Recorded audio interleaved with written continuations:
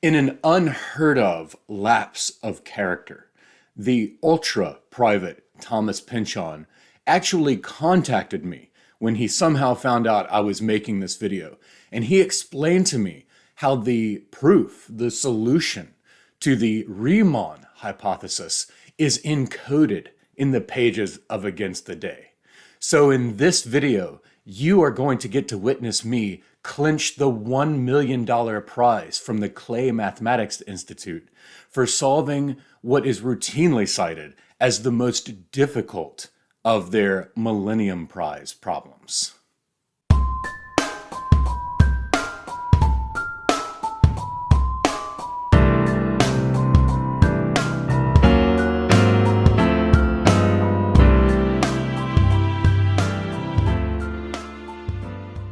Okay, I'm just joking, of course, but that would have been really cool. And, I'm still not totally convinced that the solution to the Riemann hypothesis isn't encoded in the pages of Against the Day. Nonetheless, now that I've given you those video frames of me saying that I'm going to do that, you could use something like the integroscope from within the pages of Against the Day and a nice chunk of pure Iceland spar. And I'll bet that with the pairing of these two things, you could train them on those frames and witness the branch of another reality in an alternate universe where I do go on to do that. You can use these things to animate the frames and watch that reality as it is currently unfolding, right?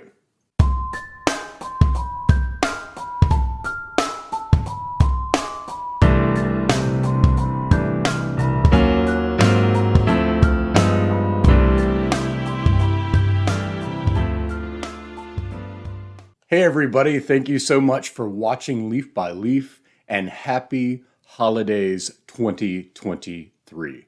Welcome to the last video of the year. As some of you know, because of little teasings here and there, we are going to talk about Against the Day by Thomas Pynchon. But first, let me go ahead and explain the format of this video. It's a little bit long, but I assure you, I have made sure that it is devoid of or at least I think it's devoid of superfluous matter, padding, as they call it in film. What else? Cruft, as one ex-academic scholar once put it in a work about novels like Against the Day. I think that I've got this video pared down to precisely the meat and potatoes with only a little bit of fat for flavor.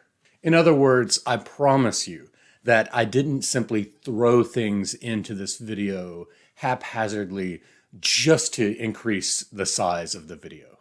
And like a great Pynchon novel itself, I think that there's a good design and flow of the video when taken from start to finish. So first of all, what we're going to do is we're going to meditate and think about the concept of what I am going to call the crossword novel.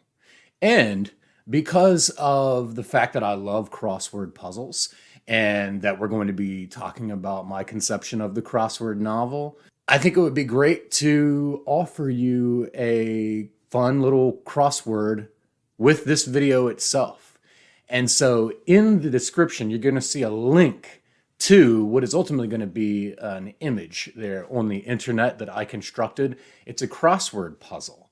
And the answer key, not the solved puzzle, but the answers that are going to ultimately fit into all of those lines are going to be hidden throughout this video. So I'm going to intersperse the video to give you something fun and something to break up perhaps the monotony of the long video, and just to do sort of what Pynchon does, to give little nods and fun ludic games for the reader slash viewer.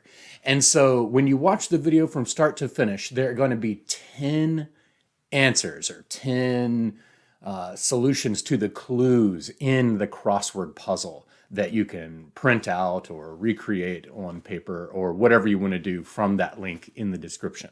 There are going to be 10 titles of books, and from those, it's going to not only give you what you need to solve the crossword puzzle, but it's also going to represent a list of 10 books that have shaped my worldview. So you get the beloved book list as well.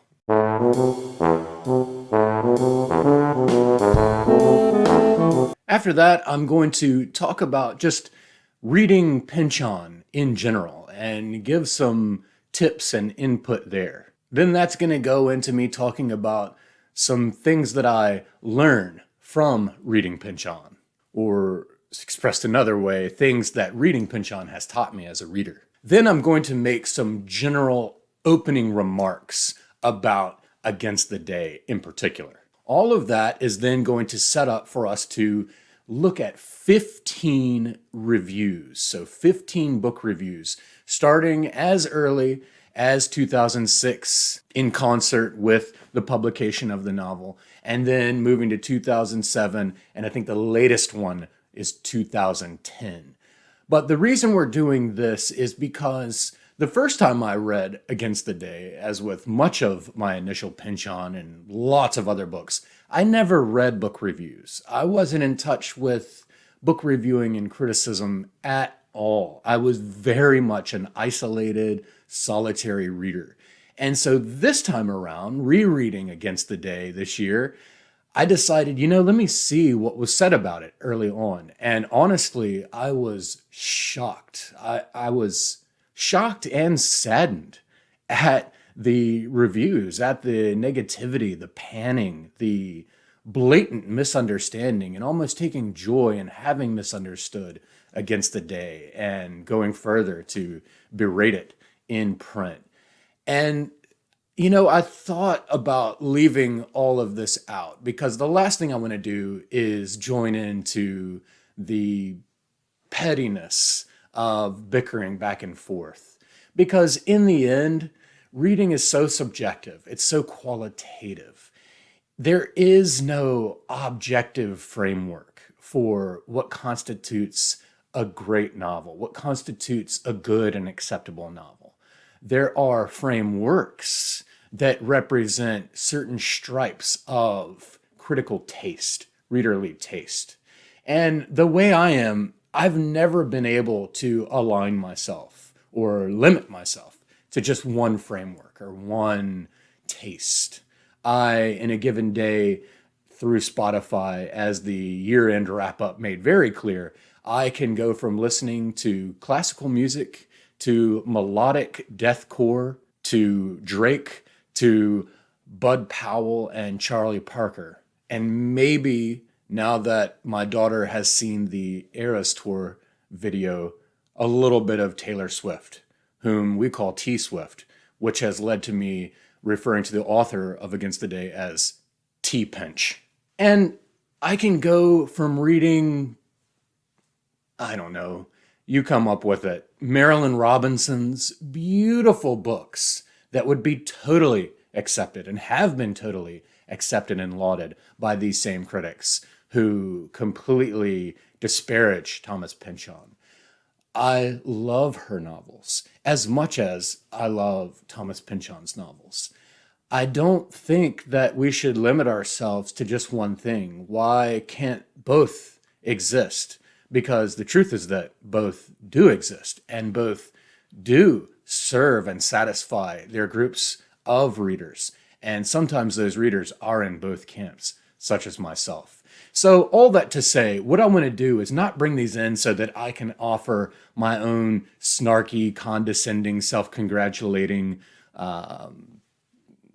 retorts, but rather to show and highlight the good and the ill of the critical institutions and the whole book reviewing apparatus around, especially a novel like this. And then I want to kind of freeze that there and then look at the book and just go through it cover to cover and kind of read through and talk through my own highlights and takeaways and marginalia, just to give you a sense of why I, as a reader, love reading Against the Day. And all of this was done before I turned to the book reviews. So I'll kind of freeze those, and then we'll look at my reading notes. And what that will also do is I'm not trying to use that to set it in contrast and say that I'm right and they're wrong. I'm also wanting to do that to give a nice, rich context of the novel for those who haven't read it, to then set up for a look at 11 works of scholarship that were done on the book much later. And I think this will give us a really neat trilemma, if you will, of book reviewers and early critics around a work like this, what I will call lay readers, and then scholars. And for me, the trilemic contrast of those three perspectives, those three dimensions, if you will, that vector, if you will, of reader reception, I think is very rewarding in the aggregate consideration. And so we're bringing all those in, and then finally I will end with a conclusion using the famous debate between John Gardner and William H. Gass, as well as a couple other channels of input. So that's where we're going. To recap very quickly, we're going to talk about the concept of the crossword novel. We're going to talk about a couple of things that come to my mind when thinking about reading Pynchon, some things that have come to my mind when thinking about what reading Pynchon has taught me, my opening remarks about Against the Day to set the stage, the 15 early reviews, my reading notes of the entire novel, 11 pieces of scholarship about the novel, and then my conclusion. I really hope you enjoy it. The term encyclopedic novel is thrown around a lot, so let's clarify exactly what is meant by that in Edward Mendelssohn's Encyclopedic Narrative, From Dante to Pynchon. This is written in 1976 and published in the Johns Hopkins University Press. I want to use the term encyclopedic narrative to identify a genre that is of central importance in Western literature, but one that has not yet been fully recognized. Before I try to define these cultural and formal requirements, it would be best to make clear the importance of the genre by naming its members. I know of only 7. Dante's Commedia, Rabelais' 5 books of Gargantua and Pantagruel, Cervantes' Don Quixote, Goethe's Faust, Melville's Moby Dick, Joyce's Ulysses, and now, I believe, Pynchon's Gravity's Rainbow. Pynchon's encyclopedic narrative predicts its own reception and cultural assimilation. Encyclopedic narratives occupy a special historical position in their cultures, a fulcrum, often, between periods that later readers consider national prehistory and national history. Each major national culture in the West, as it becomes aware of itself as a separate entity, produces an encyclopedic author, one whose work attends to the whole social and linguistic range of his nation, who makes use of all the literary styles and conventions known to his countrymen, whose dialect often becomes established as the national language, who takes his place as national poet or national classic, and who becomes the focus of a large and persistent exegetic and textual industry, comparable to the industry founded upon the Bible. And that passage in particular will go on to inform Franco Moretti's The Modern Epic, or the World Opera. For the most part, encyclopedic authors set out to imitate epics. But unlike epic poets, they write about the ordinary present-day world around them instead of the heroic past. Only after an encyclopedic narrative has taken its place as a literary monument surrounded by curators and guides can it be recognized as a member of its small but exclusive genre. Encyclopedic narratives also attempt to render the full range of knowledge and beliefs of a national culture, while identifying the ideological perspectives from which that culture shapes and interprets its knowledge. Because they are products of an era in which the world's knowledge is vastly greater than any one person can encompass, they necessarily make extensive use of synecdoche. Encyclopedic narrative evolves out of epic and often uses epic structure as its organizing skeleton. But the subjects of epic have become increasingly vestigial to the encyclopedic form. Encyclopedic narrative achieves the double function of prophecy and satire. It predicts events that are, in reference to the book's action, in the unpredictable future. Yet the action itself is close enough to the moment of publication to allow the book to refer to the immediate condition of its readers' lives. That's very pertinent in Against the Day. An encyclopedic narrative is, among other things, an encyclopedia of narrative, incorporating but never limited to the conventions of heroic quest, romance, symbolist poem, Bildungsroman, psychomachia, bourgeois novel, lyric interlude, drama, eclogue, and catalog.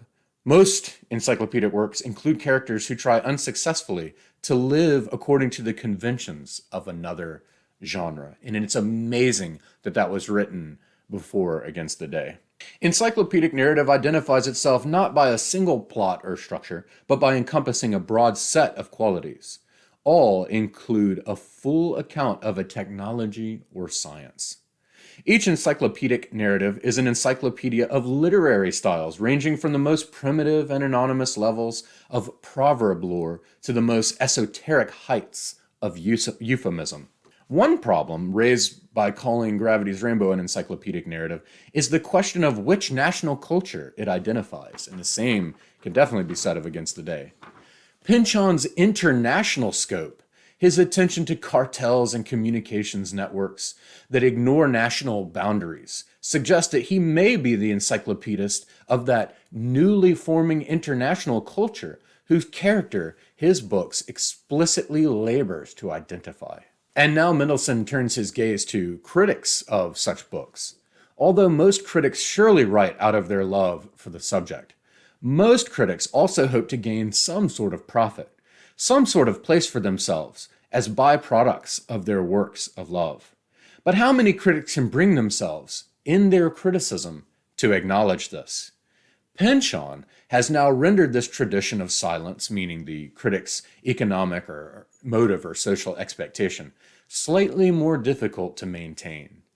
Pynchon has now written, for the first time, this is in reference to Gravity's Rainbow, an encyclopedic narrative that emphatically calls attention not only to its own structure, but also to the social and psychological processes that give books like this their cultural position. What remains is the question whether criticism will bother to listen, whether it will perhaps become more aware of its own position and purpose, or whether the rapidly forming Pynchon industry will pursue the same undoubtedly useful but often innocently unself-conscious purposes that the Joyce, Goethe, and Shakespeare industries have pursued before it, so extensively, so profitably.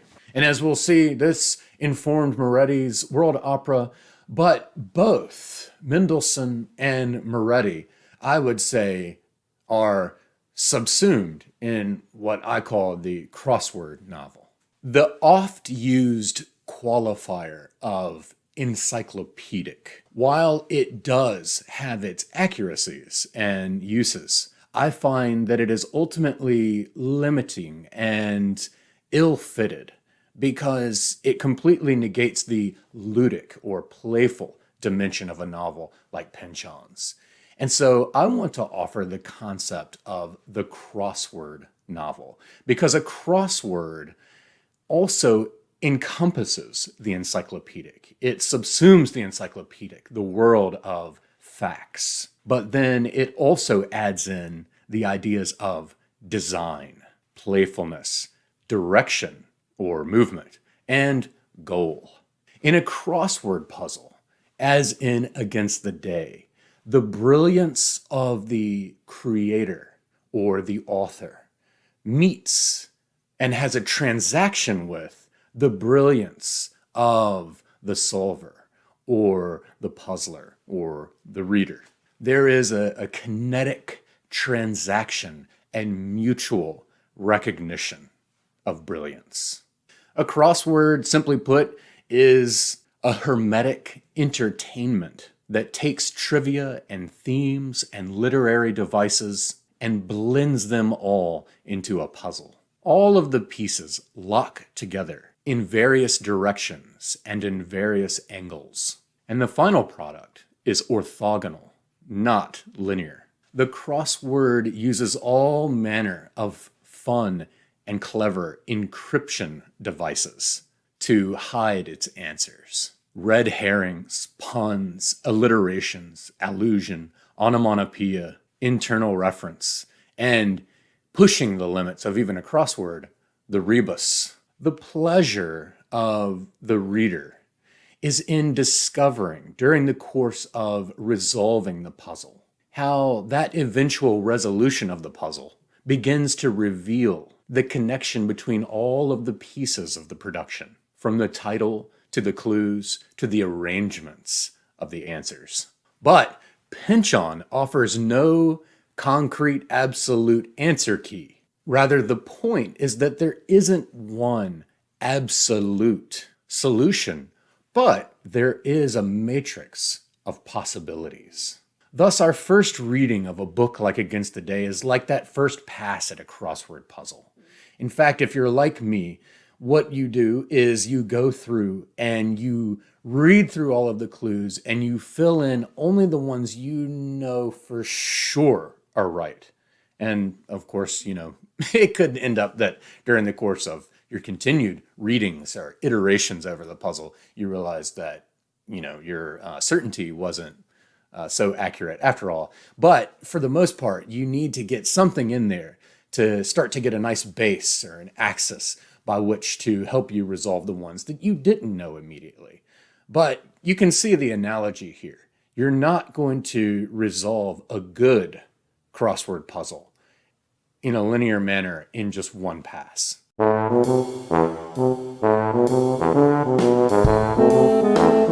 And during the course of solving and going back and erasing previous attempts and correcting your understanding of the clues, you really start to begin to see that it isn't enough just to know the facts. You have to be able to discern the cleverness by which those facts are obscured by the author. And so all that to say that where Franco Moretti uses the term modern epic or opere mondo, or something like that, the world opera, and others, including those who influenced Moretti, like Mendelssohn, use the term encyclopedic novel, maximalist novel. I offer the term crossword novel for Against the Day, which I feel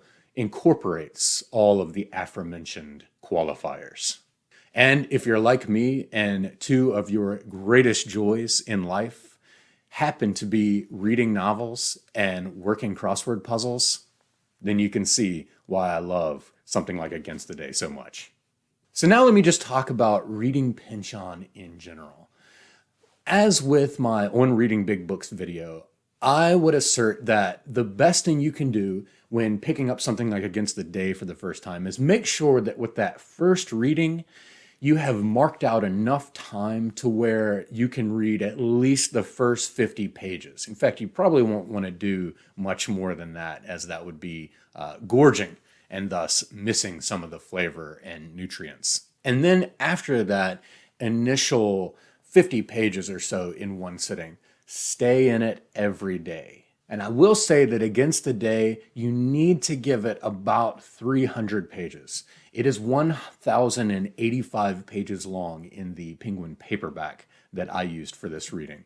But 300 pages, that's going to represent the base, because everything here is, of course, at a much bigger scale. So whereas a 300-page novel would need the first 25 pages, maybe the first 50 pages for the reader to really get the sense of what's going on here, and for all of the different pieces to be put forth enough with which to put its grips in our imagination. Here, it's going to be more around 300. But, of course, this is just a baseline. One could say that those bases keep getting reset. But the more I've thought about it, the more I agree that the first 300 pages of Against the Day have pretty much introduced us to everything that's going to then be used iteratively or circularly. In Against the Day, almost everyone is engaged in a Grail quest. Some people who want to disparage the novel will take this idea of the Grail quest, the Philosopher's Stone, the discovery of Shambhala, the attainment of transcendence or enlightenment, and they will use the term MacGuffin to express that this is something that's cheap and easy, and thus belittle this masterpiece, this production of art. When in fact, MacGuffin is exactly what gives something its velocity and substance, and thus, to me, completely flies in the face of statements such as it doesn't go anywhere, or it spins its wheels in place, or it's nihilistic. Fiction, by its very nature, and by the people who have often used the term MacGuffin to belittle a work of art, fiction demands a MacGuffin. And so if you're going to use one, what higher MacGuffin than transcending this world that we live in, which is what just about every character in this novel is seeking to do. Fiction, by its very inception, is cathartic. It gives us something with which to enchant the real world. So why not scale that way up? Now, another thing that could be being said when a critic uses the term MacGuffin to belittle a work of art, what is probably most often meant is that the author lacked imagination. But I can't imagine that a single person in their right mind would read something like Against the Day and charge Pynchon with a lack of imagination. Pynchon, kind of like David Foster Wallace's fractal design in Infinite Jest, introduces topics and ideas and people and situations.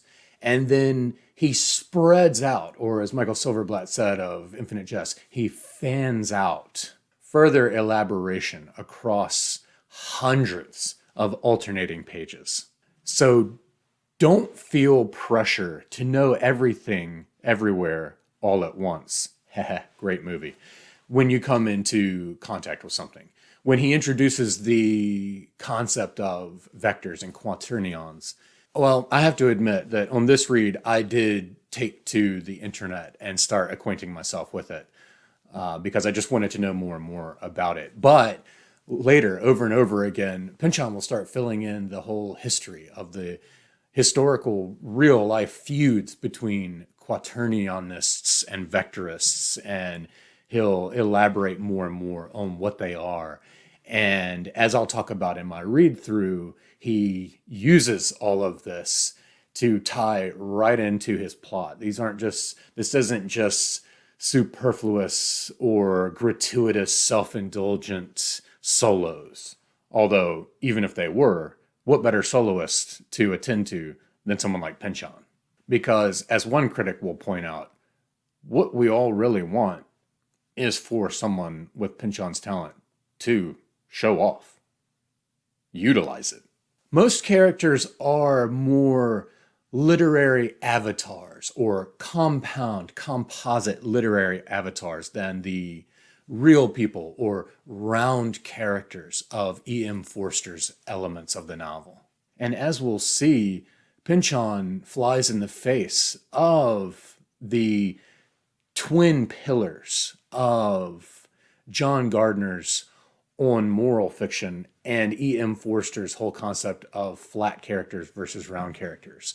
And we'll see just how deeply the Gardner-Forster hooks are in what is acceptable fiction, what is an acceptable novel. But one thing you gotta love about Pynchon is he's clearly not interested in writing to the tastes of the critical establishment. He knows what his readers like, and he gives them just that.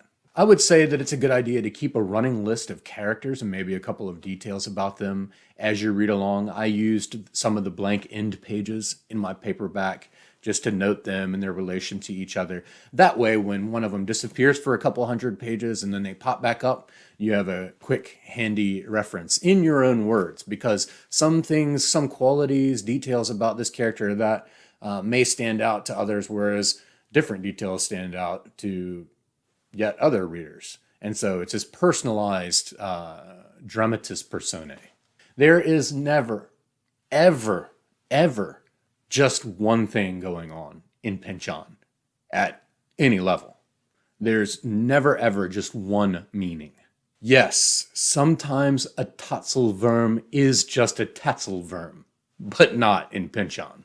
And finally, and this may be something I probably should have said really early on for people who haven't seen, who haven't read Against the Day. While reading it is kind of seeing it in a way. Just like Gravity's Rainbow, you can tell that Pynchon is very influenced by film. But anyway, what I should have said earlier is that with Against the Day, no matter what people could go on and on about for hours and hours talking about the book, you can't spoil it. It's the same with Gravity's Rainbow. I think I said the same thing at the beginning of my Gravity's Rainbow video. It can't be spoiled. It can only be enriched. So the effects of reading Pynchon, what reading Pynchon has done for me, what reading Pynchon teaches me. Well, first and foremost, every time I finish reading Pynchon, I realize that I know very, very little about the world I live in. And thus, it's an invigorating and humbling experience, which I quite like.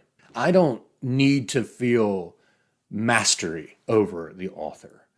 I don't get offended or put off if they clearly know more than I do. I am very, very happy to submit my intellect and tastes to that of any author anywhere. And this ties back to the beginning, the very first question in my Q&A number 5 video, when someone said, if you could distill all of your life's reading down to one aphorism, what would it be? And I said, always be teachable. When I read Pynchon, I become paranoidally convinced of the interconnectedness of all things. Everything from electricity to gravity to wind is imbued with consciousness, is sentient. If something seems like a random detail, it's probably rooted in a very interesting and rich factual history.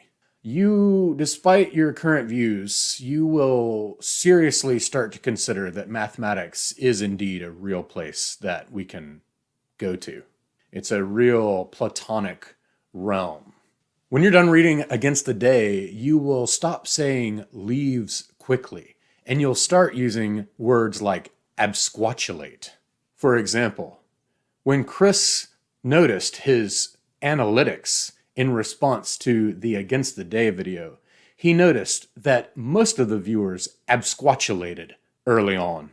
Instead of coffee, you'll start saying, man, I can't wait to have my morning counter-soporific fluid.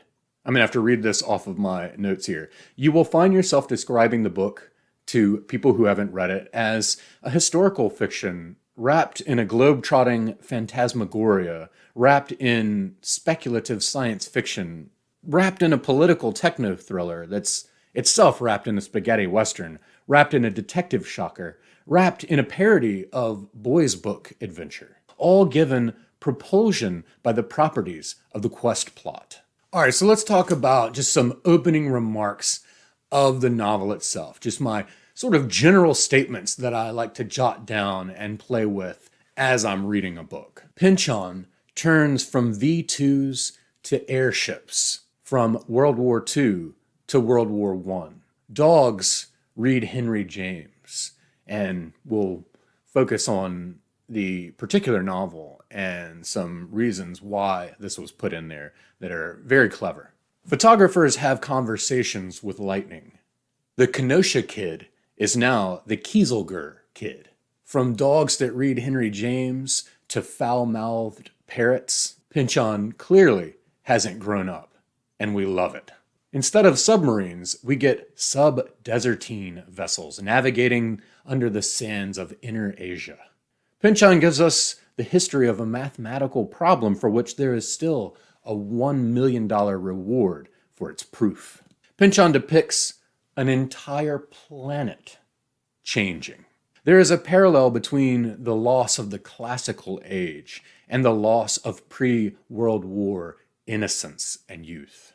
Pynchon, in Against the Day, ups the ante he gave us in 1973 by putting the single arch of light through the birefringent Iceland spar. In Gravity's Rainbow, gravity and the parabola were harnessed for weapons of mass destruction. In Against the Day, light and birefringence are put to the same use. He utilizes pop culture that maintains contemporaneity with the novel's historical timeline as the best way to depict how we see ourselves. This is utterly brilliant and also one of the major things that irked early critics. He writes of everything like someone who has made it their life's work to know everything about it. Just as Margaret Atwood said that she based everything in The Handmaid's Tale on real historical precedent, Pynchon here does the same. And in fact, some things are so utterly bizarre and seemingly repugnant, off-the-wall, gratuitous, that even I thought to myself, what is going on here? This is off the wall. And then, hence the beautiful establishment of scholarship, who comes in and often rescues us from early criticism and reception. I saw that even some of the most bizarre acts in the novel have precedent in real life and can be cited and rooted in the likes of Mircea Eliade. Some people have said, why not just read the encyclopedia? Well, the novel gives us rich context, shape, and motion, or energy, to all that information that the author wraps up in there, and it makes it more exciting and memorable. Just as the scalar describes the magnitude of a vector for quaternions, Pynchon, in Against the Day, scales everything way, way, way up, and we get the biggest Pynchonian production to date. Pynchon's novel of anarchy is itself an anarchist.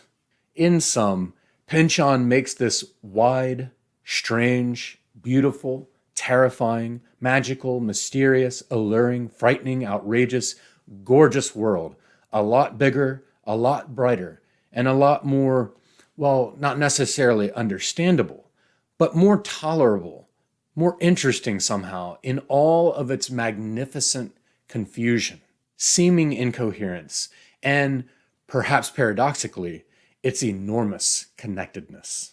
I honestly wondered at the time of first reading Against the Day how Pynchon could possibly have anything left in the tank. And with that read and with this subsequent read, oh, how wonderfully he proved himself. In Against the Day, there is enough material from across the ages of recorded human thought to rival the corpus, both real and imagined, of the three editors from Umberto Eco's Foucault's Pendulum. This book completely overloads and short-circuits the professional book reviewing institution. It's made not for readers who are under deadlines, but rather for those who revel in the timeless immersiveness or the immersive timelessness of a rigorously wrought world. Some may say that life is too short to spend on a single book like Against the Day, but I say that life is too short not to spend on a single book like Against the Day.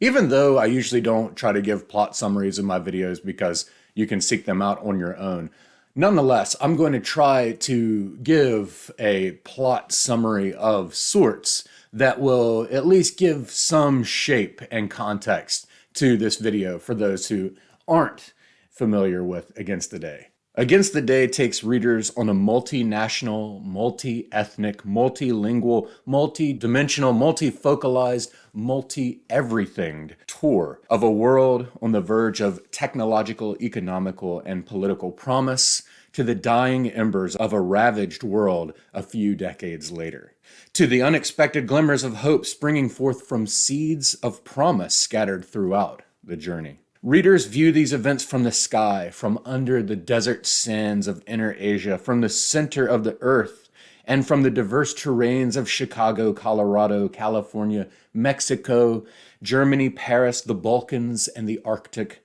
tundra. Anarchists are at war with the capitalist plutocrats behind America's engines of progress. Time travelers from a grim but near future seek refuge and resources from the past of the book's now. Alchemists, photographers, mathematicians, philosophers, and shamanists pine for an exit from our circumscribed, three-dimensional, finite, linear time. Yet, darker, more mysterious forces harness the same ideas in science and mathematics, not to transcend a broken world for bliss, or to dominate America and Austro-Hungary with railroads for land grabs and wealth accumulation, but to achieve a more sinister form of immortality through the ultimate weapon of mass destruction, a weapon that uses time itself for ammunition. Wrapped up in the minutiae of these cataclysmic tensions, the children of a rebel miner seek to avenge their father's slaughter in their various ways. Spies crisscross the globe looking for intelligence. Promising mathematicians and explorers face the possible ghost behind the curtain of their pursuits. Pynchon, as always, gives us a Thanksgiving Day banquet for thought, relishing historical fact with the sumptuous dressings of his imagination. Was the Tunguska event of 1908 the effect of an airburst when an asteroid hit our atmosphere, as many think? Or was it one of Nikola Tesla's experiments gone awry? Or was it the deliberate or accidental detonation of the Q weapon from within Against the Day's pages themselves? One thing is for certain. In this book, we get to see the fruit of one of our greatest novelists at the height of his powers, offering a phantasmagoria of a world on a collision course with itself. Writing from a centuries removed from the events narrated, Pynchon employs the full array of his talents to immerse us in a particular and peculiar time, to recreate and animate an era, fusing the clarity of hindsight with the feigned myopia of historical fiction. But this being Pynchon, he takes historical fiction into avenues never before explored. Through his chums of chance, he appropriates and parodies the adventures of boys' books. Through Detective Lou Bass-Knight and the spy Cyprian Latewood, he does the same with spy thrillers.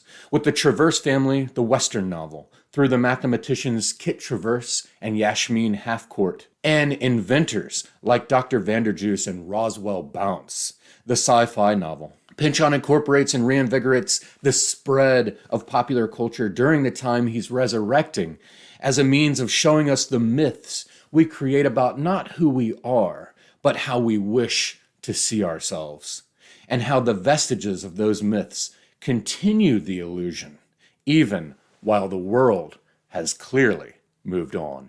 A lot of what we know about Pynchon himself comes from the 2013 mini-biography, as some have referred to it, by Boris Kochka. He tells us that in select company, Pynchon is intensely social and charismatic, and in spite of those famously shaming Bugs Bunny teeth, he was rarely without a girlfriend for the 30 years he spent wandering and couch surfing before getting married in 1990. Pynchon hides in plain sight on the Upper West Side with a family and a history of contradictions. A child of the post-war establishment determined to reject it. A postmodernist master who calls himself a classicist. A workaholic stoner. A polymath who revels in dirty puns. A literary outsider who's married to a literary agent. a scourge of capitalism who sent his son to private school and lives in a $1.7 million pre-war Classic 6. He doesn't just challenge his fans, he pranks them, dares them to find out what he's really about. He said he wants to keep scholars busy for several generations.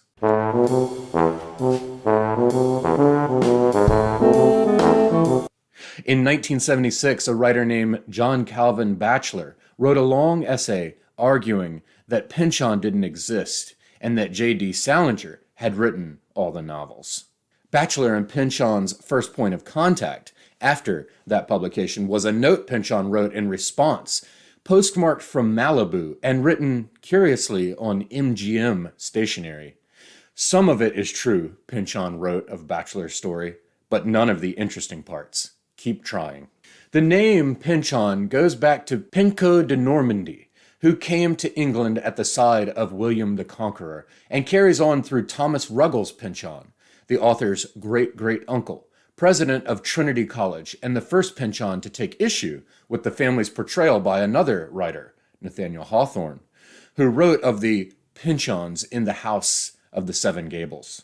Thinkers, surveyors, and religious mavericks, the House of Pynchon had settled into middle-class respectability by the time this Thomas Ruggles Pynchon was born near Oyster Bay, Long Island in 1937. A family friend remembers the Pynchons in their simple frame house as a very bookish family with a large library to complement the ancestral portraits. Tom was lanky and unathletic, with protruding teeth that embarrassed him. He stuttered, too, and felt a kinship with Porky Pig.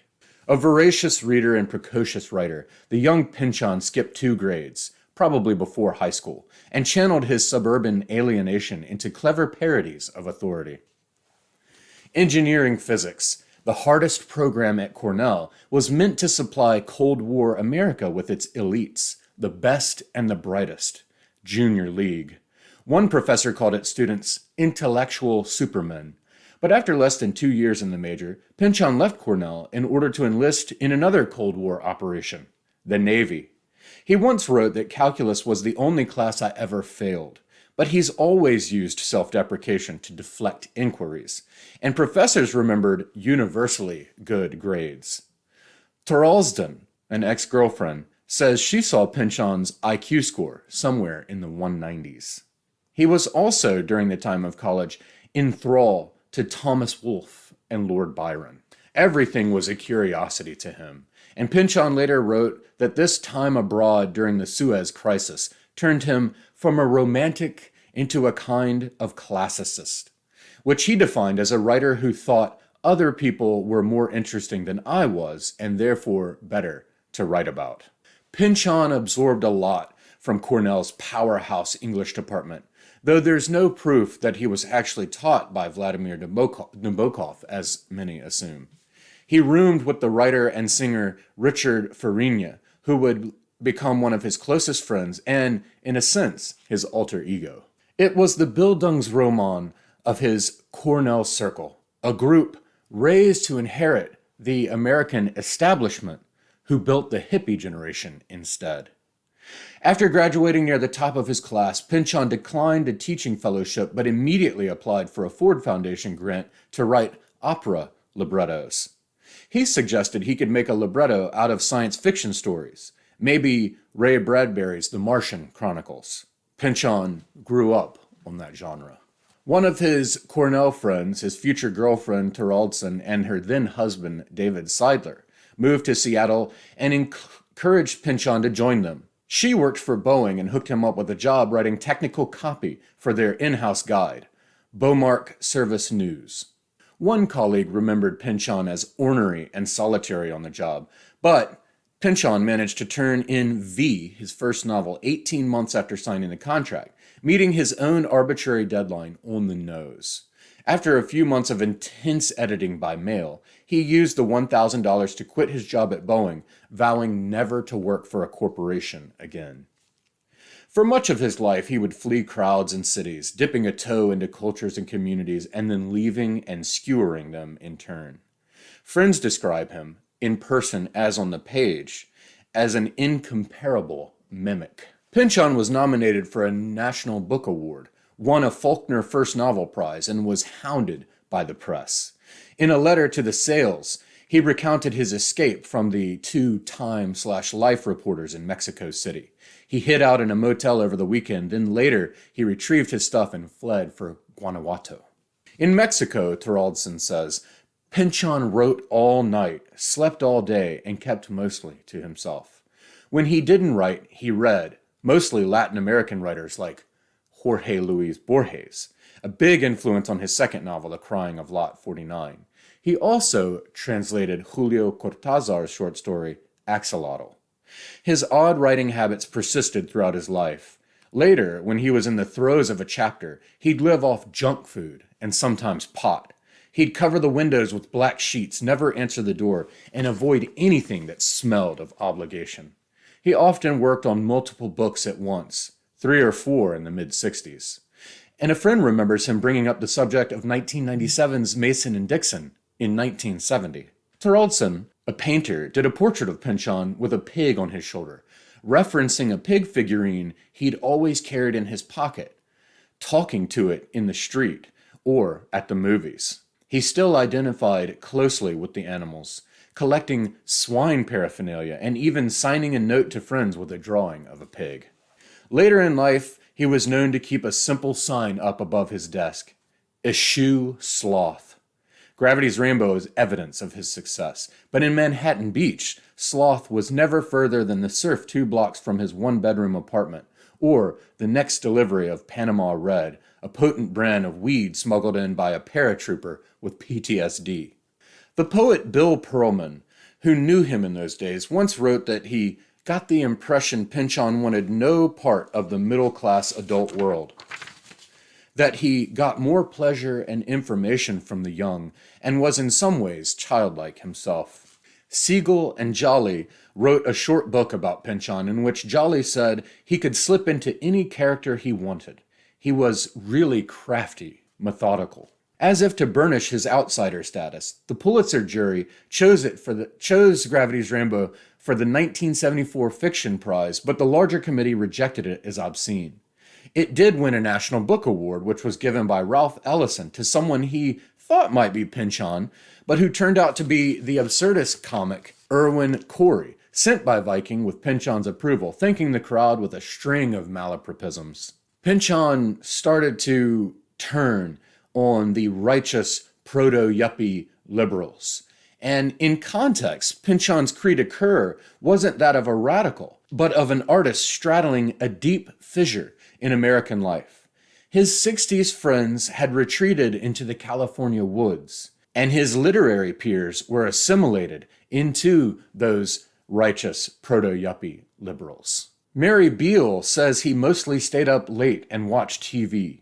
Kirk Sale remembers his house guest, Pynchon, arguing with his kids over which cartoons to watch. Between 1976 and 1977, he spent more than a year in a neat but tiny redwood cabin in Trinidad, California, separated by 300 feet of trees from the lush, rocky shore of the Pacific.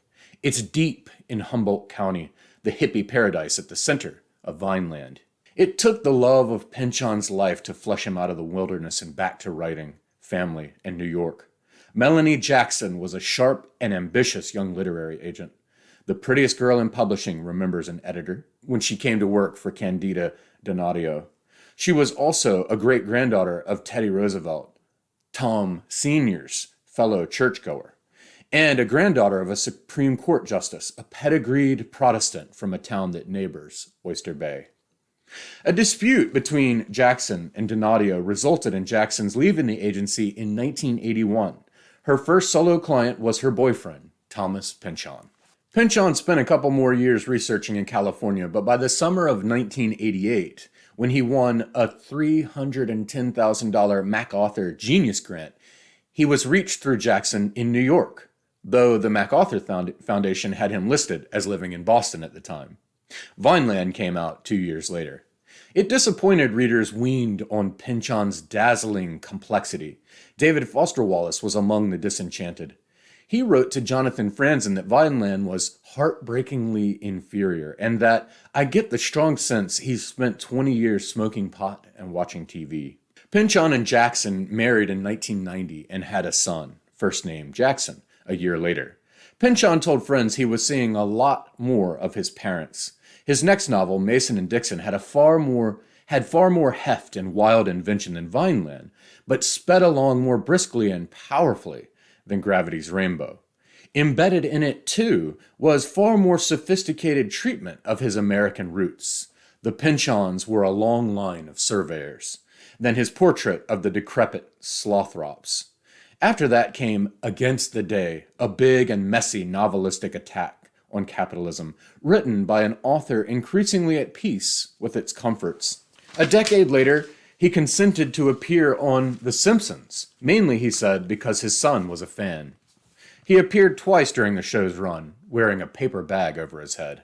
In another random public excursion, he wrote the liner notes for and then did an Esquire interview with a pretty good indie rock band called Lotion. Pynchon ran into Lotion drummer Youngberg's mother in an Oyster Bay bank, and she pressed Lotion's new album on him. Pynchon dug it, and soon he was in their recording studio, taking notes and rattling off obscure facts about ribbon microphones.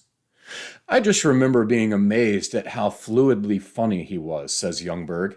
His bandmate Bill Ferguson was copy chief at Esquire. The magazine pitched an interview, and to everyone's surprise, Pynchon agreed. Ferguson was impressed by Pynchon's knowledge, humor, and intensity, but also the skittish, mercurial quality of the interaction. On 2 occasions, the release of Donadio's letters to the Morgan Library and the discovery of Pynchon's Ford Foundation application, Pynchon's lawyer and agent wife reacted quickly to have them sealed. No book is closer to home for Pynchon than Bleeding Edge. It's impossible not to read into it a grizzled wanderer's wary truce with New York, conformity, and life in public. The pleasure of a Pynchon novel, now as ever, is the conflict its author has always felt between wanting to swallow the world and holding it at bay, celebrating and mocking it, devouring it and protecting himself, and now his family, from being devoured. The novel, Bleeding Edge, ends on that note with a plea for the protection of innocent children from the indexed world. These untrammeled spaces really aren't so different from Minstrel Island, one of his early college-age mock operettas or plays against authority. That retreat from IBM he sang about at Cornell in 1958. He still hasn't found it, though, at least not outside fiction. Backing up and looking at a 1977 article by Jules Siegel called Who is Thomas Pynchon and Why Did He Take Off with My Wife? We learn a few more things. We learn that Jules and Pynchon both attended Cornell in 1954 and began to hang out quite a bit. Tom Pynchon was quiet and neat and did his homework faithfully. He went to Mass and confessed, though to what would be a mystery. He got $25 a week spending money and managed it perfectly, did not cut class, and always got grades in the high 90s. He was disappointed not to have been pledged to a fraternity, but he lacked the crude sociability required for that. If anything, he was a very private person. His wit was terrifically bold for such an otherwise cautious personality. He could carry a tune well and made up ribald parodies of popular songs, which I seem to remember, surely I am imagining this, were accompanied on a ukulele. He says, I believe that his mother, Pynchon's mother, had been a nurse, had a lot of Irish in her, and was a Catholic. Though Mr. Pynchon was a Protestant, she raised her children in her own faith. It is an old American family, dating back to William Pynchon, one of the founders and principal citizens of Springfield, Massachusetts, who left England March 29, 1630, with John Winthrop's fleet. The Pynchons are prominent in New England historical literature. William Pynchon is remembered for his role in the witch trials, in which he appears to have been a relatively moderate force, and for his highly controversial book, The Meritorious Price of Our Redemption, a protest against the rigid Calvinistic theology of his time, evidently the first by an American author. Siegel goes on to say that they were both writers, both science students. He, Pynchon, in electrical engineering. He tells a story about how they trekked from Ithaca to Ann Arbor, Michigan to see a girlfriend of Siegel's. And he says that during the trip, Tom began talking with the Southern colonel's accent, not only to me, but to everyone we met. Before long, I was pleading with him to stop. Eventually, Siegel dropped out of school and joined the army, and then later received a letter that Pynchon too had left school and was now a jolly jack-tar. But then Pynchon returned to Cornell, an English major this time. Of Vladimir Nabokov, Pynchon told me only that his Russian accent was so thick he could hardly understand what he was saying. Pynchon, during that time, was deeply into the mysteries of Thelonious Monk, who is used for an epigram against the day.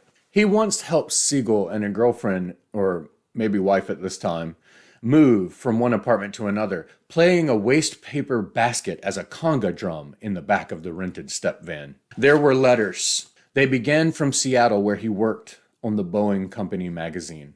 Soon the letters had Mexico City postmarks.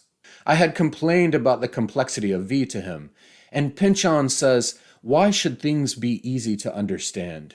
and then gave a brief dissertation on the origins of the simple English movement in the studies of comprehensibility of newspaper copy commissioned by the Associated Press. The return address changed again, but the form of the letters was always the same, neatly typed on engineer's quadrille or quadrille paper, the signature in faint pencil, Tom. By 1965, he was living in Manhattan Beach, California. A built-in bookcase had rows of piggy banks on each shelf, and there was a collection of books and magazines about pigs. His desk sat next to a window in a small living room. It had a clutter of miscellaneous papers, letters from obscure publications pleading for articles, an Olivetti portable typewriter, a thick stack of that graph paper covered with script, the draft of Gravity's Rainbow, which he was in the process of typing and rewriting. He felt that he had rushed through the crying of Lot 49 in order to get the money. He was taking no such chance with the new book, apparently having begun it soon after the publication of V, interrupting it to write the crying of Lot 49. Much of the draft was done in Mexico. After a night of being stoned together, Siegel tells us that as we sat in the kitchen, Tom said, "Do you believe in ESP? Strange things keep happening to me. One day I was sitting in here and the side of my head came off, opening into Candida's office," his literary agent at the time, "which I have never seen. She was talking on the telephone. Later I spoke to her about it and told her what her office looked like. I had it all exactly right." You know the waste horn in the crying of Lot 49? The symbol of the secret message service? Every weirdo in the world is on my wavelength. You cannot begin to understand the kind of letters I get. Someone wrote to tell me that the very same horn was the symbol of a private mail system in medieval times. I checked it out at the library. It's true. But I made it up myself before the book was ever published, before I ever got that letter. Another acquaintance noted that Pynchon was somewhat unworldly and bookish. And just last year, in fact, December, a year ago, it was announced that Pynchon had sold his archive to the Huntington Library, Art Museum, and Botanical Gardens in San Marino, California. This is from the press release of the New York Times, written by Jennifer Schuessler. The Huntington Library has acquired Pynchon's literary archive, promising to open a window into the mind and methods of an author whose dense, erudite, playfully postmodern, and often extremely long novels have inspired serious scholarship, cultist devotion, and wild-eyed conspiracy theories. The archive includes 48 boxes, 70 linear feet in archivist speak, of material dating from the late 50s to the 2020s. There are typescripts and drafts of all his published books from V in 1963 to Bleeding Edge in 2013. And there are copious research notes of the many, many subjects touched on in his encyclopedic novels. The archive includes correspondence relating to the publishing process, the library said, but no private letters or other personal material. And no, there are no photographs of Pynchon either. This being Pynchon, the acquisition comes with a whiff of intrigue. The Huntington, unusually for the announcement of a major acquisition, declined to provide any images of the material. Less unusually, it also declined to give the purchase price.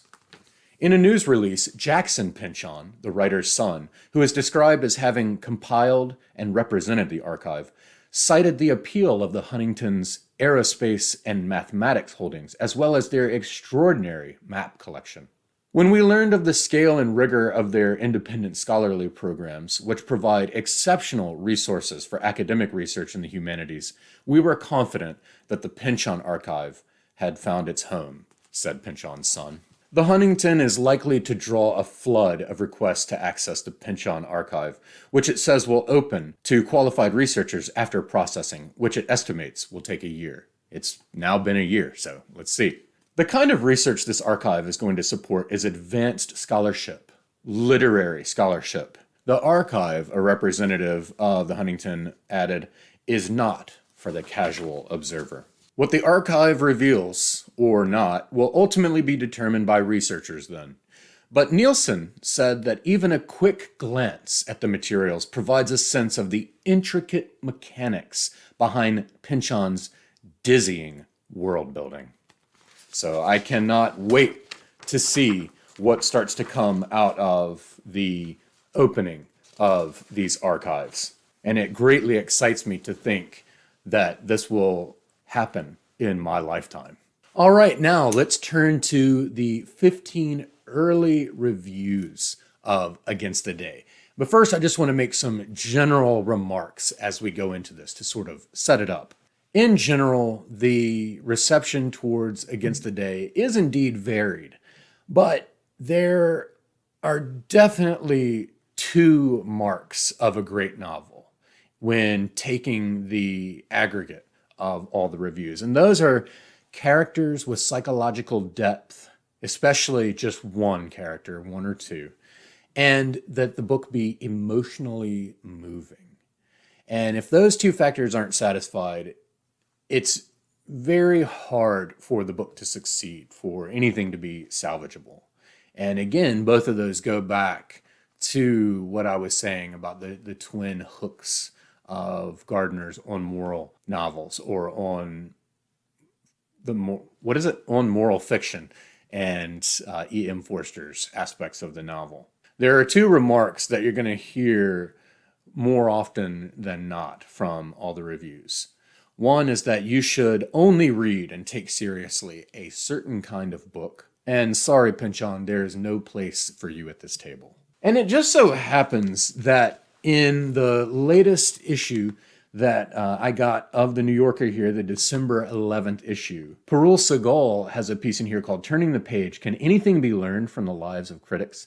And he talks about this novel about a movie critic. And he talks about how one of the pitfalls of that critic's life is that he felt like he was upholding standards like a minor customs official, while genius slips quietly by. Vulgar, sleazy old genius that knows no standards.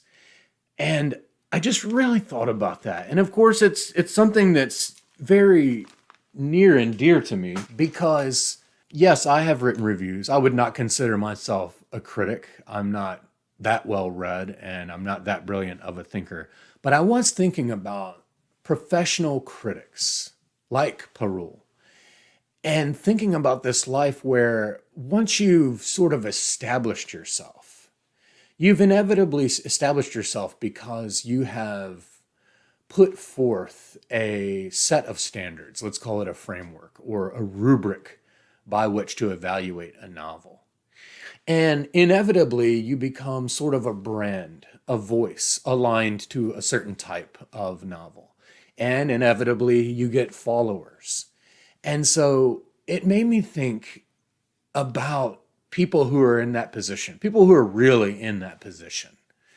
And I really started to play devil's advocate against myself and wonder how I would be and how exhausting and time consuming it must be to have to constantly reify, to reinforce this rubric that you're associated with. Because once you have that, and once you have followers, you are very much beholden to not steer them wrong. And it just made me think it's probably just as hard for the artist to reinvent themselves, to try new things, as it is the critic. And the way that that fictional critic expressed it, upholding standards like a minor customs official while genius goes silently by. Genius that knows no standards, that defies standards, that puts a stick of dynamite in your rubric, if you will. This really made an impression on me. And so as we go into this, I want to make sure you understand I have much respect for all book reviewers, all critics, every one of us who are involved in this thing called literature. And I want to try as hard as I can not to engage in a sort of smear campaign here. And so I want to set just a couple of little things out there first before we start looking at the actual reviews. One, just book reviews in general. What are they for? Well, I would say that as readers, we should use book reviews when trying to decide what to read. Because I get it. Trust me, I get it. We readers are all going to die with so many books we wanted to get to unread. And as you get older, reading against the clock becomes more and more palpable, more and more horrendous sometimes. And our time for reading is precious, and we don't want to waste it. I get that. And then scholarship, which we'll turn to toward the end of this video. Scholarship is for after a book is read, and often, I would say, rescues books from reviewers and critics. And I'm talking about books like Against the Day in particular. And this is simply because the books are so large and so demanding. And the professional reviewer has much less time than the scholar. And so we depend on both. Some of the cons then of book reviewing, of being a professional critic, I would say is that you get to a point where you, like everybody else, all of us have been guilty of, or I don't know if guilty is the right word, it's not really a sin, but all of us have this thing where when we don't like something, a piece of music, a movie, a book, and then we see others just having the time of their lives with it, just love it to pieces. We can't understand this at all. We're like, how in the world can you possibly like that? And I think often when it's your job and there's all this pressure and deadlines and so on, it sort of can exacerbate and magnify that part of us. We can't fathom how other people could possibly like something that we don't. I would say cons throughout these particular reviews are that some of the reviewers and critics proceed as if Pynchon has no idea exactly what he's doing. Some are just clearly not the right reviewer. You wouldn't have someone who's tone deaf go and review the latest symphony. Negative reviews in general to me are just as off-putting as political smear campaigns, maybe politics in general. They're just easy and cheap and almost always about highlighting the superiority of the critic over the writer. And really, a book like Against the Day, I would say, is threatening to the reviewer, the professional critic, because it's really too much for a single person. It really invites the collective, hence the Pynchon Wiki, which is more than once specifically disparaged by critics. Okay, but I'm railing against the critics. Here are some pros. Reviews are, in the end, personal opinion. This video you're watching, every video on this channel, anything I could say is personal opinion. And that has to be respected. At the same time, Professional critics are in a position where personal opinion is under deadline, under pressure, and there is often too little time at the critic's disposal to read an advanced copy of a novel like this. As we'll hear at one point in this video, some people didn't get the book until 2 weeks before their review was due. And so there literally is not the luxury of time for careful, considered reading and rereading. And like I said, and I'm going to turn this to a pro. This can be a con or a pro. But honestly, one of the duties of the professional critic is to filter out what should and should not be read for their followers. And yes, I can admit, Against the Day is not for everyone. For someone who is looking to the New York Times, the New Yorker, the London Review of Books, wherever, to get an idea of the book they want to take with them on this or that vacation or some time off from work or whatever. There are a great many people who, if the reviewers took time to really highlight and understand and put a very positive review of a book like Against the Day out there, they're going to be met with a lot of backlash, a great disappointment from people who just wanted to pass the time with a book that they didn't have to think too much about. A lot of people do use books to pull themselves out of real life for a weekend, and they really don't want much more than that. And we all have to respect that. And so in the end, for all the negativity, the professional critics are fulfilling an office, are doing a service, and most of them are doing it very well. First up in the Washington Post, Stephen Moore from Sunday, November 19th, 2006. It is entitled The Marxist Brothers. This is an enthusiastic review, as you can imagine, from Moore, but with caveats. News of an upcoming Pynchon novel has the same effect on the literati that an unscheduled return of Halley's Comet would have on astronomers. I love Moore's writing. His writing is so addictive. I've told him many times, and I'm telling you again if you're watching, thank you for the time and passion that you've put into literature for so long, and for coming up with these great analogies and sentences. He notes, as I wanted to highlight here, that a good warm-up exercise for reading Against the Day is the Robber Barons and Rebels chapter in Howard Zinn's People's History of the United States. And he notes that Pynchon shares Zinn's populist view. And that is very apt. I had long forgotten that section of Zinn's book, which I read, I don't even know how many years ago, a great many years ago, not long after it came out, in fact. And I had completely forgotten that and went and thumbed through it. And yes, if you want to sort of get your grounding in a major facet of this novel historically, then yes, go read the Robber Barons and Rebels chapter in A People's History of the United States. Pynchon is mostly concerned with how decent people of any era cope under repressive regimes, be they political, economic, or religious. Pynchon fans will accept this gift from the author with gratitude, but I'm not so sure about mainstream readers. And that's why I say that it's a positive review with caveats, because I agree. I totally agree with that. Not for everybody, perhaps, says Stephen Moore, but those who climb aboard Pynchon's airship will have the ride of their lives. History lesson, mystical quest, utopian dream, experimental metafiction, Marxist melodrama, Marxian comedy. Against the Day is all of these things and more. And that was excerpted for the back of the Penguin paperback.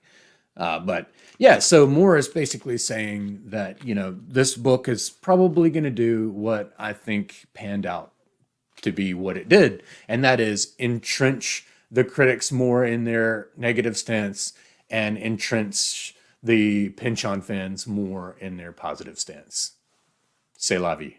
Michiko Kakutani of the New York Times. Wonderful, wonderful reader and critic. But it's totally panned because mostly of the lack of character development. Thomas Pynchon's new novel Against the Day reads like the sort of imitation of a Thomas Pynchon novel that a dogged but ungainly fan of this author's might have written on Quaaludes. Wow. So, yeah, she's freighting that one with a disparaging remark of fan fiction. It is a humongous, bloated jigsaw puzzle.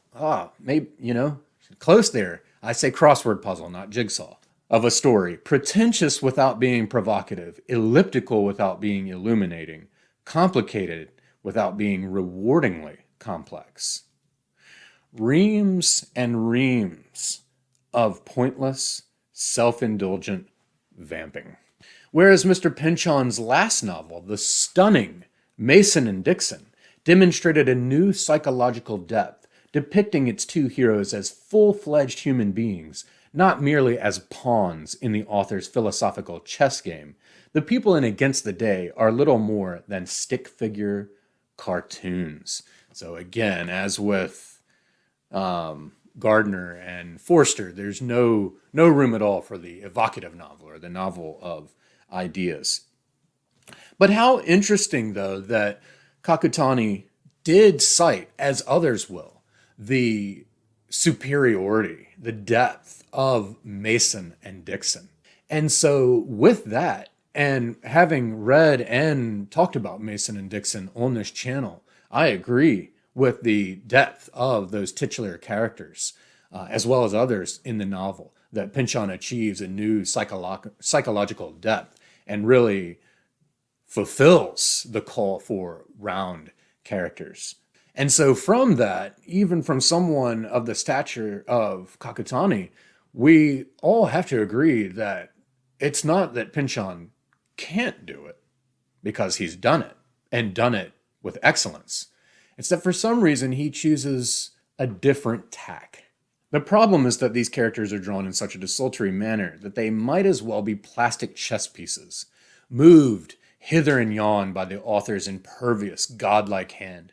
Sad to say, we really don't give a damn what happens to them or their kith and kin, especially when we are treated to pages and pages of them blathering on about things like the four states associated with one of the four dimensions of Minkowskian spacetime, or their desire to reach inside light and find its heart and touch its soul. Well, the amusing thing to me is that the two things that she cited as pointless or whatever, blathering, are two things that really excited me. And I think that they're poetic and learned and deep and all these things that I so love. And, it got me thinking about how a lot of people, James Wood, who will come up in a little bit, panned the final two McCarthy novels for the same thing. And there's something about when you bring ideas from science and mathematics into the literary world, there's still such a division, such a chasm there. And almost like this doesn't belong here. We've got to keep these things separated. And this goes back again to where I find myself in the unique position to have gotten a bachelor's degree in computer science, a master's degree in literature, to have always been interested in programming, but also reading literature all of my life. I love both of these things. I am a systems analyst, a data analyst, a programmer. I, for my job, study systems I've never seen before and try to figure out how they're constructed, to find patterns, connections within them.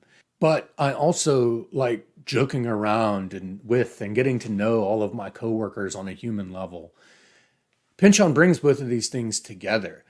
Obviously, the degree to which he brings in one versus the other, or the ratio of science versus humanities, is not in favor of what some critics would like. But most people who are professional critics, they devoted themselves to studying literature and the history of literature, which has excluded mathematics, has excluded science for so long, that I can see that this would be blathering. And again, their readers, their followers are likely going to think the same thing. But I guess what I'm saying is that it's unfortunate that we're, still find ourselves in the 21st century in a position where the two can't come together. But but maybe this mantle will be something that's ultimately fulfilled by Richard Powers and his lineage to come.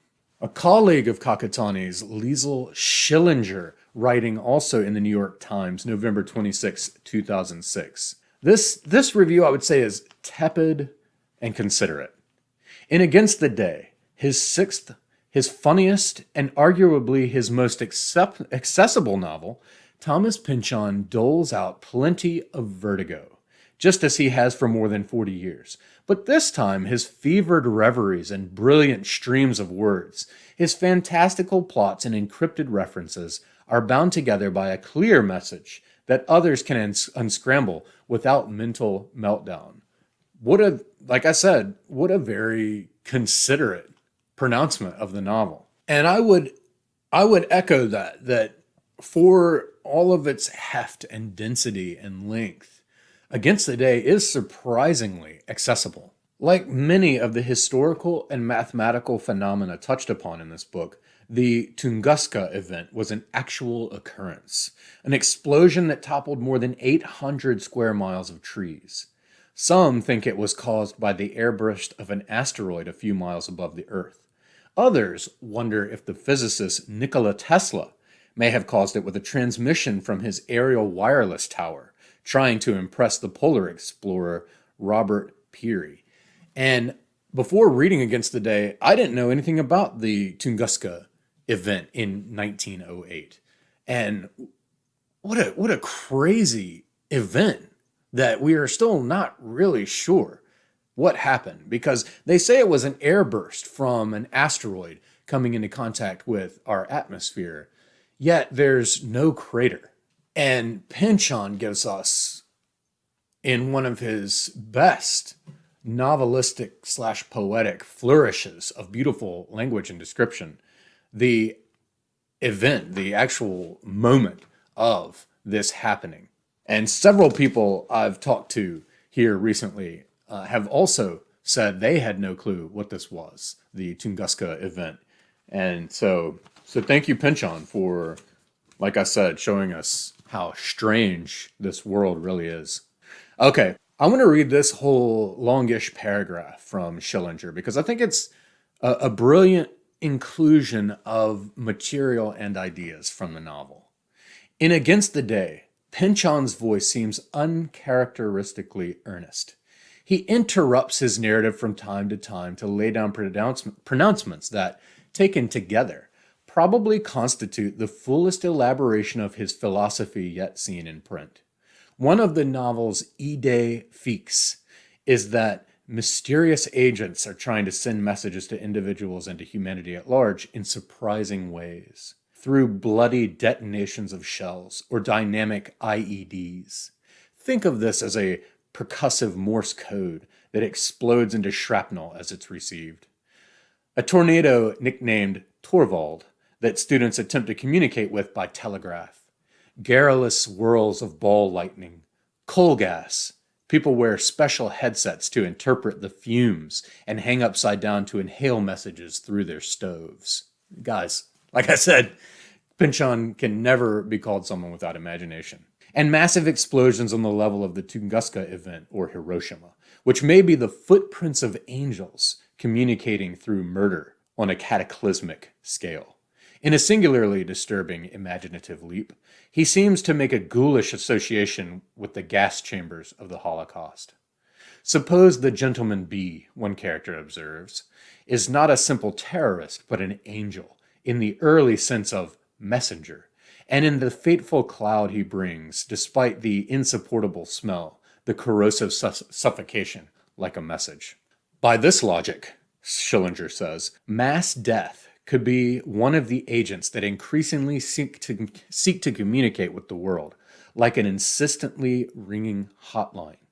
What does mass death want to tell us? That acute suicidal mania is justified.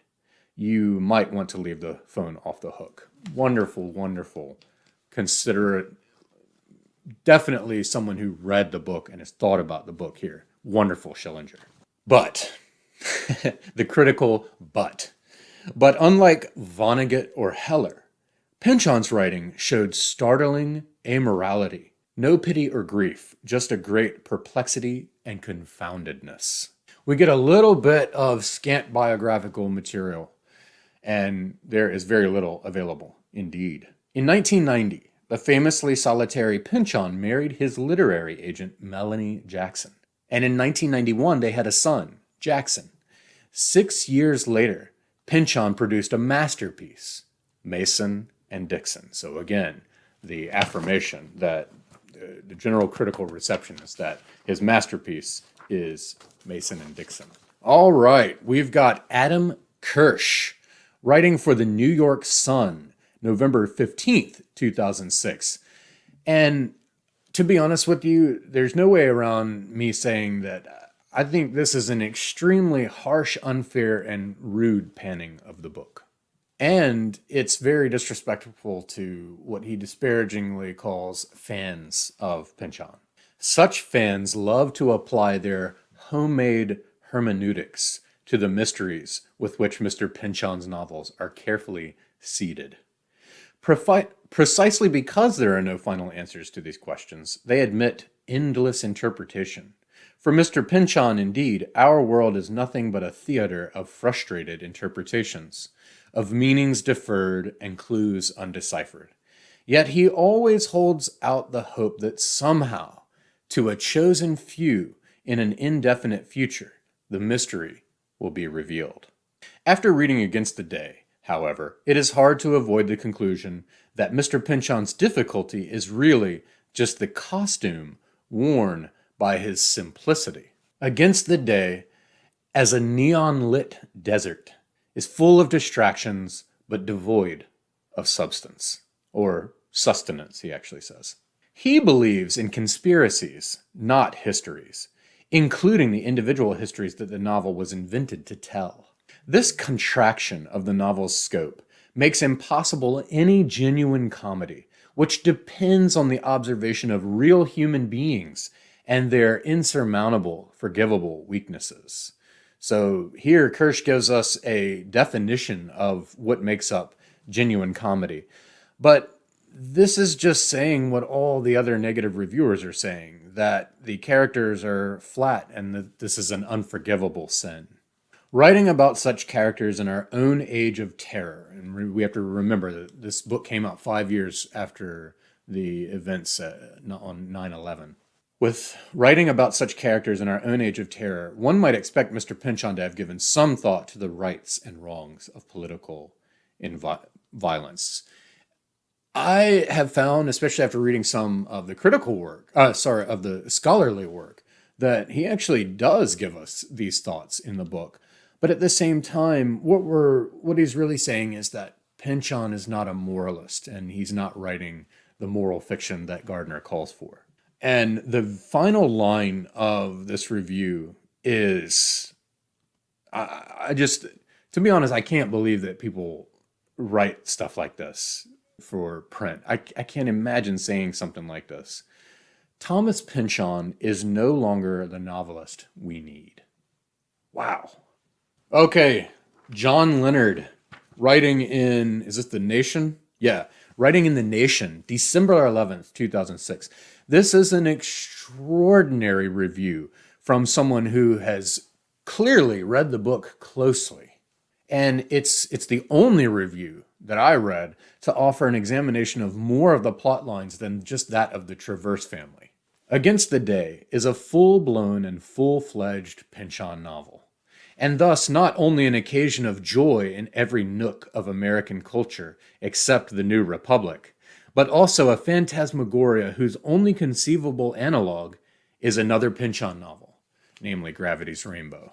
And yet, always the jaunty, cheeky, demotic Katzenjammer Tom, joshing us through what Don DeLillo calls the whispers and apparitions at the edge of modern awareness, as if Huck Finn surfed A Mississippi wave of dread. I wish I could write like this. It's got the playfulness and cleverness of Stephen Moore. It's a Perils of Pauline plot as pulpy and fibrous, as gnarly and phantophagic as a thicket of bamboo. Everything ends up polarized because we are working our way through ideas of light, as thickening as they are wavy, and everybody ends up paired, as if for Noah's Ark. Think of them as America, the chums of chance, meaning well with a boyish grin. It is the business of history and Pynchon to debauch their innocence. They imagine a map, the mathematicians, magicians, and parapsychologists all throughout the novel. They imagine a map, somewhere in Riemann spacetime, in which a linear axis becomes curvilinear. Linear time thus becomes circular, and eternal return is achieved. I actually didn't know until a lot later on that Alexander Theroux reviewed Against the Day for the Wall Street Journal, November 24th, 2006. And Theroux is absolutely the appropriate reviewer for this book. And he, like Moore, also does make clear that it's not a book for everyone. No book is. In the opening paragraph, he says, "There is simply too much going on in this wide-ranging, encyclopedic nonpareil of a novel to reduce it all to something as small as the apocalypse." In case you didn't catch that, there's too much going on in this novel to reduce it to something as small as the apocalypse. He's also the first person, I believe, to make the connection to the title Against the Day and 2 Peter 3:7, against the day of judgment and perdition of the ungodly men. It is a book in the tradition of the literature of exhaustion, John Barth's term for a genre that, with its learning lists and lore, willfully taxonomizes a world, teaching along the way and capturing, in multiple storylines and legions of characters, a different view of life from the linear one we expect from, say, Trollope and some other traditional novelist. There is no central character in Against the Day, or central plotline, but clusters of each. So again, like I said, like the scalar part of a quaternion, Pynchon is magnifying, upping the magnification, the magnitude of everything. It all pulses out of a narrative driven by one of the most original minds in all American letters. The comic is always subverting the earnest and profound in Against the Day. Thus, we are treated to some spectacular set pieces, and he lists a bunch of them that we'll talk about. This narrative explosion of fact and fiction and its sheer ingenuity called to mind parts of Gulliver's Travels and Tristram Shandy, a delightful marriage of satire and scholarship, part serious, part send-up, a mockery of the Academy, which is also mined for esoterica. Thomas Ruggles Pynchon Jr. can find words to describe something like no other writer. He has a remarkable ear and eye for everything, and a limitless capacity to devote full attention to any subject that swims into his ken. Against the Day is a major work of art, and like all creations of surpassing greatness, something to be studied. And we move to Louis Menand, or Louis Menand. I have never actually heard I've read tons of his stuff, but I've actually never heard the name pronounced. So I don't know if it's anglicized or francophone style. Louis Menand is how I always say it in my mind. Anyway, from The New Yorker, entitled Do the Math, from November 19th. This is a fair but ultimately negative review, and it boils down to the novel just being too much. The novel is shapeless, just yards and yards of Pynchonian wallpaper, fantastic invention, arcane reference, virtuosic prose. And with those three descriptors, I thought to myself, that's a bad thing?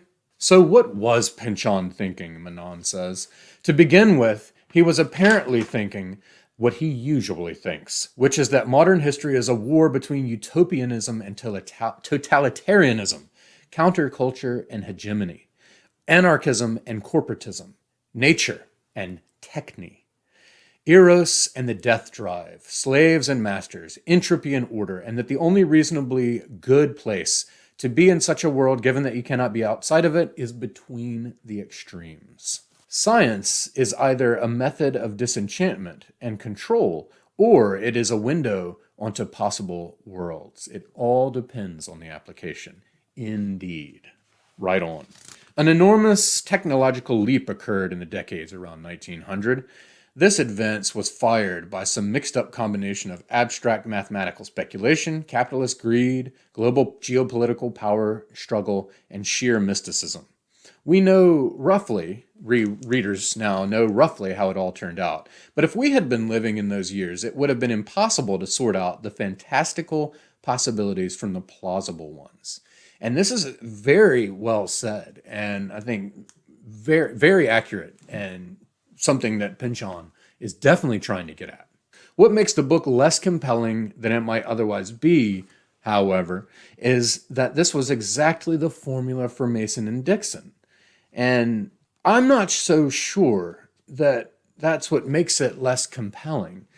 Yes, it is formulaic or a reuse of a formula to look at all of the swirling ideas and thoughts and convictions of a time set back in history and show that it was very hard for people then to unravel the fantastical from the fact.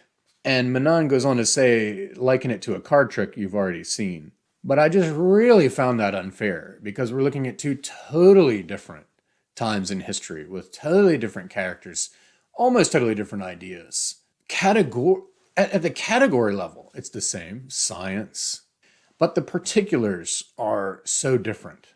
And this leads him to echo others' thoughts that it's as though Pynchon were composing a pastiche of a Pynchon novel. But then he says, still, none of this is simple self-indulgence. Nonetheless, for Manon, there is too much going on among too many characters in too many places. There are too many tonal shifts. As always, it's an amazing feat. Pynchon must have set out to make his readers dizzy, and in the process, become a little dizzy himself. Christopher Sorrentino, on November 19th, 2006, for the Los Angeles Times, writes a review entitled Modern Times. This is a moderate review that does hint at a flaw in professional reviewers taking on a book like Against the Day. Nearly 50 years into the Thomas Pynchon era, it's our failing if we don't understand the author's manner and method, which are inseparable from the artifacts he has produced. His books remain leading examples of the sort of novel Henry James referred to half a century before postmodernism as a loose, baggy monster. And that is often a fun quote from James for people to use to disparage big novels. A Pynchon work, then, I have to say, looking back at the context from which that Henry James quote about the big, loose, baggy monster, he's talking about a lot of the 19th century big novels, War and Peace, Moby Dick, which Moby Dick was a commercial failure, but it has been resurrected, and now both are massive classics. So,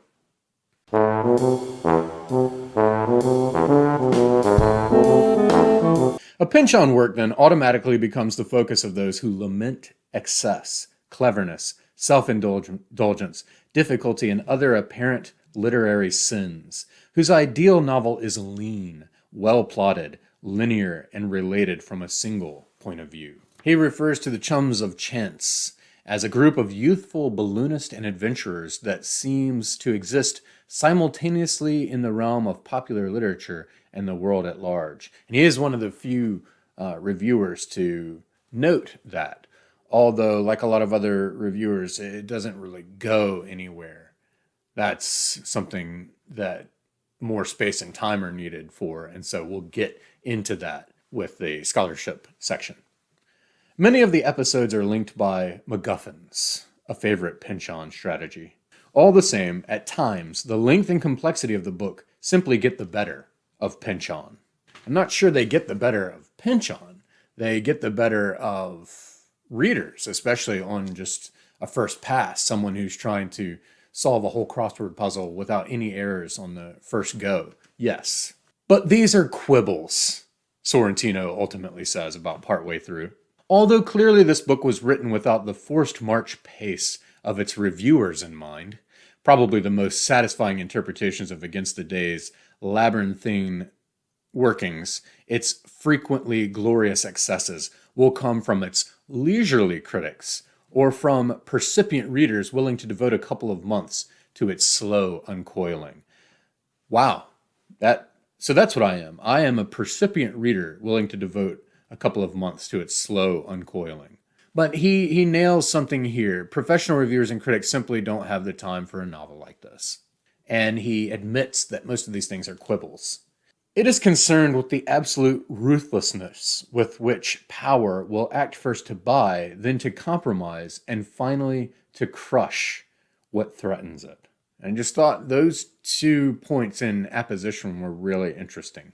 All right, from January 16th, 2007 now. We're going into 2007. All in One Day, Anarchist Bombers, Literate Dogs, and Time Travel by Yvonne Zip, which Yvonne Zip sounds like the name of a Pynchon character, I have to point out, in the Christian Science Monitor, January 16th, 2007. We're in 2007 now. This one's disparaging with caveats. The reviewer is firmly rooted in the typical novelistic rubric. Much like Nigel Tufnell's amplifier in the movie Spinal Tap, Thomas Pynchon's books go all the way to 11.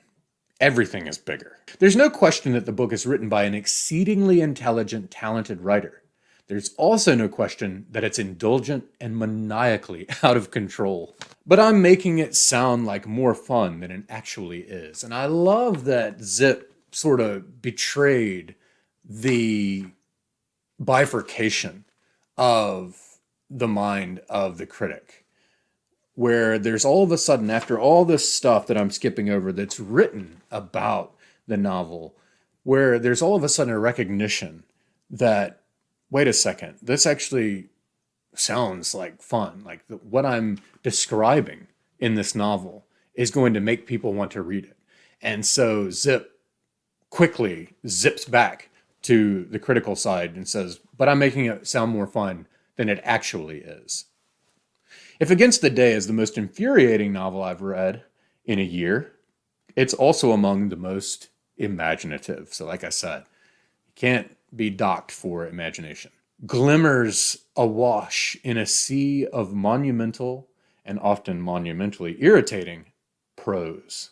Michael Wood, in the London Review of Books, also January 2007, he rescues Pynchon's book from the circumscribed rubrics of earlier reviewers, and he fairly seeks to explain what the book is instead of what it is not.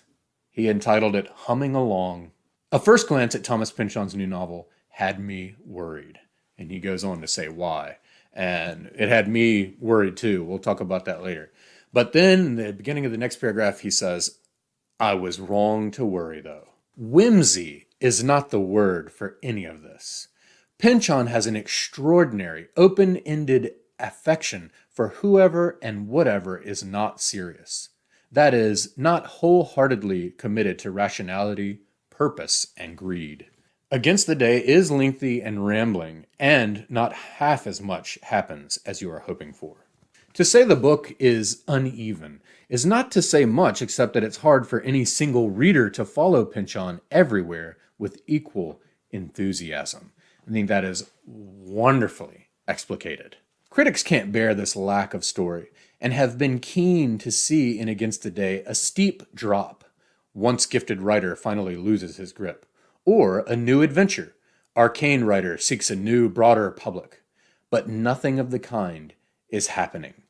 This amazing writer continues to be amazing, and in much the same way he always was. The book is trying to tell us, in more ways than I have yet managed to count, that anger is only one mode of resistance. That resistance itself is not always the right term for whatever it is that takes us out of the day or sets us against it.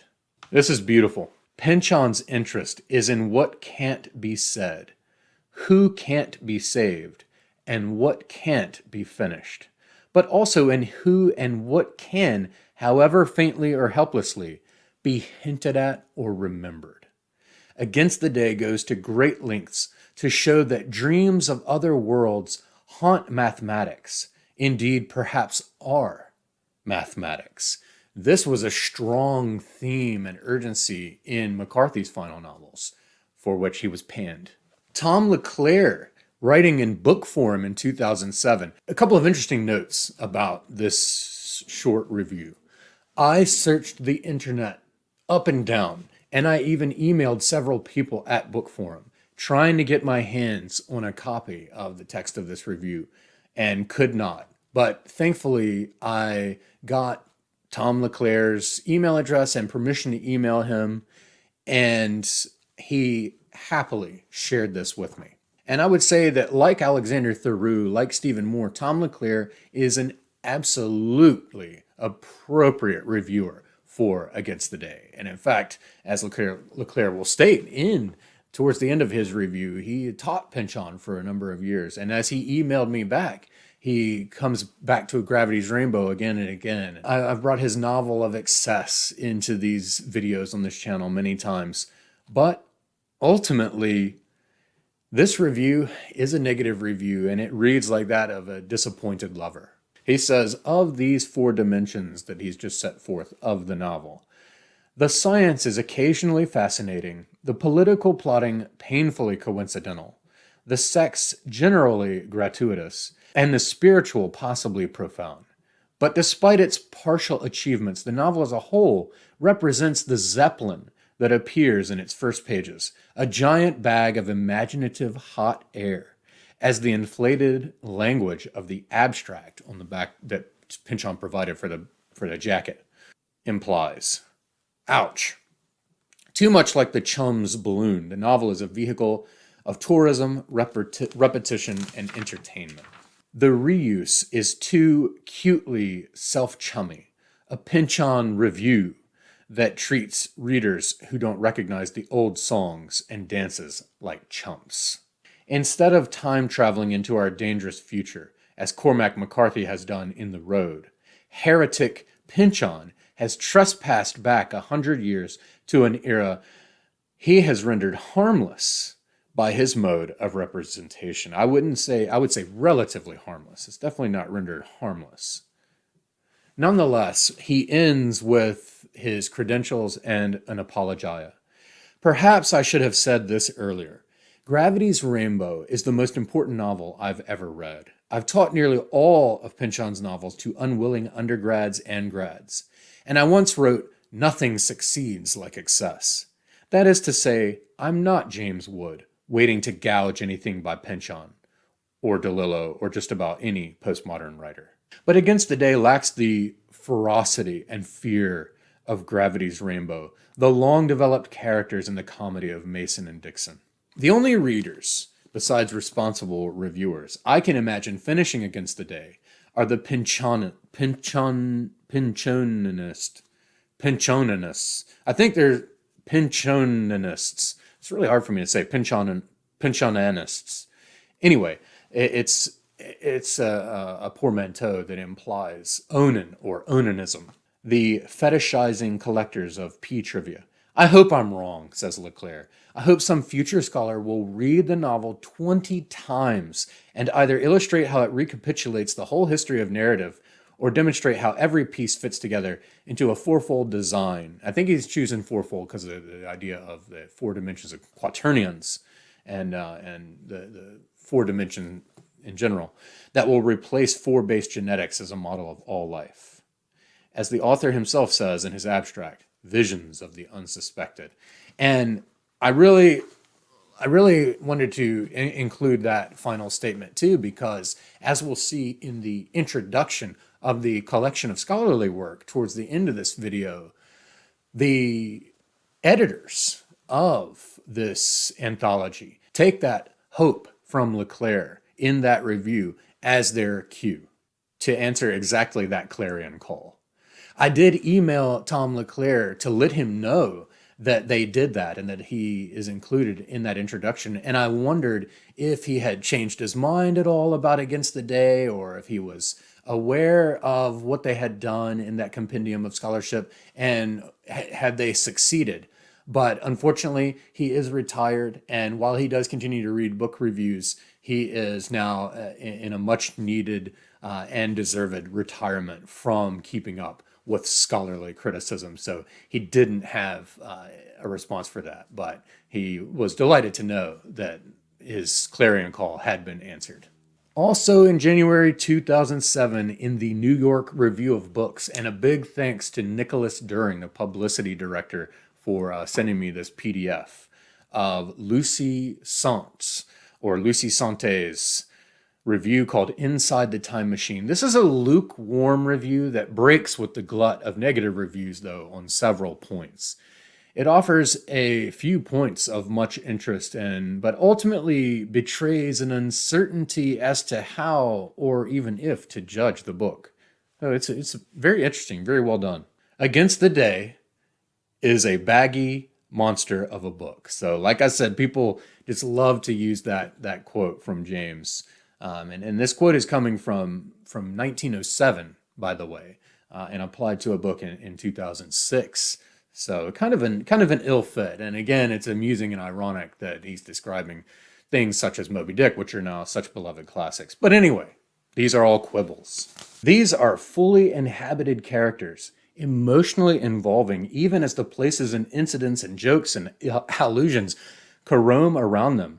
There are also dozens of secondary figures who leave indelible footprints on the page. So interestingly, here we get an acknowledgement of realized characters from a critic. And I have to agree that the handful of the main characters are psychologically rendered and deep.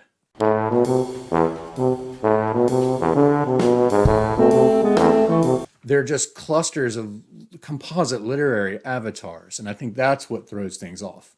And I think is also acknowledged here when they're completely surrounded by all the incidents and jokes and allusions caroming around them.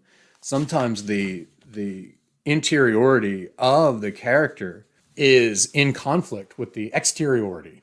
It's like not being able to see the forest for the trees. Here, as in his other books, Pynchon is writing a sort of para-historical fiction, extrapolating from the known the way science fiction writers do with science. He can evoke the texture of the past as vividly as anyone.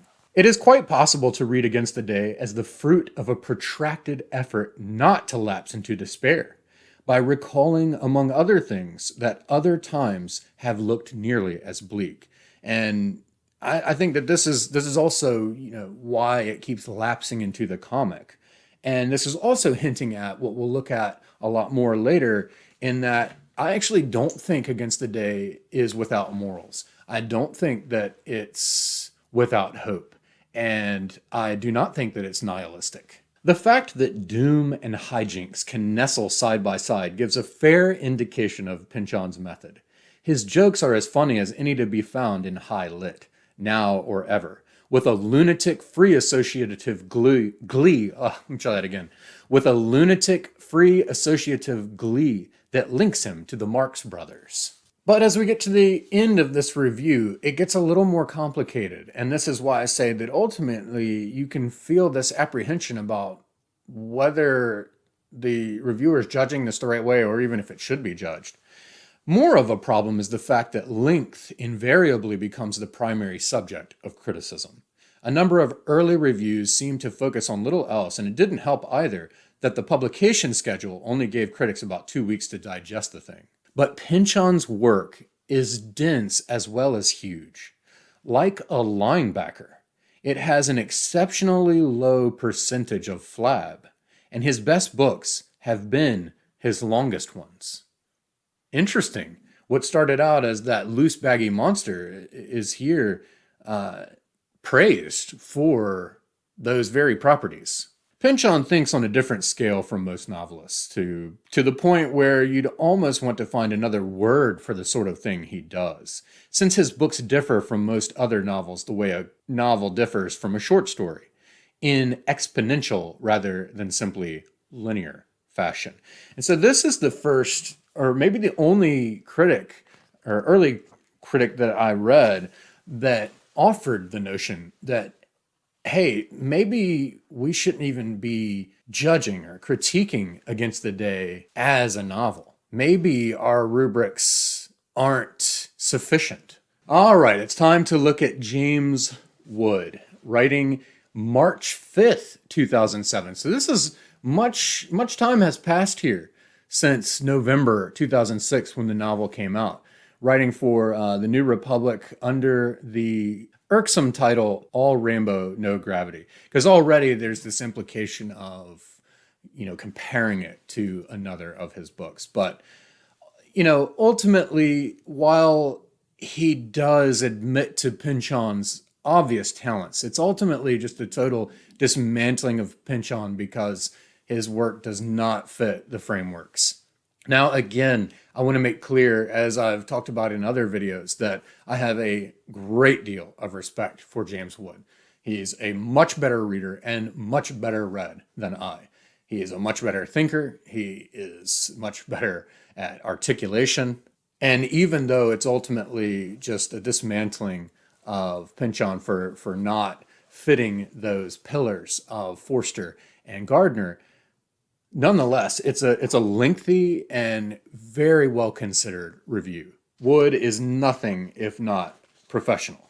He also, interestingly, he notes that the positive reviews of Against the Day are ultimately joyless, and puts forth this notion that it's not enjoyable, or you can't have fun or be moved reading a Pynchon novel, which I feel is absurd personally. But then again, this is my personal opinion, and it points to my makeup and my tastes versus someone of the stature of Wood. That was not a pun. And in response to Christopher Sorrentino, to a portion of Christopher Sorrentino's review that I did not read, Wood gives a list of better novels from around the same, that are about the same era when with the same properties of Against the Day. Fewer point out that in some ways he is a very old-fashioned novelist, one whom Fielding, and Cervantes for that matter, would instantly recognize. There are huge pleasures to be had from these amiable peopled canvases, and there are passages of great beauty. But, as in farce, the cost to final seriousness is considerable. Everyone is ultimately protected from real menace because no one really exists. Again, dinging Pynchon for the same thing. Yet, do the people in Henry James really exist? It gets kind of funny because there's this irony where people who love hardcore realism want real characters, but in the end, it's all fiction. What they really want is simulacra, and Pynchon well knows this. Wood goes on to say that the Nazi Captain Blicero in Gravity's Rainbow and the ruthless financier Scarsdale Vibe in Against the Day are not truly frightening figures because they are not true figures. And I have to say, I actually found Blicero extremely menacing. And Vibe is so menacing because he represents those entities at echelons that lay people never even see.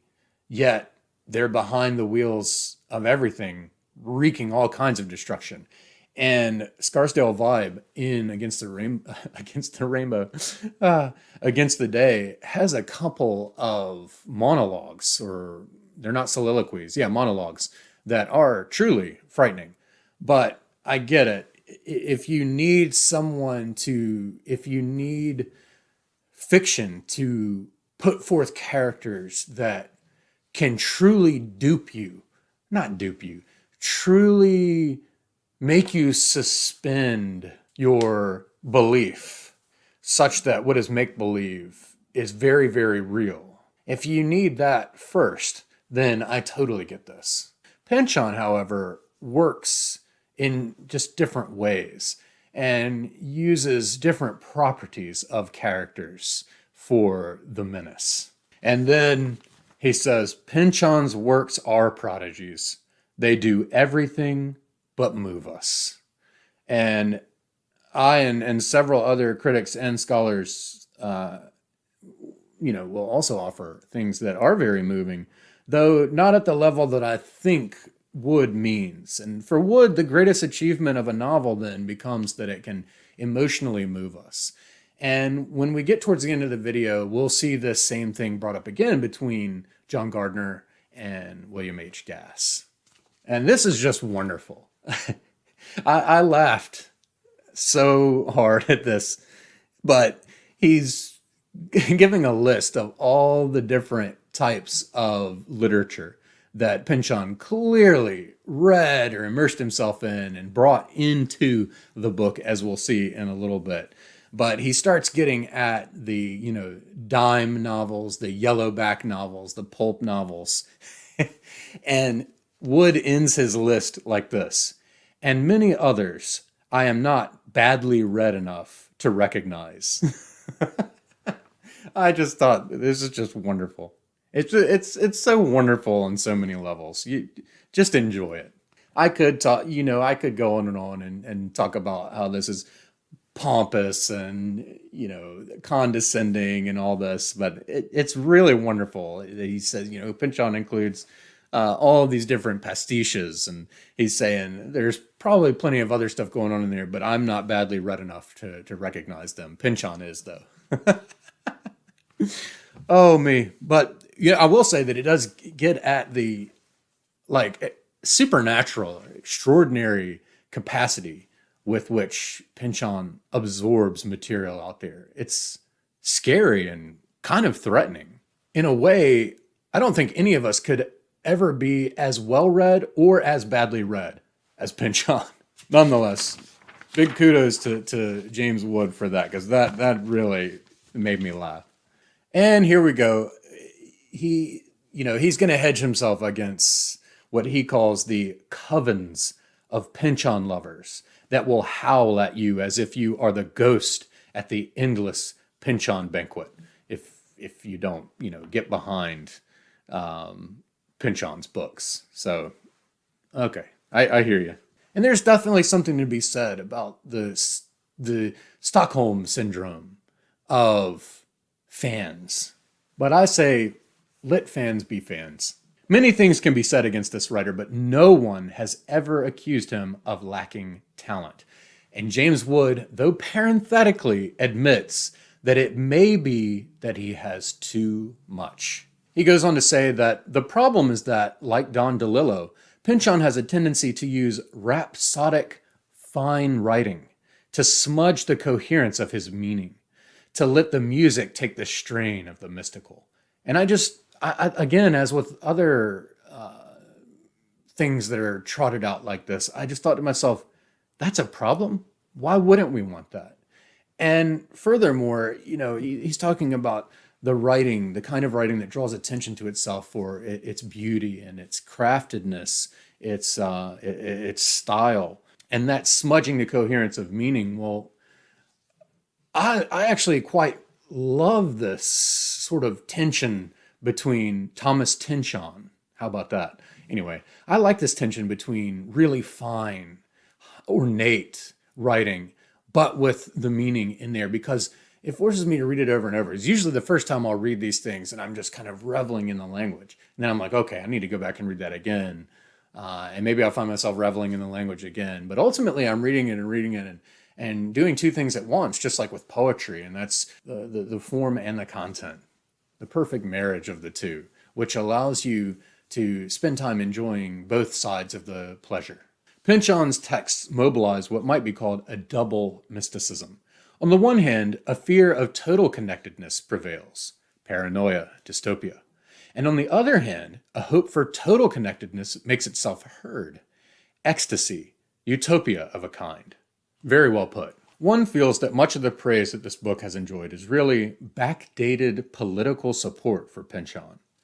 Themes and patterns and old obsessions were ticked off and applauded for their presence, but it was never clear how any of this might deeply move or instruct or enchant or sustain.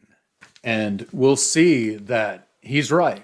And because of the space of his own platform, although Wood gets a lot more space on that platform, by which he gets more time to get around to the review and he gets more space for actual word count, he's right. This points at the fact that even the positive reviews can't really go into why they enjoy it, why these are good things. They're merely lists of things they like.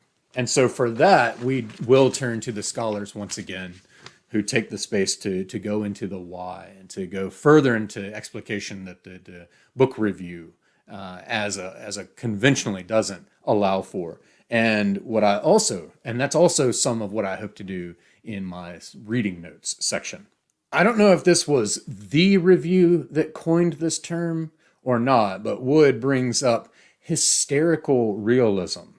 And I think that's wonderful, even though it's used condescendingly. I really like it. I quite love hysterical realism. One of the most peculiar elements of this clearly ambitious and daring novel is that its stylistic syntax is relatively undaring and so conventional. The practical effect is a grammar of realism that challenges nobody and nothing. We'll see. In other words, as in science fiction, which may be the best way to describe this book, an avant-gardism of content pertains, but not an avant-gardism of form. The result is that a conventional code of narrative is utilized in order to deliver the unreal. And, Wood is dancing all around what Brian McHale will come in and rescue in the very first of the scholarly essays. So I'll leave it for that. And now from summer 2007, so a little bit after Wood's review, in the Virginia Quarterly Review by William Logan, Back to the Future on Thomas Pynchon's Against the Day.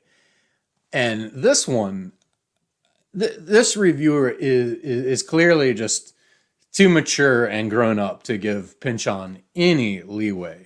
And I mean, with snide, condescending tone and mocking antics, this negative review exemplifies some of what I would never, ever want to be. Totally unsympathetic, receptive, and respectful of a book and a writer. In fact, as I described this to someone who will remain unnamed, this almost reads like a tryout for the approval of James Wood. As I looked into more of William Logan, it just became so clear that this is not the right reviewer. But furthermore, it didn't seem clear to me that William Logan was an established reviewer with a following who would benefit from him filtering out something like Against the Day. So just kind of strange. No doubt Pynchon, who has loaded the book with more Victorian mathematics than Carter had pills, has an algorithm up his sleeve. So he's going ahead and setting up that he was hopeful that because of the scale and the density and complexity of this novel, that there would be some kind of algorithm or something that by the end of the reading of the book would be a very clear answer key to the crossword and not a matrix of possibilities. And so one of the tactics that's being used here is in the very opening paragraph. For people who haven't read the book, they, just like William Logan, will be hopeful that William Logan is going to explicate that algorithm that doesn't exist, and thus feel the disappointment that Logan felt. He says, anyone who revels in the pastness of the past will find pleasure on every page. So far, so good. We also, though, have these strange lists that are placed in here without much explication other than maybe a snarky comment. And I think these are supposed to be mimetic comments on Pynchon's book as merely just a list, which it is absolutely not. He invents characters to swell the crowd, as a bad painter uses landscape to fill the canvas to the frame. Some of these things just are, if someone could explain that to me, I would appreciate it, because I just really don't understand the analogy here. That is it true that using landscape to fill the canvas to the frame is a mark of a bad painter? I really don't know. I found that really interesting and just caught me by surprise. Pynchon does everything possible to prevent the reader from taking his novels seriously. Realism, however, is itself full of secret inauthenticities. Fiction's handling of dialogue, for instance, rarely echoes the way people actually talk. So, for all the things I'm saying negatively about this review, this reviewer at least brings out the fact that realism in fiction is a misnomer. The coincidences in V took a shortcut to meaning, but the coincidences in Against the Day seem a lame excuse for failing to provide one. Many of these divertissements prove cul-de-sac, making the reader wonder whether Pynchon's novels are planned in any conventional sense or mere constructions of whim plus steroids. He has long depended on charm to escort him past logic. He gives us 3 bad jokes. It's literally just a heading, bad jokes, and then 3 excerpts with a little comment that's just kind of snarky, saying that Pynchon's attorneys might mutter that such jokes are never bad in an absolute or moral sense, but merely the projection in our time stream of a humor. But there's not, I actually found these not bad jokes, but actually very clever jokes, and very clever in the manner of a crossword. And there isn't any indication that the reviewer actually got them. So, for example, he brings in, it is comforting to imagine this as an outward and visible manifestation of something else, chuckled one of the Austrians, puffing on a cigar stub. But sometimes a tatzelwurm is only a tatzelwurm. And I thought this was really clever. And in fact, it kind of went over my head the first time while I was reading it. And I think, this passed the second time because my family and I were watching the Jeopardy, and one of the clues was this person is famous for having said sometimes a cigar is a cigar. And then it hit me. I was like, wait a second, Freud said that. And he was talking about it's not always symbolic. And then I noticed that he said that it was an Austrian puffing on a cigar stub. And I find that kind of stuff very clever. Then the next one that's excerpted is where this character says, Ich bin ein Berliner. Excuse me? The patient seemed anxious to speak with Kit. He will not harm you, Dr. Dienkopf assured him as attendants adroitly steered the patient away. He has come to believe that he is a certain well-known pastry of Berlin, similar to your own American, as you would say, jelly donut. And this is from JFK's speech. There was an ambiguity in the way that JFK said, Ich bin ein Berliner, there at the Berlin Wall, that led a bunch of Germans to think that he was saying, I am a jelly donut, basically, because there is a pastry there, a jelly donut sort of pastry called a Berliner. And some of this is lore. But nonetheless, I thought these are very cleverly executed, good jokes. And of course, other reviewers will point to these same jokes as examples of where the humor really hits for them. So again, hence the personal opinion of book criticism. But as you continue through this review, you start to realize that the reason he's pointing these things out is that he's ultimately setting up to say that Pynchon is just too immature, is what it boils down to. Even an admiring reader might admit that Pynchon has an aversion to design, or just doesn't show much talent for it. He trusts that if he marshals a battalion of characters and hurls a cannonade of ideas at them, improvising madly all the while, when the smoke clears, some kind of incoherent coherence will result. And this is what I meant earlier when I said some of these reviewers proceed as if Pynchon doesn't know exactly what he's doing.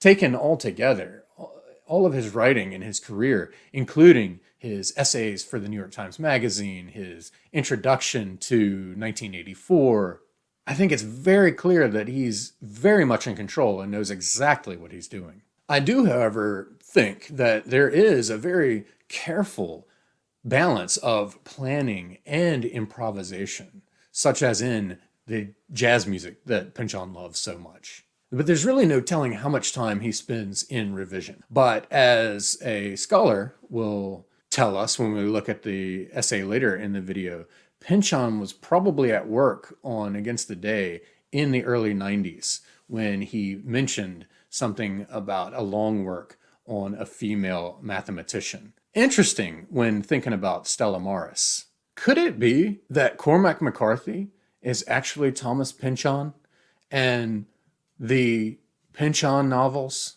are McCarthy's way of letting his less serious side play a little bit? I did detect, as I said in my video on The Passenger, very strong Pynchonian affinities in the opening chapter. Just scanning through words that stick out in the next paragraph, I see imaginary, imaginary, imaginary, just another MacGuffin. And so, again, it's just so funny to point out that things are so blatantly imaginary in a work of fiction as a bad thing. And, one thing about calling something a MacGuffin is that there's a sort of, you get the sense that there's this sense of superiority that's felt over what you're critiquing when you can employ a term that's coolly dismissive. He opens up his section about sex with Pynchon's sex scenes are unconvincing at best. And I would say, I feel like every reader would agree that clearly Pynchon is not going for verisimilitude in his depictions of sex in Against the Day. Pynchon is more a mechanic of sentences than a stylist, even when the prose doesn't drop into late hipster, which may be his default tongue. Apparently, Pynchon never grew up. And so I think that's the real complaint with this reviewer, is that Pynchon's childish, immature antics that he brings into the novel are holding up a mirror to something that this reviewer clearly does not like. And he says that passages like one that he uses as an example are improbable, brilliant, and ragged with learning. And that is what keeps his cult in fresh recruits. And then parenthetically, the Thomas Pynchon Wiki is likely to prove a permanent resource on the web. Authors who traffic in obscurity are perfect subjects for the slow accumulation and manic trivia of the wiki. And so again, I'll save what I'm about to comment, but there's such a striking parallel between some of the things in Against the Day and this reaction of reviewers to the book. But I will say that one of the things Pynchon points out over and over again is that when people who need to be in control of something encounter something that they don't understand or that doesn't fit something over which they have control, there is an othering and a vilifying that takes place. And you can start to see this when a critic says of the book something like, "This is what keeps his cult in fresh recruits." We'll see that people in the novel represented by the plutocrat Scarsdale vibe, there's an othering of Native Americans first as people who don't fit into the idea of the American nation and the Western expansion. And there is an othering after the fact, which is when we come into the novel, of anarchists. More on that later. Logan does say, however, that there are some things Pynchon does superbly well as a novelist, and others he does intolerably ill, though his fans can be counted on to call his sins saintliness. So that's the next step, is the othering and the vilification of the fans, I suppose. He is less successful in employing such devices for any purpose but decoration. And so this hints at that whole debate in the field of aesthetics. Is simple ornamentation or decoration enough? Is beauty itself an ideal, beauty without morals? Is evocation enough? And again, we'll get into this with the Gardner debate. Now, for all the things that I've said about this review from William Logan, parenthetically, he says, science fiction is full of such bright ideas, while being empty of most everything else. And this is true for some science fiction. Of course, we always have to qualify our assertions. These definitive statements never work in literature. But I did think about my response to the three-body problem and the footnote or postscript or whatever, the author's note in there about how the author felt that science told a much better story than poetry ever could. And I reacted to that, and I thought, I'm not so sure. But for the writer of the three-body problem, they would agree with this statement that it's their book is full of bright ideas and nothing else. So again, we're getting at that divide between the sciences and the humanities. But if one were to read the three-body problem and then read Against the Day, I honestly don't think there would be any danger of them walking away and being able to agree that Against the Day fits this bill. And towards the end, further elucidating this thesis that Pynchon is just a child and should not be taken seriously, we get a big heading called 3 Corny Pop Culture Allusions Pynchon Couldn't Help Himself from Making. And I thought they were all great. Pynchon seems to have boarded the bus with the merry pranksters and never gotten off. He's a throwback, a hipster, a true dreamer, and a truer cynic. All the bad methods of writing he confesses to at the beginning of Slow Learner, he's using still, and just as blithely when pushing 70 as when he was wet-eared in college. So, like I said, for this reviewer, Pynchon needs to grow up. He is not serious enough, not grown up enough to have a place at the table. And finally, our last review we're going to look at. This is from NBCC, that is the National Book Critics Circle, member Dale Peck, and he presented this apologia at the Critics Revise and Recant event in New York City back in 2010. And this is a considered defense of Pynchon against the early critical pannings. And again, like I said, this is 2010, so this is 4 years after the novel came out. The significance ascribed to his famously hyperbolic evocations of entropy and paranoia and ungovernable paraphilias, of mathematics and metempsychosis and other phenomena, both mundane and mystical, so far exceeds what actually exists on the page that uninitiated readers often feel they're being punked by the literary establishment. And yet, after more than 4 decades of laborious progression through the apprentice and journeyman stages of his craft, Pynchon has at last fulfilled his promise, syncretizing his various preoccupations and taming sentences he once described as too fancy to read. Against the Day, the author's 7th book, stands as the crowning achievement of his, or indeed any, career. So it's interesting to contrast this to the reviewer we just looked at, William Logan, who said that Pynchon as a writer and as a person sort of never developed or progressed.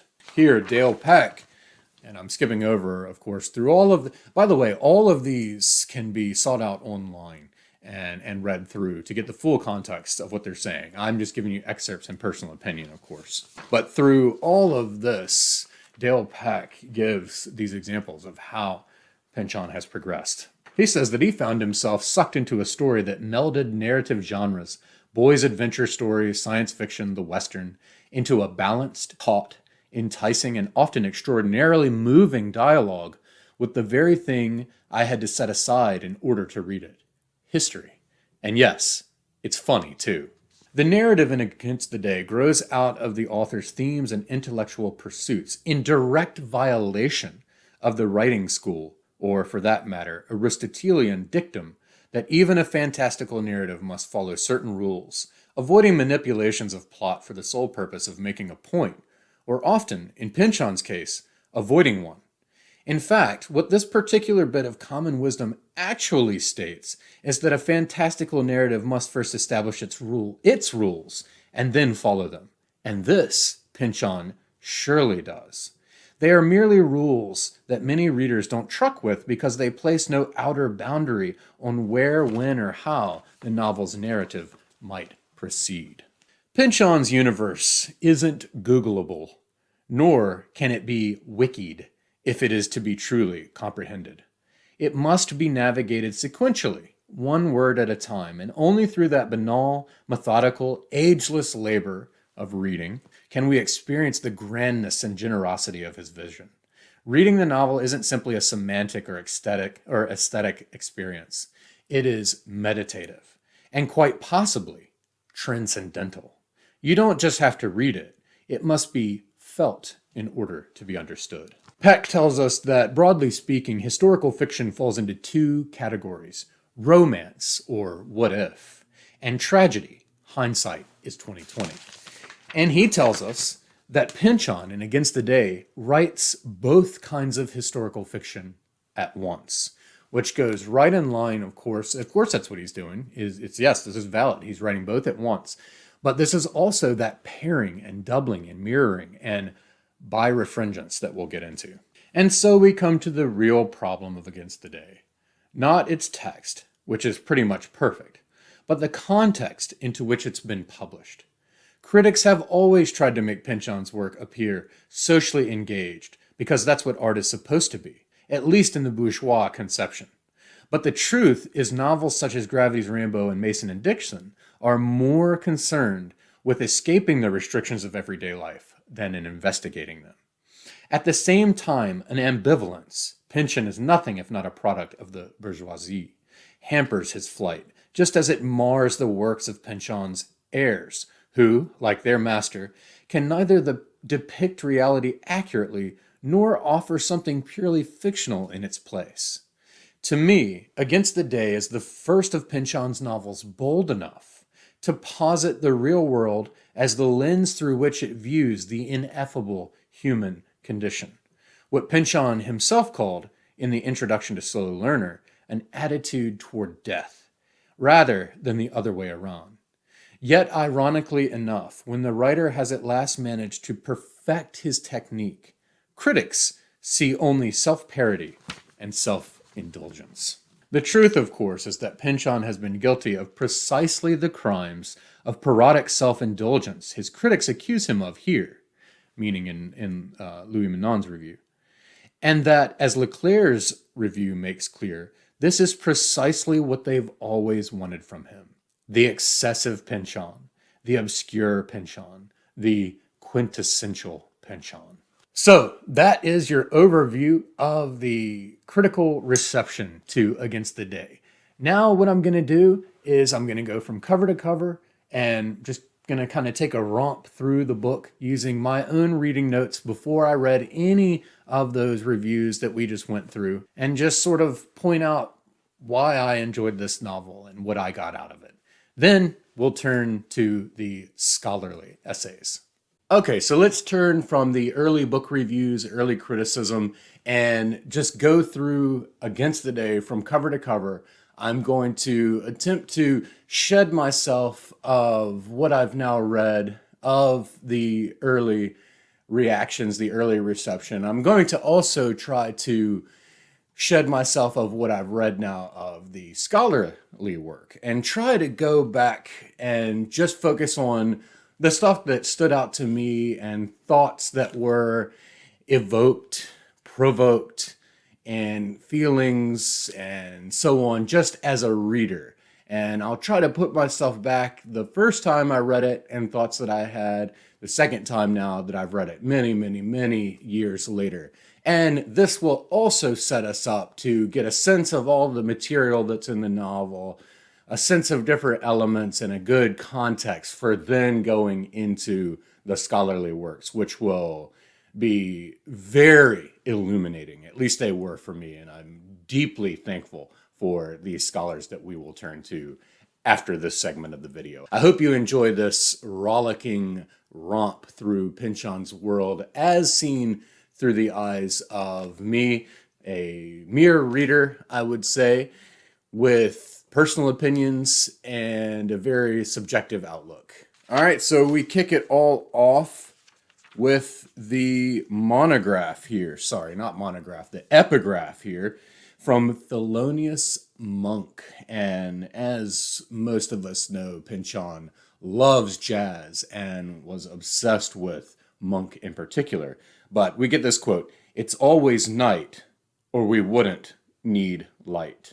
And from this page, we'll immediately open with the Chums of Chance, who have characters that also evoke avatars of jazz, such as Miles, as in Miles Davis, and Chick Counterfly, as in Chick Corea, and so on. The very first thing we get is a line of dialogue, and it says, "Now single up all lines," with an exclamation mark. And the first time I read this, I didn't think much of it because there's nothing really to think quite just yet when you're first reading a book. You kind of need to process a lot more of it. But the second time I read it, I couldn't help but think about Coach Beard in Ted Lasso, who's constantly yelling at the footballers to tighten up those lines. Anyway, then we go into "Cheerily now, handsomely, very well, prepare to cast her off. Windy City, here we come. Hurrah, up we go." And this is where I'm going to have a hard time pushing out criticism and so on. But as we'll see, Brian McHale, in the very first of the scholarly essays, he points out that what we're coming face to face with here is deliberate parody of a genre that was very popular at the time. And like I said, we'll get into that later. But just for me, on the second read, I made note from the very first, the opening line here, where it says, "Now single up all lines." Lines, maps, chartings will be utterly significant. And I do remember going into the very first reading of this, knowing that it encompassed or incorporated a very difficult or complex mathematical problem known as the Riemann Hypothesis. And this time around, I decided to acquaint myself a little more with it. Because the first time around, by the time I was done reading it, it seemed, of course, it was inarguable that it constantly brought in and developed a lot of different information in the realm of the Riemann hypothesis, the Riemann zeta function, Riemann surfaces, Riemann spaces, eigenvectors, all these kinds of things, but I couldn't really do anything with them. The first time you read something this dense, this complex, there's lots and lots of evocation, lots and lots of markers and pointers and references, but it's hard to really piece it all together. And even now, I won't have a whole lot, though this time a lot of different things, especially around prime numbers and bilocation and stuff like that, really stood out a lot more to me. The first time you're reading a book like this, again, it's like the first time taking a pass at a crossword puzzle. There's just too much going on in both the amount and diversity of information that's packed into the puzzle and the deliberate design that creatively not obscures, not hides, not obfuscates, though I'm sure all those could be argued as being valid verbs for what's going on here, but the cleverness with which the clues are kept at arm's length so that we, the readers, can have some fun too. Like I said, Pynchon ensures that there's a kinetic movement and transaction between writer and reader. But it's like the first time you're reading this, and maybe the second time too, it's like trying to drink from a fire hydrant or from a full-on fire hose. So let's move on. "They were bound this day for the city of Chicago, and the World's Columbian Exposition recently opened there." So with that, we get our historical marker. And you'll notice these historical markers all throughout. Specific dates are withheld for the most part, but we know now that this is 1893. The fabled White City, its great Ferris wheel, alabaster temples of commerce and industry, sparkling lagoons, and the thousand more such wonders of both a scientific and an artistic nature which awaited them there. Chicago built all of this white city with all of these temporary installments just for the World's Fair. And part of the purpose here was to basically showcase scientific and technological advancements to the world, to get people interested in funding such things. And so this is a point in time. The whole reason I believe that Pynchon chose these handful of decades from 1890 to a little bit after the Great War, and we end on flappers. We see actual flappers in here, so we know we're in the Roaring '20s. The reason he chose this is because this is a time, especially in American culture and history, where there was a fever about scientific and technological advancement, an explosion in invention, what Tesla was doing with electricity. And in fact, Tesla would be chosen to electrify the whole city, to provide all the lights and so on. But this is one of Pynchon's favorite themes, and it's a theme we also have just recently seen in the movie Oppenheimer, or Oppenheimer. Which one is it? I keep hearing Oppenheimer and Oppenheimer. It's more natural for me to say Oppenheimer, but this is a theme we see the good and the bad side of such crazy innovation in science and technology, where it can be used for good, but also for mass ill. But he's also showing, and along with this boys' book adventure, youthful vigor and innocence, chums of chance, he's also showing that this is a time of just excitement and fervor and promise for what's to come. And of course, with him writing this book through the 90s and the early aughts and publishing it in 2006, he, as well as all of his readers, we know where this is all headed. And so it creates this amazing tension and this theater that allows Pynchon to show where we got off the rails, I guess. And I say off the rails very deliberately because the railroad is a big symbol of the American expansion, which is great for transportation and communication and the economy. But the underbelly of it is it was displacing people from their homelands. It was creating a serious chasm between the haves and the have-nots that still remains today. All right, and then Pynchon on the first page does something really interesting, but I would say pretty much characteristic. As we had seen in the previous novel, Mason and Dixon, with Cherry Coke narrating the story, it just went through these recursive frames, just frame tale within frame tale within frame tale. Parenthetically, we get Darby, as my faithful readers will remember, was the baby of the crew. We realize the narrator has just stepped in and addressed us directly. And furthermore, we find that these chums that we open up with are actually a fictional creation. There's this whole series of books that are named in the manner of Tom Swift boys' books, adventure tales. Pynchon loves this, and this narrator will step in every now and then, very, very seldom, and address us directly. Probably the most hilarious address that we get directly is when the narrator steps in and says, "Reader, she bit him." But anyway, we continue on. We're introduced to a dog that's on this floating dirigible, this big airship named Pugnax, and his nose is among the pages of a volume by Mr. Henry James, of all people.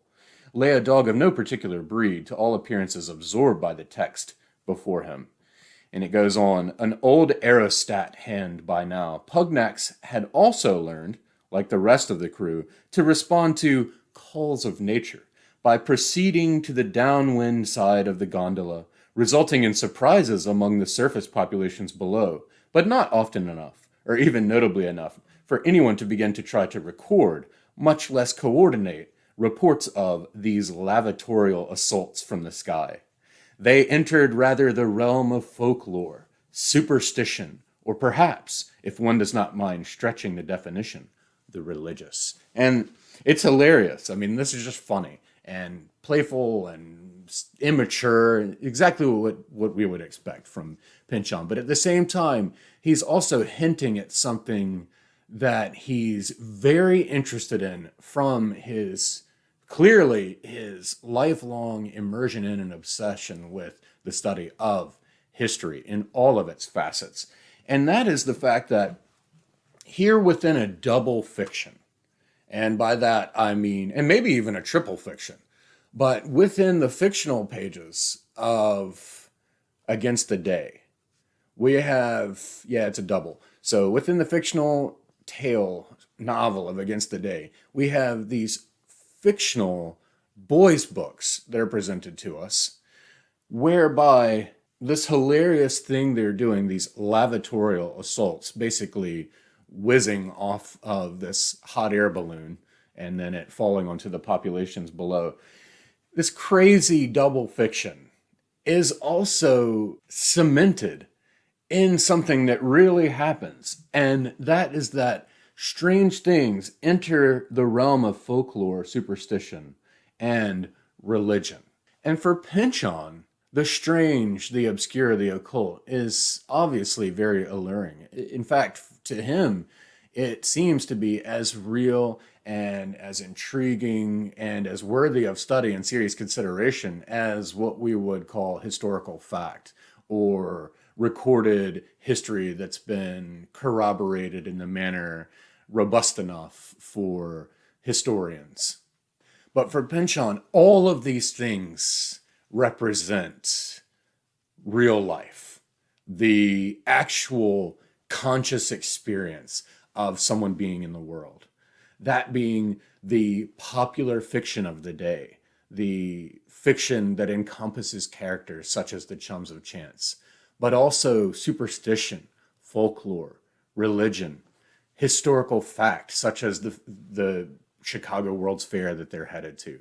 All of these things will be mined to create the historical world, to create the world of Against the Day. And for Pynchon, it's almost like he's saying, if you're going to properly write historical fiction, then it has to encompass all the different facets through which we have seen and recognized and understood who we are.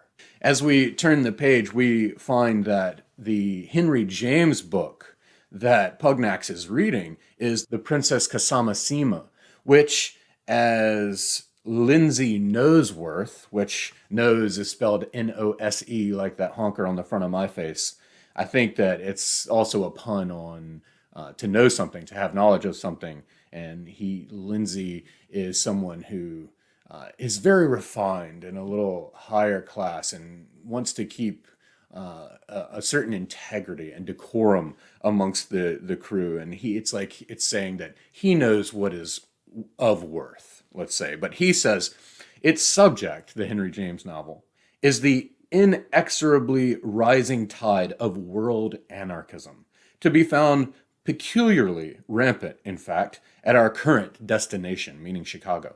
A sinister affliction to which I pray we shall suffer no occasion for exposure more immediate than that to be experienced, as with Pugnax at this moment, safely within the fictional leaves of some book, which is, of course, just a great winking joke at the fact of this double fiction that they themselves exist in. And so far, this collision of fiction and historical context is already ramping up that tension that makes me want to refer to the author of this book as Thomas Pynchon or Thomas Pynchon.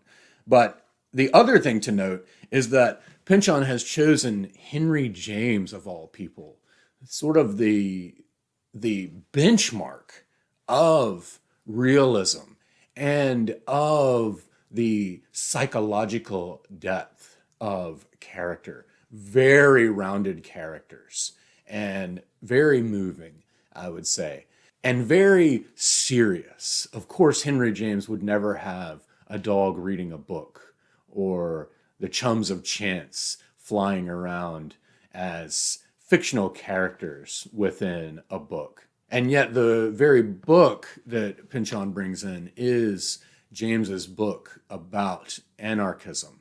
And as we'll see more and more, this book is very much about the anarchism of the day. It features characters who are anarchists of different stripes. But in a way, this, considering all of the dings and dockings of points that Pynchon has received, it just seems so interesting that he would bring in what critically is seen as his antithesis. That would be Henry James. Henry James represents, I would say, the acceptable style of writing. And so here we see Pynchon's novel as an anarchist putting sticks of dynamite within the pages of James's book. Right away, we get that the invention that is driving their dirigible, their airship, had been predictably disparaged by Dr. Vanderjuice's many rivals as no better than a perpetual motion machine in clear violation of thermodynamical law. So not only are the chums of chance in violation of a so-called literary law, they are violating scientific laws as well. Plus the fact that Dr. Vanderjuice, who is an inventor and professor who is in staunch opposition to Nikola Tesla, who also features in this novel, is just such a wonderful name. And then, one page later, we get that beautiful word absquatulated. And at the end of this short opening section, we get this exchange between the chums. Here it is in a nutshell, Randolph confided later. Going up is like going north.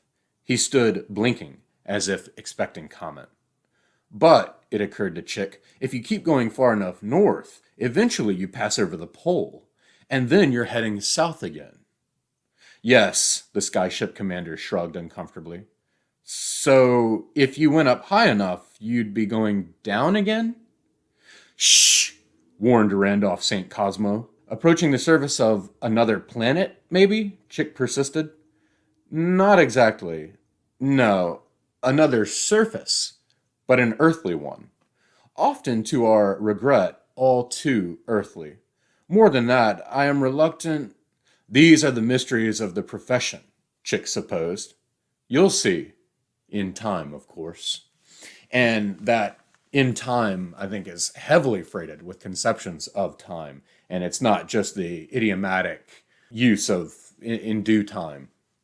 And Pynchon will make good on this promise. We will see what's going on here about the surfaces and how going north far enough will actually take you south again. And this is where we start playing with Riemann surfaces or the that double cone-shaped conception of Minkowski. But another thing I noted was going on here. I was thinking about a map and the different axes of a map, and especially when you're not on the earth, on the flat plane in a car, say, but you're above the flat two-dimensional plane in an airship like the Chums of Chance. And I think another thing that's going on here is that they're playing with going north as in the x-axis of a Cartesian plane, and which would be two-dimensional, and going north as in the z-axis. So if you take that plane, you turn it just a little bit so that you still see xy, but now you see a z-plane cutting up right through the middle of the origin, and think about the Earth.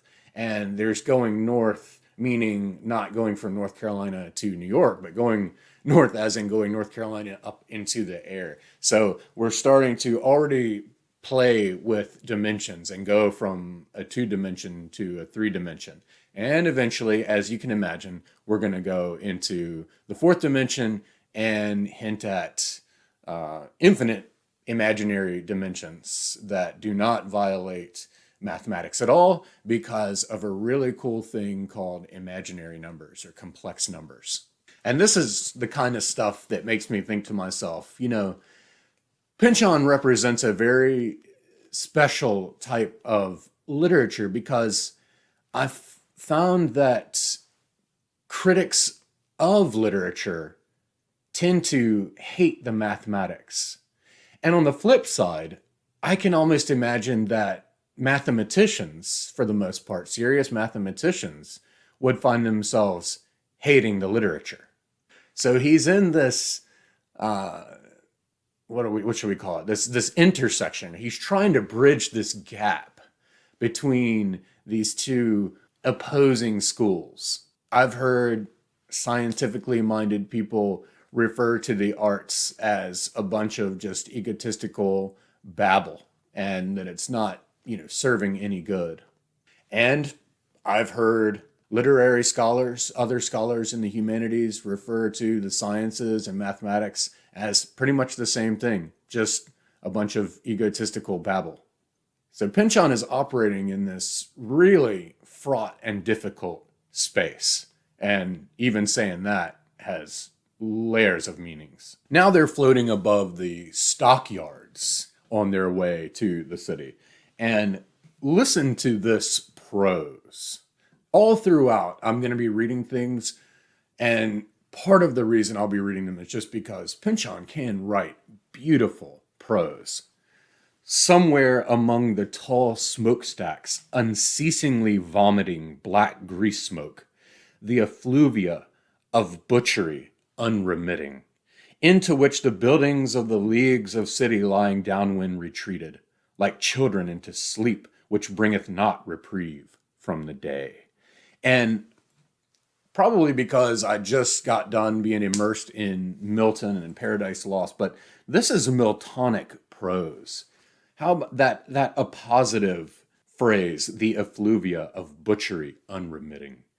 And I think that he is invoking Miltonic prose to show Chicago, even though they're on the way there to a sort of promised land, they're seeing now that it's also a paradise lost. And I think this is a premonition. Let's go on. Chick shrugged and released his grip on Miles, proceeding lackadaisically to the nearest gunwale to unlash the ballast bags there, leaving Lindsay, with no time to adjust to the increased burden, to crash to the deck with a panicked cry, and the now all but hysterical Miles Blundell on top of him. The valve now remained ajar, the very mouth of hell. So right there, that on the next page, that echoes the notion of Paradise Lost and pandemonium. The ready little fellow scurried up the lines as Randolph, preoccupied with the crisis and staggering across the deck, somehow tripped over Lindsay Noseworth, attempting to extricate himself from beneath the squirming mass of Miles Blundell, and abruptly joined his horizontal shipmates. Just the word choice enhances the comedy of the situation, and we get this these wacky, funny, zany set pieces from theater that we've seen with the whole pancake breakfast in Gravity's Rainbow, but ending on something like abruptly joining his horizontal shipmates. Just these, instead of saying that the shipmates that have fallen onto the floor, that are lying in a pile on the floor, that it's just subsuming all that into horizontal shipmates is so wonderful. And we get our first mention of a figure that looms over this whole book, the topological genius of Herr Riemann himself. So Riemann is, of course, a key figure in the whole history of the quaternions and the vectors and the zeta function And in a nutshell, from what I understand, and I've put some links in the description to some excellent YouTube videos that have killer visualizations of this. I mean, just absolutely incredible visualizations. And I also assert that the more time you spend watching such videos and playing around and really taking in these visualizations of all these spaces on the complex plane, the more you'll see how those images, those concepts informed Pynchon's work here. He isn't just bringing in this problem because it's a well-known difficult math problem and that's just something that would be great to load in his bag of tricks here. It's really put to a lot of use. But in a nutshell, as I understand it, and I am not a mathematician and I still am mystified by a lot of this, but from what I understand in a nutshell, the Riemann hypothesis, the whole thing that Riemann was trying to do, was something that is as old as math itself, and that is the mystery of the primes. And what's meant by that is that mathematicians, when they discovered the prime numbers, and prime numbers are numbers whose factors are only two numbers, one and themselves. And they have to have exactly two factors. So one is not a prime. So 2 is our first prime, and 2 will be used relentlessly throughout this book. And then there's 3, and then there's 5, and then there's 7, and so on. And we'll note that the book is divided into 5 sections, which is a prime. There are 5 chums of chance, which is 5, and on and on and on. But we'll get into more of that later. But the whole thing is that the primes, when you just keep going down the number line and charting where the primes pop up, there's no real definitive pattern to their occurrence. Or another way of looking at it is if you're standing on one prime, there's nothing that tells us exactly how many primes there's never exactly the same amount of numbers between the next prime in either direction. And so mathematicians have wanted to find a proof that will definitively say this is the pattern of the primes. Because right now they just seemingly randomly pop up. And Gauss, as a young man, noticed that there was another function or another pattern that looked a lot like that of the primes. And so he asserted that and gave us one building block. Well, then Riemann came in and he basically created analytical math. He used complex numbers and he extended Gauss's function. I think I've got this right. But he extended Gauss's function with real numbers to extend the function to incorporate complex numbers. And what's interesting about a complex number is it has 2 parts, the real number and the imaginary part, or the real part and the imaginary part. And already this, for me, starts to illuminate a lot of stuff going on in Against the Day, where things operate in pairs and there's a real part and an imaginary part. Or another way to think about it is that this imaginary part, when we think about vectors, these imaginary parts represent dimensions. And so what mathematicians did is they came up with the letter I, which stands for imaginary. And this represents that imaginary number that put with a real number gave this complex number that allowed Riemann to extend what Gauss had done and get a little bit closer to unlocking the mystery of the primes.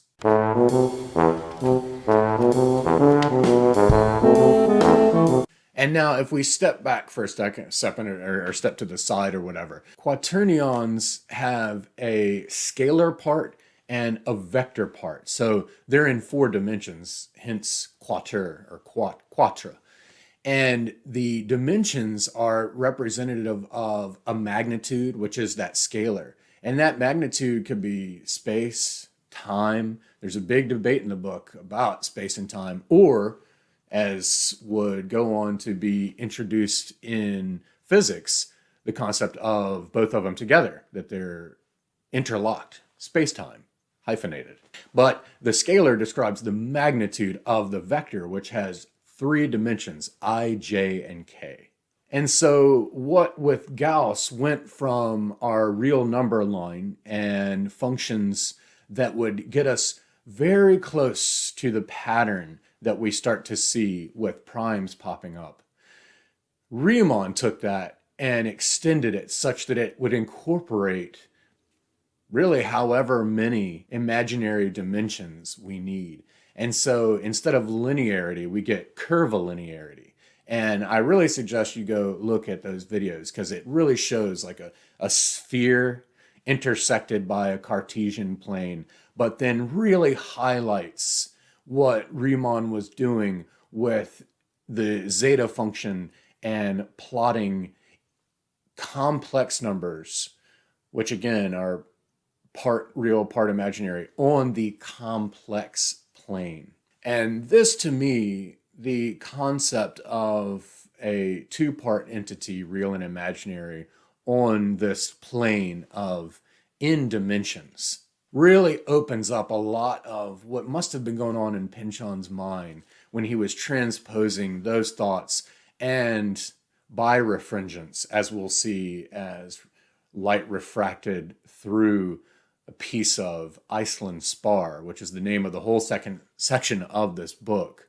What must have been going through his mind when he was thinking about possibilities in reality, sure, with his clearly feverish imagination going crazy, but possibilities of how that could be used in literature. And then on the next page, we get something else that continues to ratchet up my thought that Milton's Paradise Lost is also being incorporated in these opening sections with the chums of chance.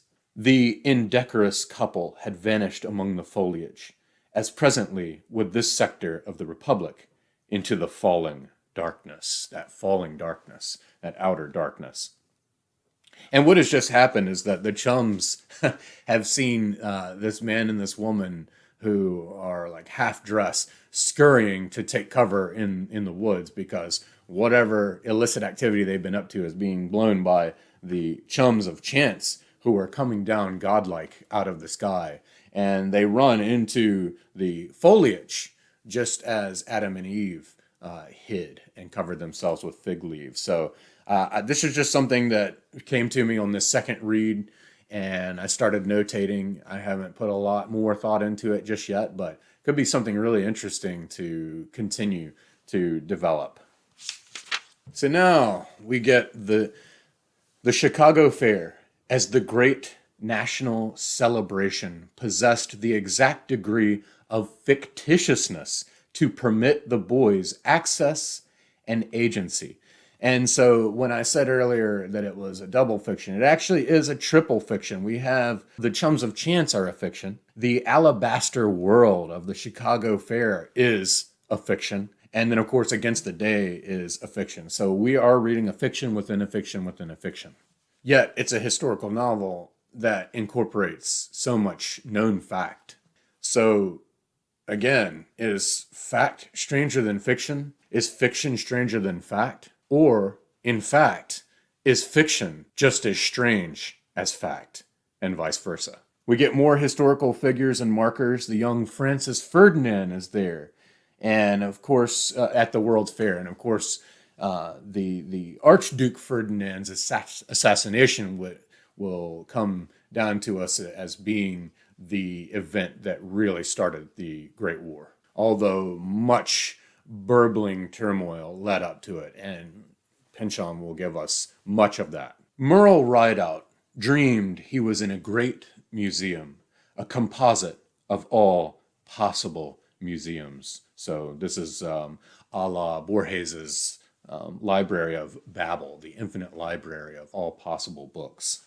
And Merle Rideout is a photographer who is a really interesting character and will come into contact with alchemists and inventors. And there will be this whole story also that separates him from his little red-haired daughter, Dolly, as in Dahlia, the flower, Dolly Rideout.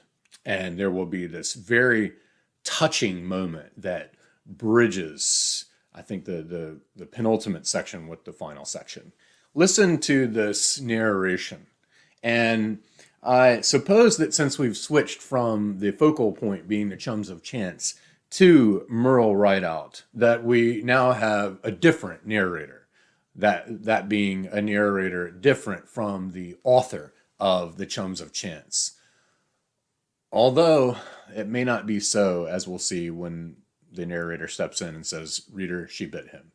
But we'll think about this stuff as we go along. But listen to this narrative of the surroundings. Planted rows went turning past like giant spokes one by one as they ranged the roads. The skies were interrupted by dark gray storm clouds with a flow like molten stone, swept and liquid. And light that found its way through them was lost in the dark fields, but gathered shining along the pale road, so that sometimes all you could see was the road and the horizon it ran to. Sometimes she was overwhelmed by the green life passing in such high turbulence, too much to see, all clamoring to have its way.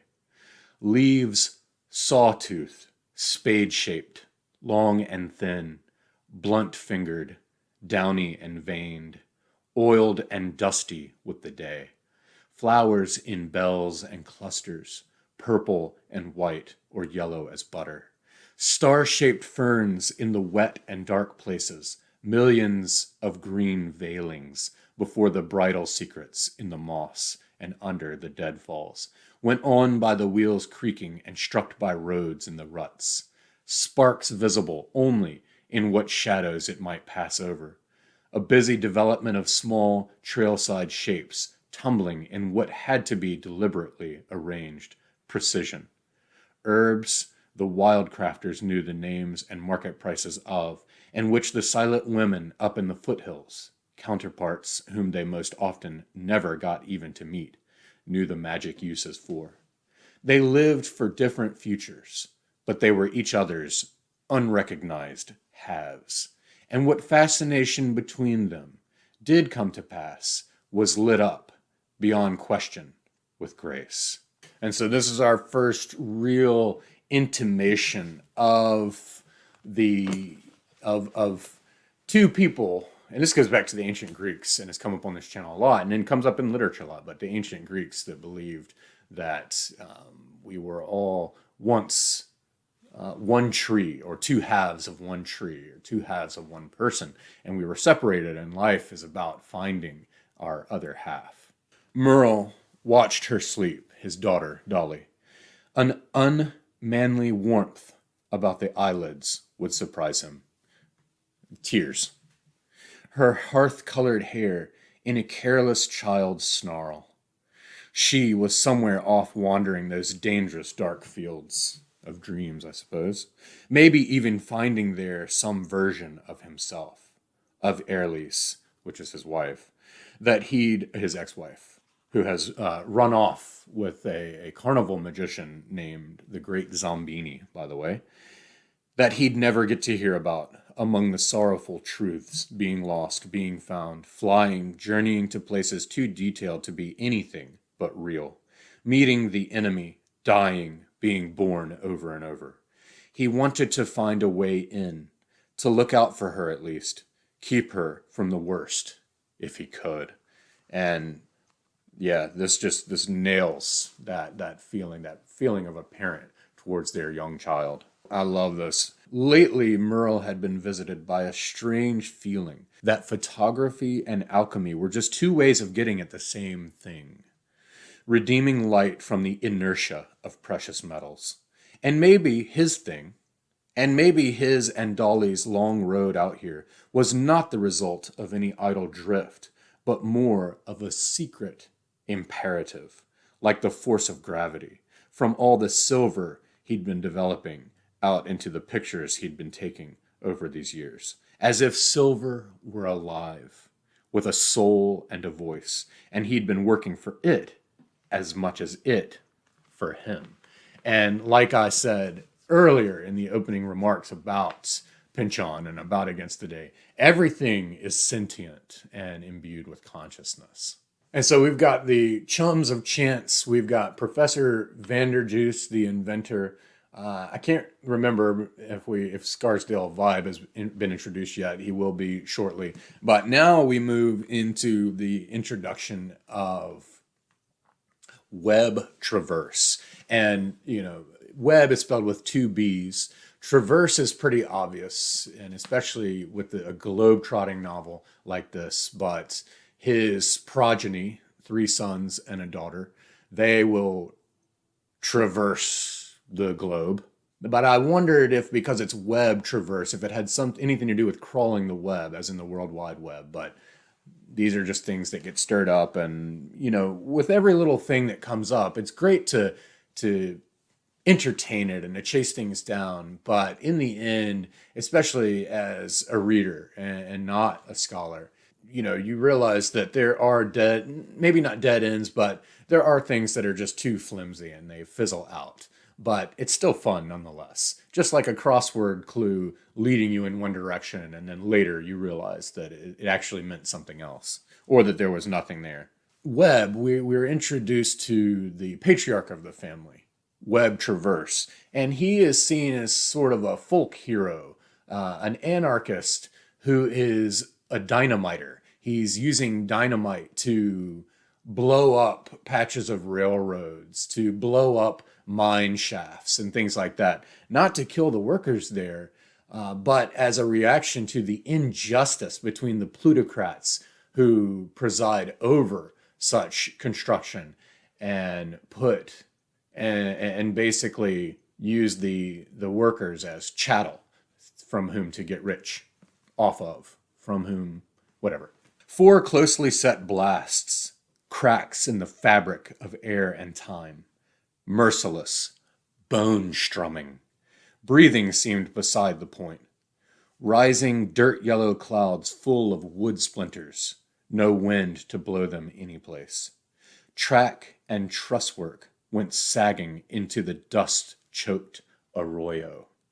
And then after that, Webb's Icelandic friend says, "Happy 4th of July, Webb." And so there will be more development of the idea of what fireworks are for, and especially fireworks on the 4th of July, as symbolic of war, as necessary to keep the nation strong, to keep the people devoted to nationalism, and the explosions as reminiscent of war sounds. But here, of course, on the 4th of July, we've got a different version of fireworks that is flying in the face of what the nation is becoming, the idea of the nation, as seen from the eyes of capitalist plutocrats. We jump to, I think, Iceland, the Hotel Borealis, somewhere Iceland, Scandinavia, and it says that all night out in the great fjord, so maybe it's Norway, they heard the ice, they woke, they dozed again. The voices of the ice entered their dreams, dictated what they would see, what would happen to each dreaming eye as hapless it gazed.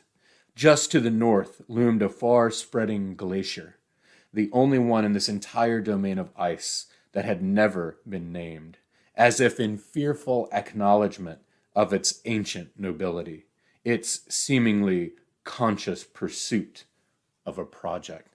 And just like I said, this is more things, this being fjords and ice flows and glaciers that are being anthropomorphized. But, this is also starting to hint at the hearing of voices and the cracking of the ice, as the hearing of the voices in radio static from Tesla, who became convinced that these were extraterrestrials trying to communicate with us. We start talking about Riemann spaces in this transnoctial discussion group, and they say, and what of colonizing additional dimensions beyond the third? Colonize time. Why not? Because, sir, objected Dr. Templeton Blope of the University of the Outer Hebrides, we are limited to 3. Quaternianist talk, shouted his collegial nemesis Hastings Throyle. Quaternianism, in this era, still enjoying the light and warmth of a cheerful noontide. Rival systems might be acknowledged now and then, like vectorism, usually for some property considered bothersome. But those of the Hamiltonian faith felt an immunity of ever being superseded.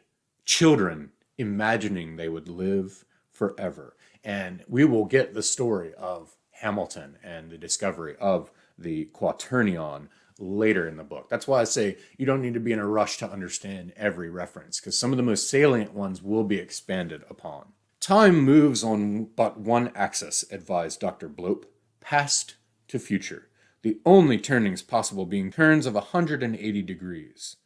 In the quaternions, a 90-degree direction would correspond to an additional axis, whose unit is the square root of -1, which is actually what the imaginary numbers are used for. I is used to give this square root of -1. I don't understand this part of the mathematics, but the square root of -1 is apparently very useful, as some of the videos will point out. A turn through any other angle would require for its unit a complex number. There it is, an imaginary number plus a real number.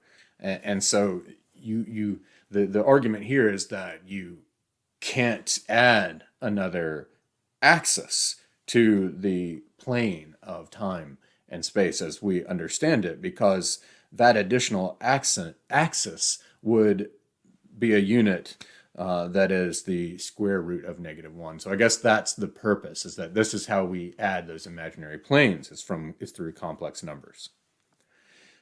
Yet mappings in which a linear axis do suggest the possibility of linear time becoming circular, and so achieving eternal return as simply, or should I say complexly, because it's a complex plane, as that.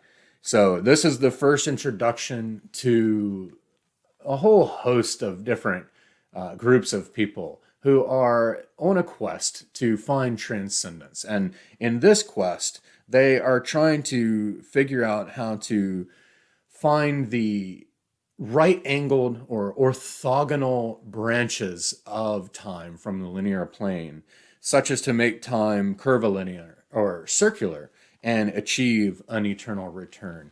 And this gets at the death principle.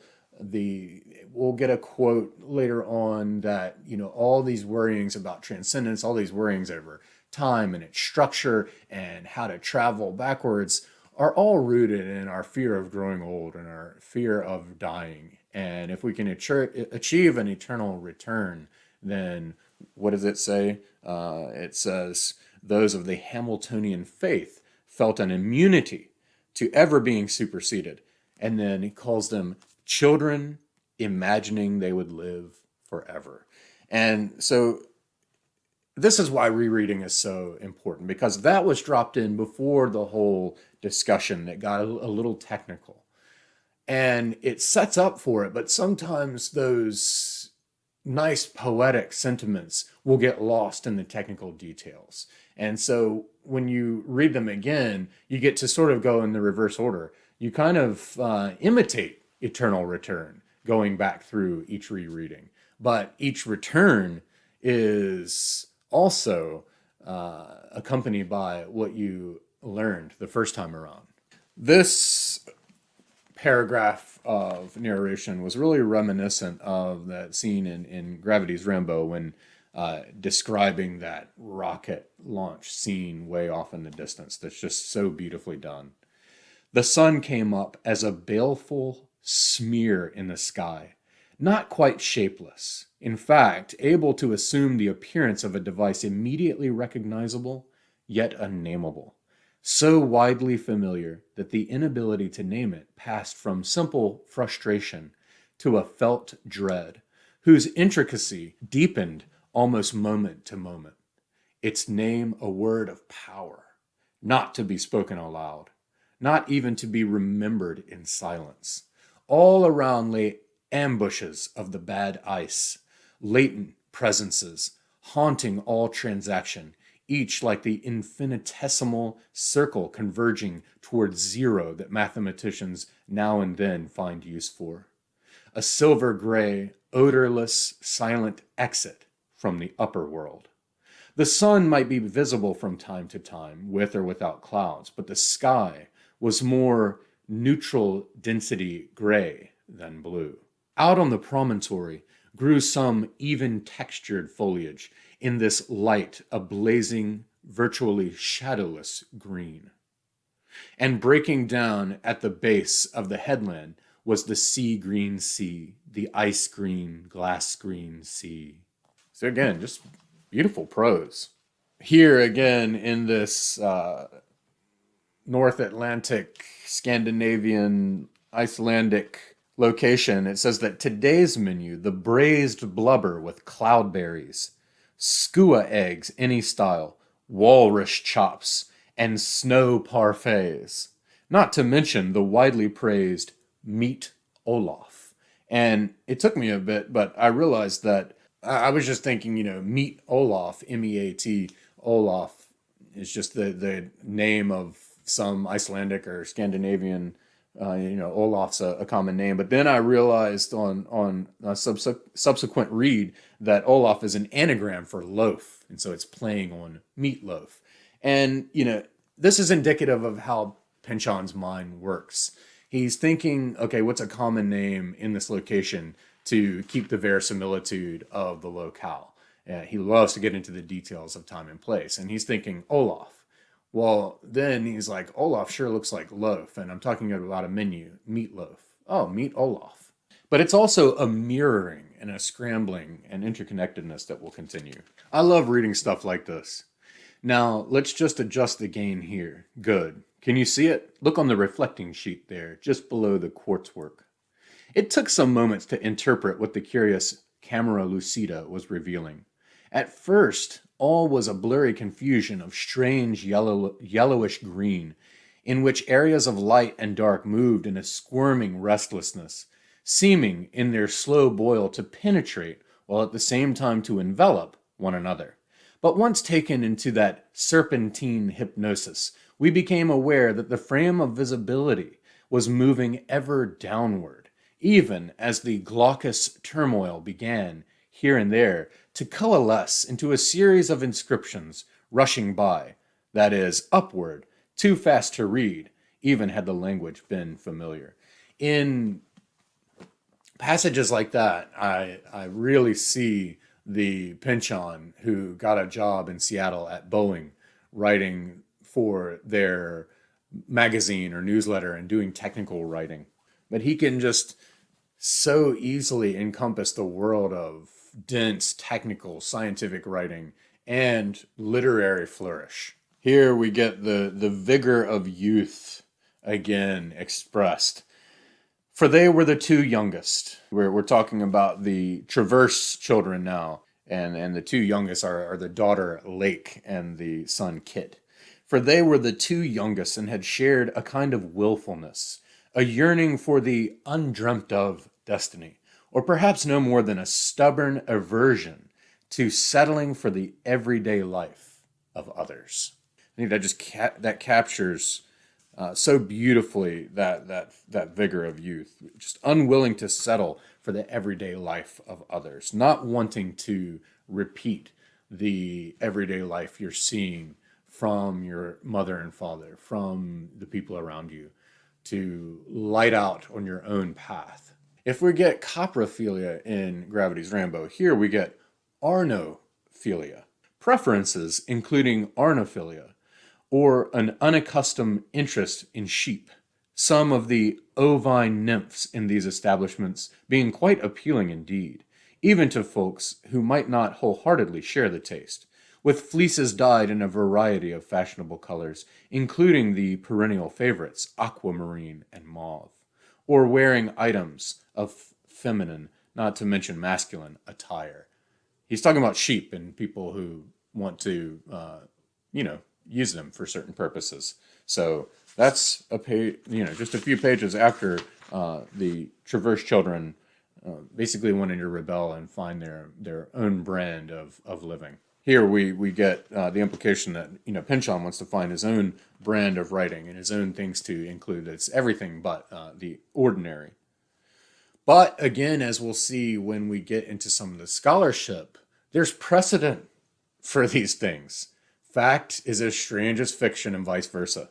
We get a moment where Reef Traverse, another of the Traverse children, had brought with him a dime novel, one of the Chums of Chance series, the Chums of Chance at the Ends of the Earth.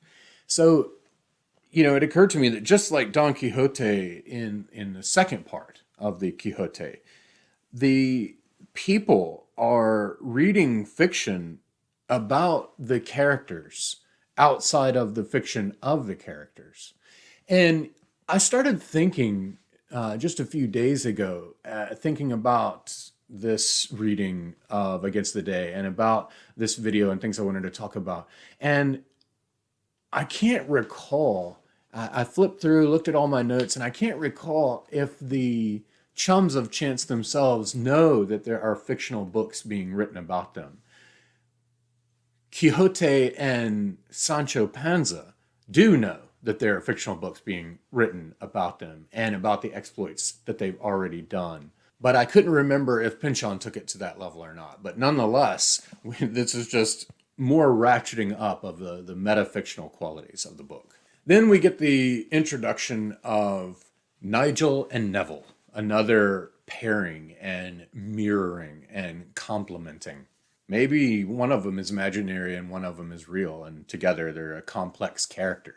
But they are British operatives who work for the TWIT, or the True Worshippers of the Ineffable Tetractes. And the Tetractes comes from a secret Neo-Pythagorean way of knowledge. And it's this triangle of 10 points. And this triangle informed Kabbalah. It ultimately informs the major arcana of the tarot, which we know Pynchon is very interested in. But as a symbol and as sort of this sacred triangle of 10 points, it creates a bridge between our experience and the experience of ultimate reality. So again, it's this ancient symbol from mathematics that is rooted in a yearning for transcendence, a yearning to go outside of simple numbers and the simple plane and inhabit complex dimensions, to see things or at least experience things in what would be called ultimate reality, a bridge between the world as we see it in our everyday lives and the outer, greater world that's right beside of us.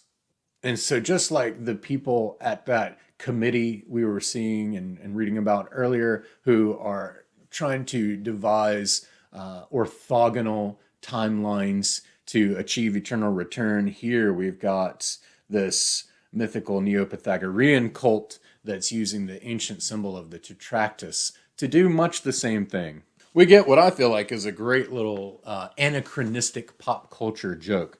Pynchon really just can't help himself. It really takes a special person to be able to inhabit so many different spaces like this, to talk very deeply about the complex numbers and the complex plane, but didn't turn around and say, this person greeted the koan by raising his left hand, then spreading the fingers 2 and 2 away from the thumb, so as to form the Hebrew letter Shin, signifying the initial letter of one of the pre-Mosaic, that is, plural, names of God, which may never be spoken.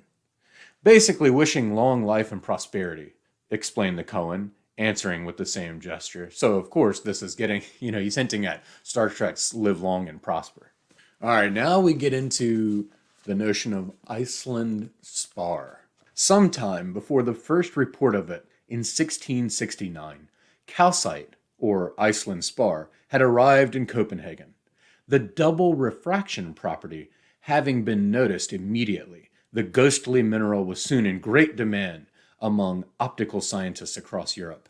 At length it was discovered that certain invisible lines and surfaces, analogous to conjugate points in two-dimensional space, became accessible through carefully shaped lenses, prisms, and mirrors of calcite. Although the tolerances were, if anything, even finer than those encountered in working with glass, causing artisans by the dozens and eventually hundreds to join multitudes of their exiled brethren already wandering the far landscapes of madness. So, the professor had gone on to explain, if one accepts the idea that maps begin as dreams, pass through a finite life in the world, and resume as dreams again, we may say that these paramorphoscopes of Iceland spar, which cannot exist in great numbers, if at all, reveal the architecture of dream, of all that escapes the network of ordinary latitude and longitude. Okay, this is just packed with ideas and packed with things that make my imagination go crazy. And when I went and started looking up things about Iceland spar and saw pictures of pieces of Iceland spar put on top of graph paper, which is really interesting because graph paper or quadrille or quadrille paper is sort of an icon centered around Pynchon, since it's noted famously that he wrote Gravity's Rainbow in longhand on basically graph paper. But there are these pictures of chunks of Iceland spar on top of graph paper, and so the light coming in, going through and birefracting or birefringing through the Iceland spar, it creates two grids from the graph paper below, and they're just slightly off from one another. And so I started thinking about, if we were a being, let's just imagine that obviously to see something, light has to be reflecting off of it, right? Just like light has to be going through our eyes and so on. But let's imagine that we're a being looking down on a three-dimensional reality or four-dimensional reality, if we put time in there as a discrete fourth dimension. But we're seeing it going, light going through our atmosphere, reflecting, showing what's going on. Well, imagine a huge screen of this Iceland spar placed in between us looking at it, or the source of light. What would happen is all of that reality, the light comes through the Iceland spar and splits and goes into different directions. And in fact, the light moves at different speeds. So there's one that's a little slower than the other. Would this not constitute a branching of realities? And I love that there is an analogy here with dreams, with the dreaming state as a sort of Iceland spar. And so I think what it's getting at is the thought that all the dreams that we have at night are paths, alternative realities split by the Iceland spar of the sleeping state. And when we wake up into our reality, those others go on. This is the kind of stuff that I'm so thankful for novelists like Pynchon for bringing to my attention, because it just is so stimulating. All right, but let's break up the headiness for a second. And I want to read this opening sentence of a paragraph that's reminiscent of that gorgeous, ornate prose of Mason and Dixon. The snows lengthen down the peaks, and soon the white-throated swift had taken wing. Eventually, we make our way into Telluride, Colorado. And it says that it was, in fact, the famous electric street lighting of Telluride, the first city in the U.S. to be so lit. And I had to go look this up, and actually, it is true. Telluride, Colorado became the first town in the entire world to enjoy electric street lamps in 1891. This was the result of a joint venture between Nikola Tesla, LL Nunn, and George Westinghouse to build the world's first alternating current power plant. And alternating current, also known as AC, that was Tesla's big thing, versus the opposition, which was DC. But LL Nunn features in here, and I want to point out that LL Nunn was also the person behind Deep Springs College there in Colorado, where William T. Vollman was a student. There are all these photographers, and they start taking pictures, and it's described like this. All at once, magnesium flashbulbs were exploding everywhere, each producing a column of thick white smoke, whose orderly cylindrical ascent was immediately disarranged by attempts of customers, in some panic, to seek exit. The unexpected combination of brightness and opacity, thus quickly spreading to fill every part of the saloon. And this atmosphere is then described in a single word that is a neologism that Pynchon mints as the mot juste for describing this scene, and that is fulgurescence.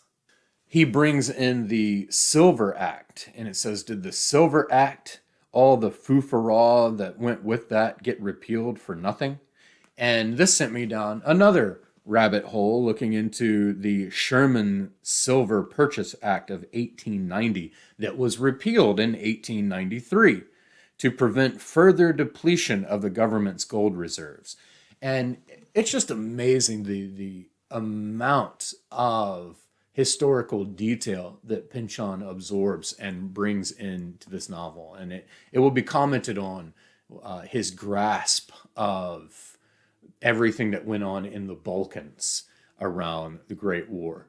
But this is just another way he shows the fragile house of cards of government, of politics, the economy, the strain that gets put on farmers and then is attempted to be alleviated, only to put strain back on the government's reserves, only to then be repealed to staunch the leak, to staunch the bleeding. You get the sense that Pynchon revels in these intricate, fragile houses of cards.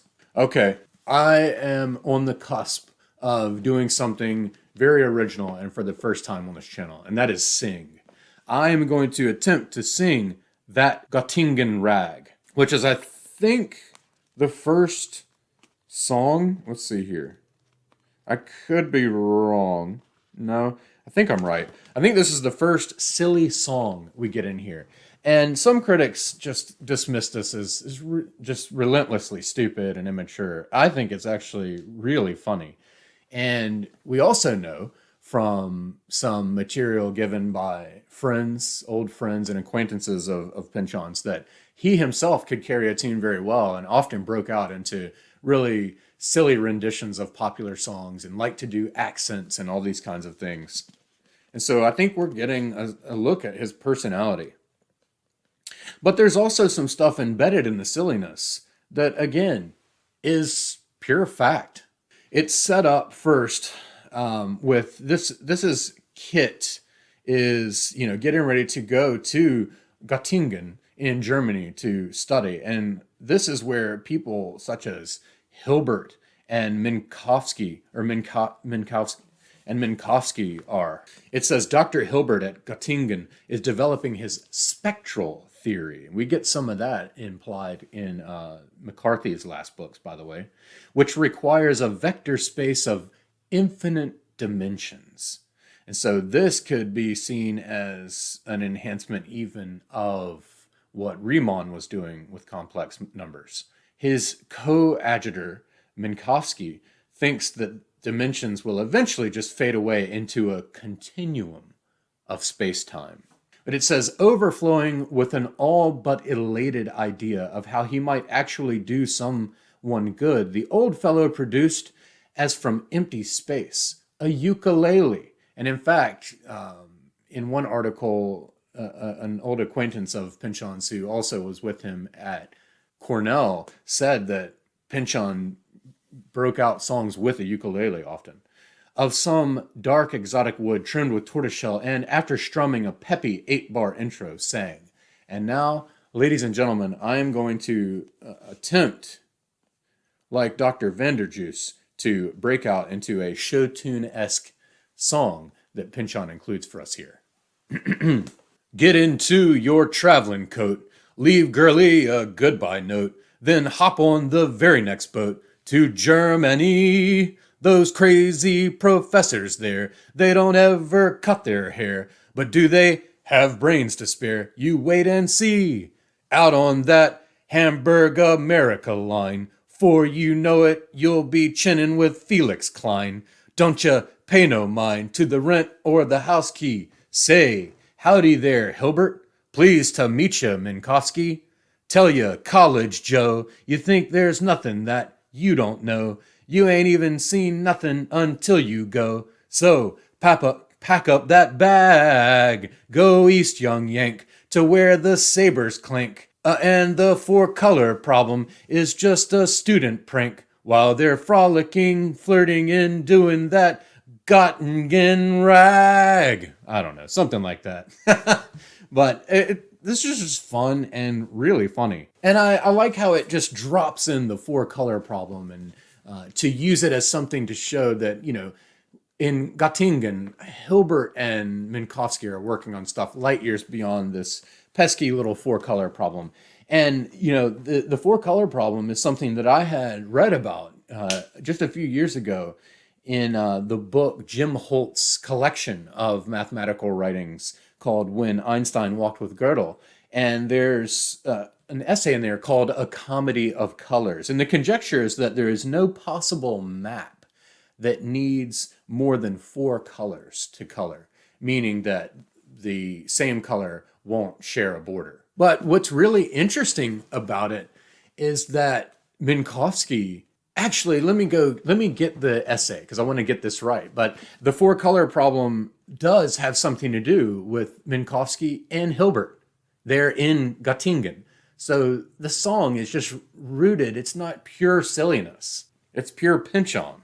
So listen to this. This is from A Comedy of Colors by Jim Holt again in this when Einstein Walked with Gödel. It says, some felt that the nettlesome matter, meaning the 4-color problem or conjecture, would be dispatched as soon as a really first-rate mathematician turned his attention to it. The great Hermann Minkowski tried to toss off a proof during one of his lectures at the University of Göttingen. After wasting several weeks of classes pursuing it, he announced to his students, "Heaven is angered by my arrogance. My proof is also defective."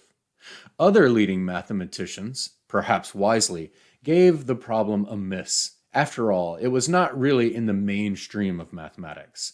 Nothing important was known to hang on its truth or falsity.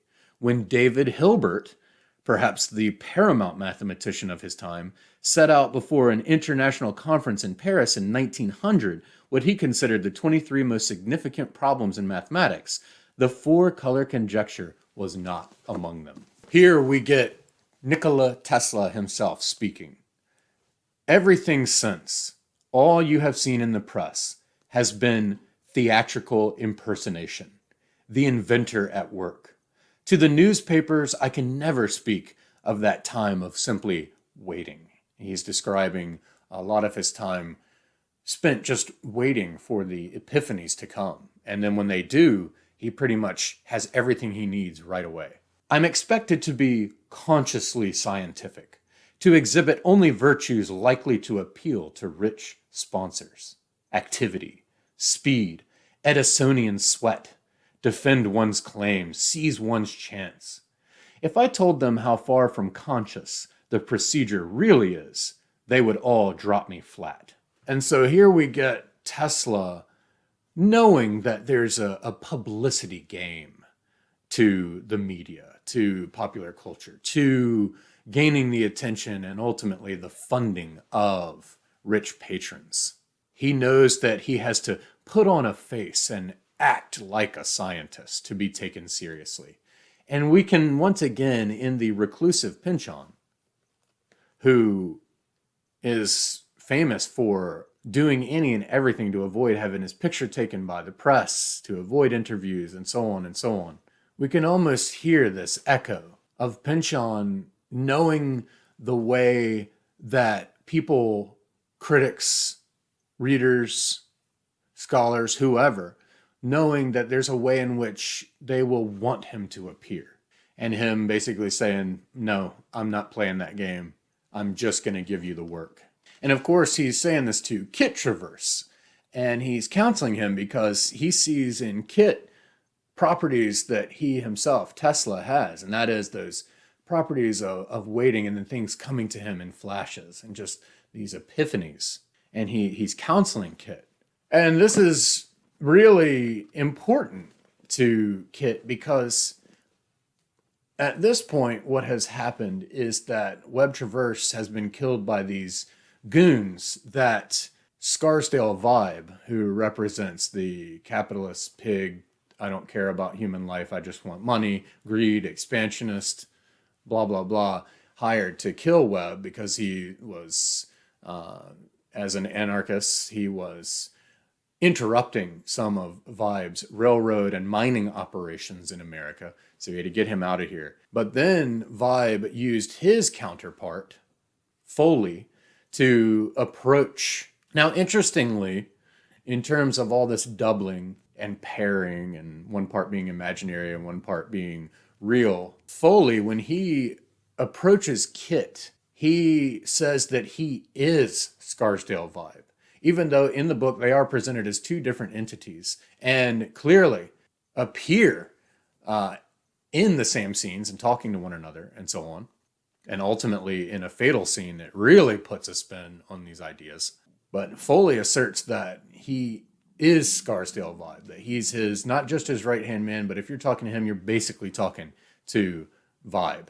And he approaches Kit and offers to fund his schooling at Yale and then at Göttingen. And this is after the fact of Scarsdale Vibe. He kills the father and then uses his considerable wealth to entice the son to go and use his scientific promise, his mathematical promise, to what we can guess is ultimately further and develop and expand and enrich Vibe's empire. So the stakes are growing here.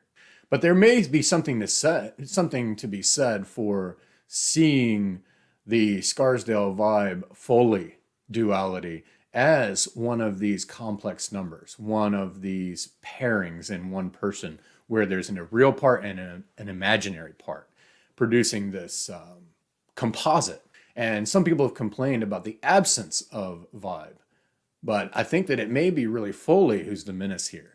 Or I could also see it as the very fact of Vibe's absence as being what's so menacing. Because in all of the big white-collar crimes that have taken place, that have robbed our grandparents of their retirement funds, you don't even know these people. You don't even see these people. This is just more proof that Pynchon can write a sentence that speaks so much and that paints such a scene. And I'm specifically referring to the last sentence I'll land on, but it's really all, three of these combined.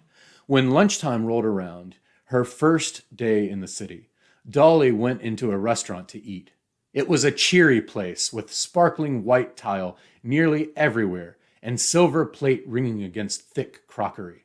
The unmistakable church supper smell of American home cooking.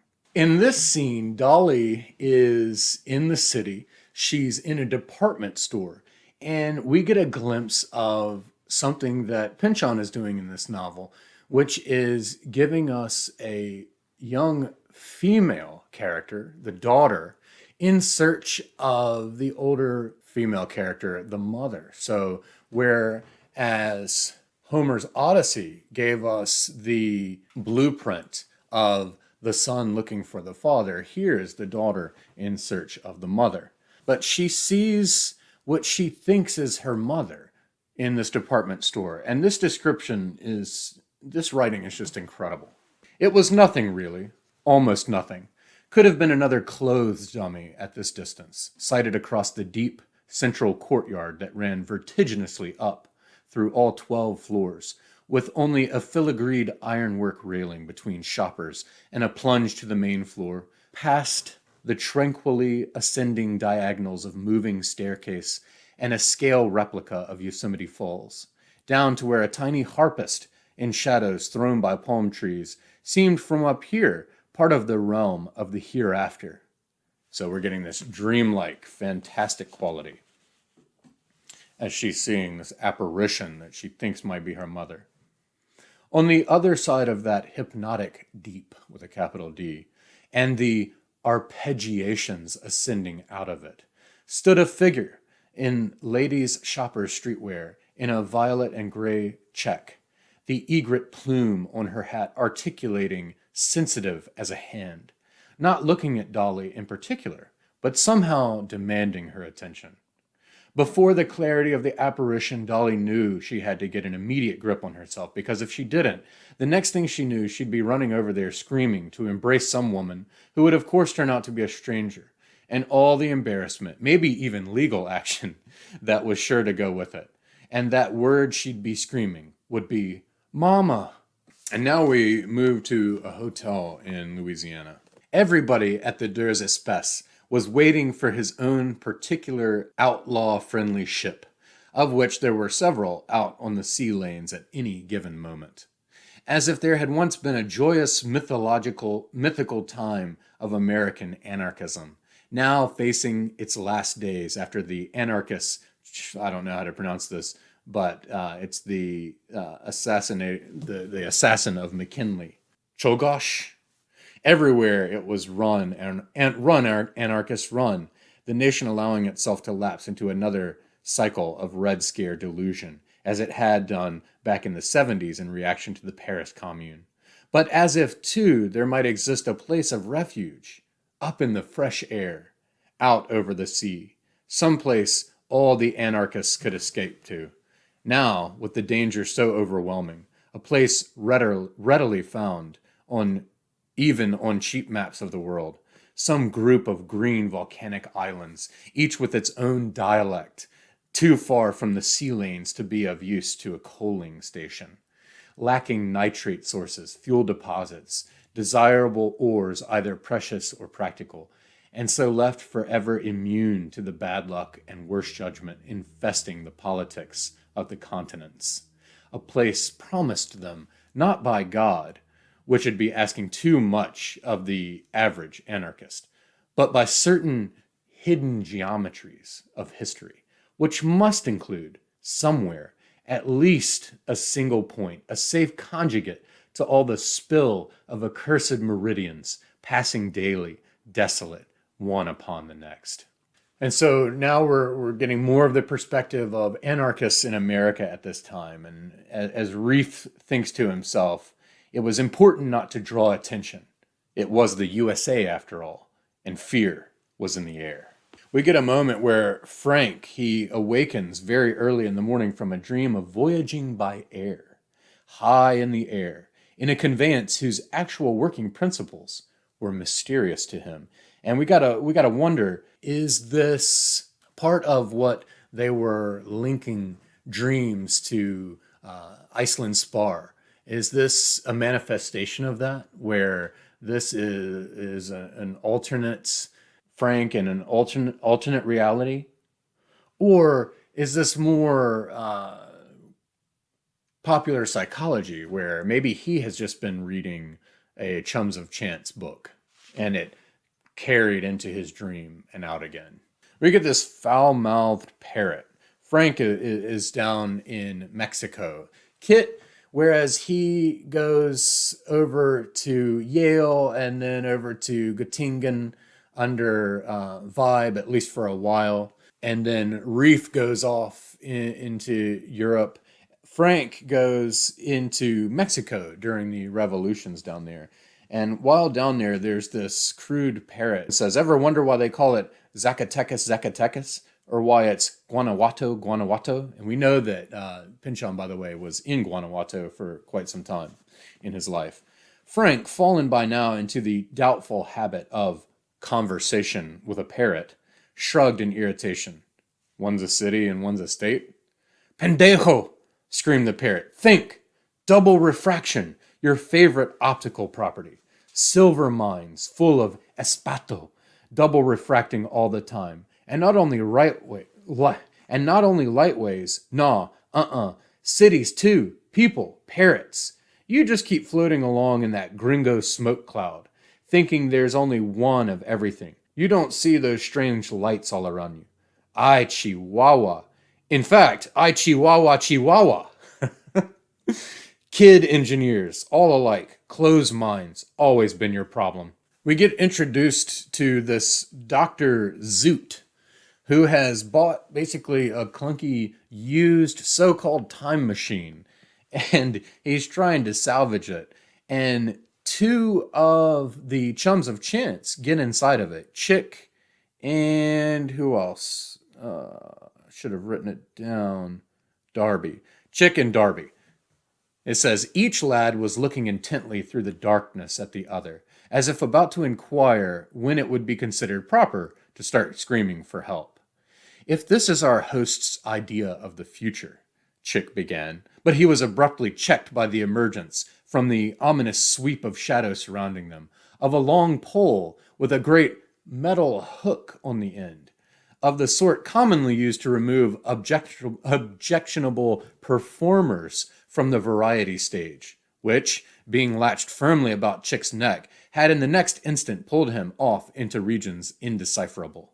Before Darby had time to shout after, the hook reappeared to perform a similar extraction on him, and, quick as that, both youngsters found themselves back in the laboratory of Dr. Zoot. The fiendish time machine, still in one piece, quivered in its accustomed place, as if with merriment. So we have to question what exactly took place here, because this is at the end of all kinds of possible simulation or real goings-on that they just experienced. But then to use a stage hook or stage crook to pull them out of the thing, we wonder again, is this all just theater? This is a question that was asked a lot in several of Pynchon's book. Is it all just theater?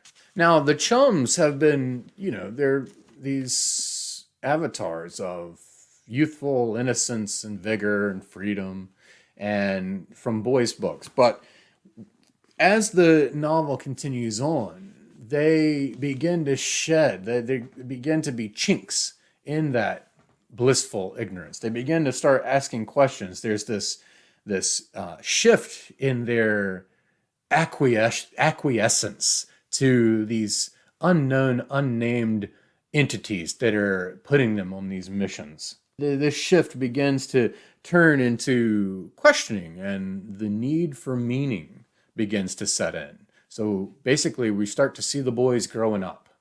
Lindsay says, I imagined, naively it seems, that we had come here to discover, if we could, some purpose to these ever more dangerous expeditions out upon which we are ordered, our unreflective participation in which someday must surely, unless we begin to take steps to promote our safety, end in our dissolution.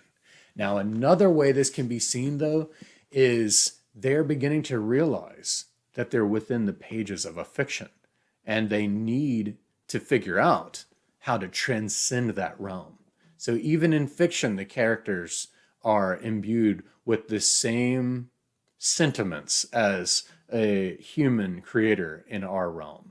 The need to transcend our ultimate dissolution. Here's a nice little corny joke. Though the intruder must take care to avoid as well the provisional anti-urination watch set up against late-night visits to the latrine, peculiar, indeed peculiar, goings-on in there having been recently reported. Now the inconvenience is in New York, and they're on the cusp of a portal that will translate them into the sub-desertine Inner Asia. And they refer to it as a translation of the body, sort of lateral resurrection, if you like. And they start thinking about light, even coming to suspect that light might be a secret determinant of history.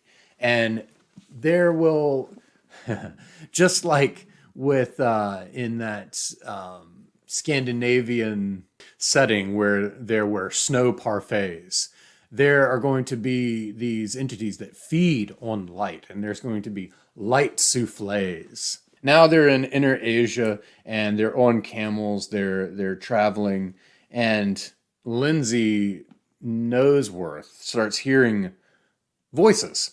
Wives in blossom, panspectral fields full of wives, Lindsay. Here is the great wife bazaar of the world island.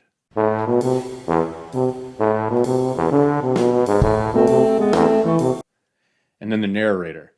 And not only the sibilant words, but also liquid sounds, kisses, suction, mixed in with the unceasing friction of sands in its travels. An obscure local insult directed at himself? Or was it the camel they were trying to lure?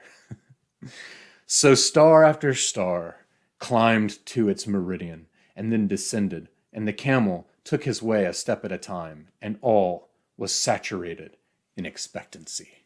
We get this time travelers conference at Candlebrow University.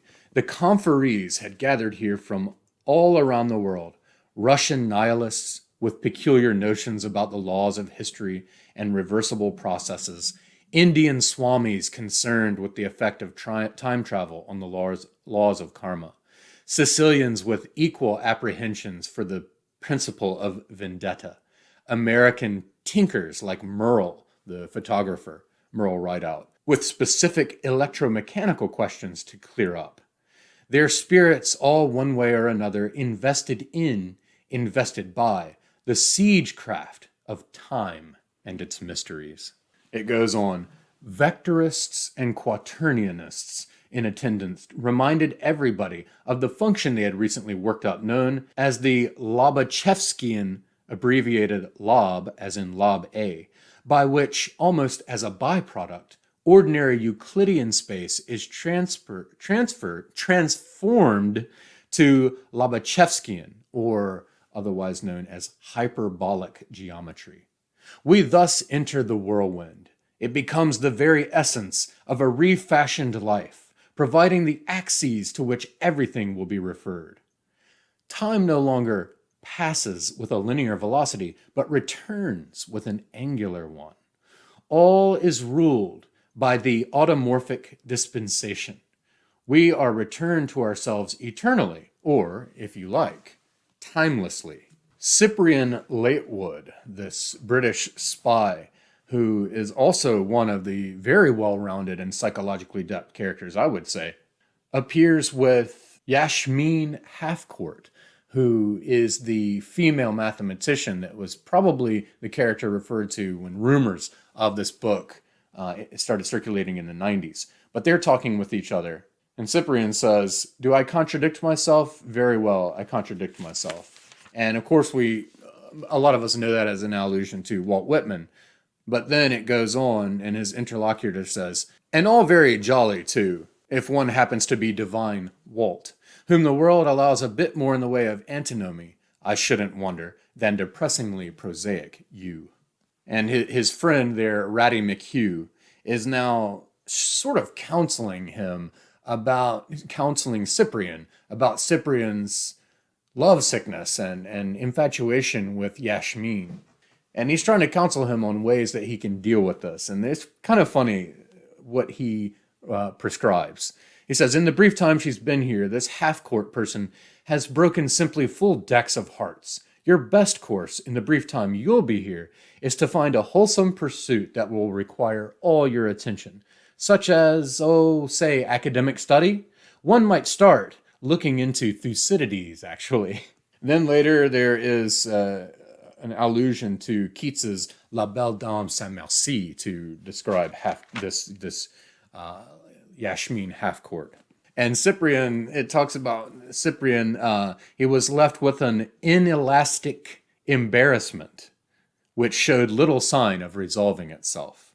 Not even conjugating Greek verbs to himself in obscure gnomic tenses, effective in other cirques, seemed to work. As for Yashmin Halfcourt, who becomes sort of obsessed with the Riemann hypothesis and the Zeta function, she secluded herself in the upper room with a number of mathematics texts and began, like so many of that era, a journey into the dodgy terrain of Riemann's Zeta function and his famous conjecture, almost casually thrown into an 1859 paper on the number of primes less than a given size, that all its non-trivial zeros had a real part equal to 1/2. When Kit comes into contact with someone he thinks he's seen before, someone very familiar, this is how Pynchon expresses it. Kit knew he'd seen her someplace. It itched at the corners of his memory. Oh, that's so beautiful. Here's another little pun. You're right, maybe a touch too serious here for a youngster. Youngster? Feigning polite interest. How old are you, Reuben, to be calling anybody that? I'm surprised they even let you out of the yard. Oh, don't let the face fool you. I'm wise beyond my years. Wet behind him, anyhow. So when he says, I'm wise beyond my years, it's expressed just like that, like someone who's wise beyond their years.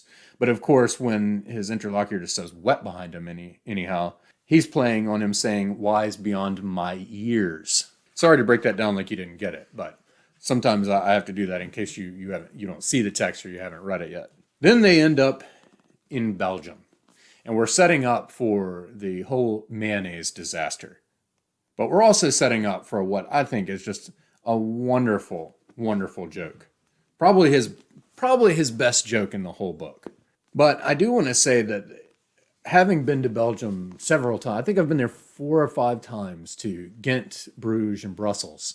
But I remember the first time I went out to a brasserie there in Ghent and them taking their fries and mayonnaise so seriously. I mean, they were bringing these trays of fries to my table and setting it down like in this apparatus that kept them hot.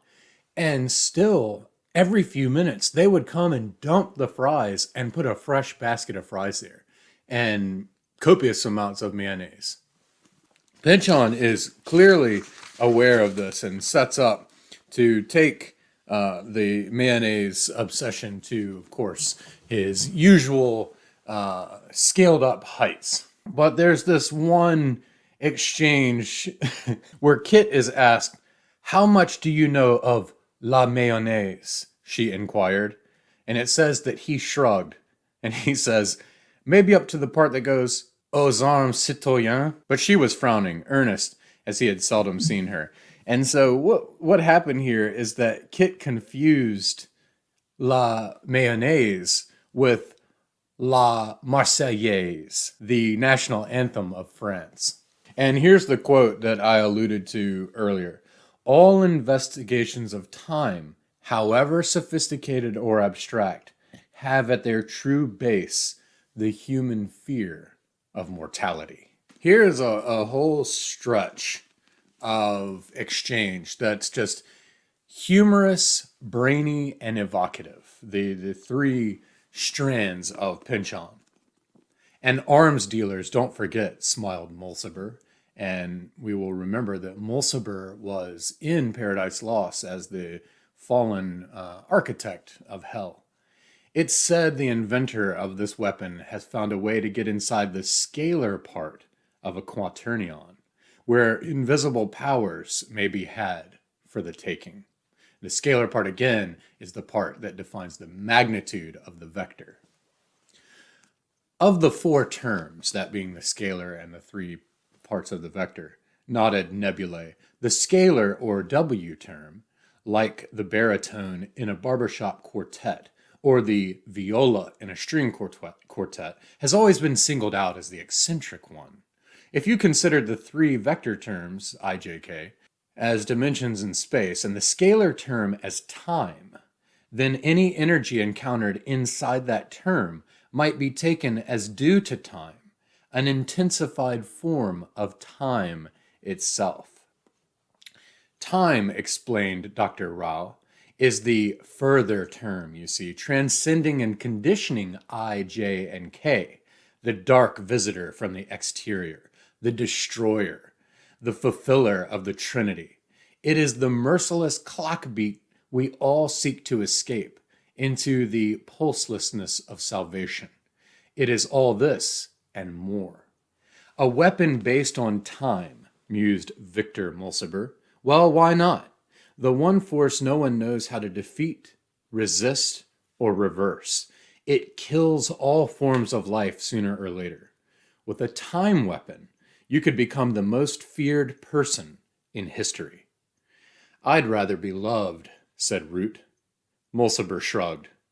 You're young.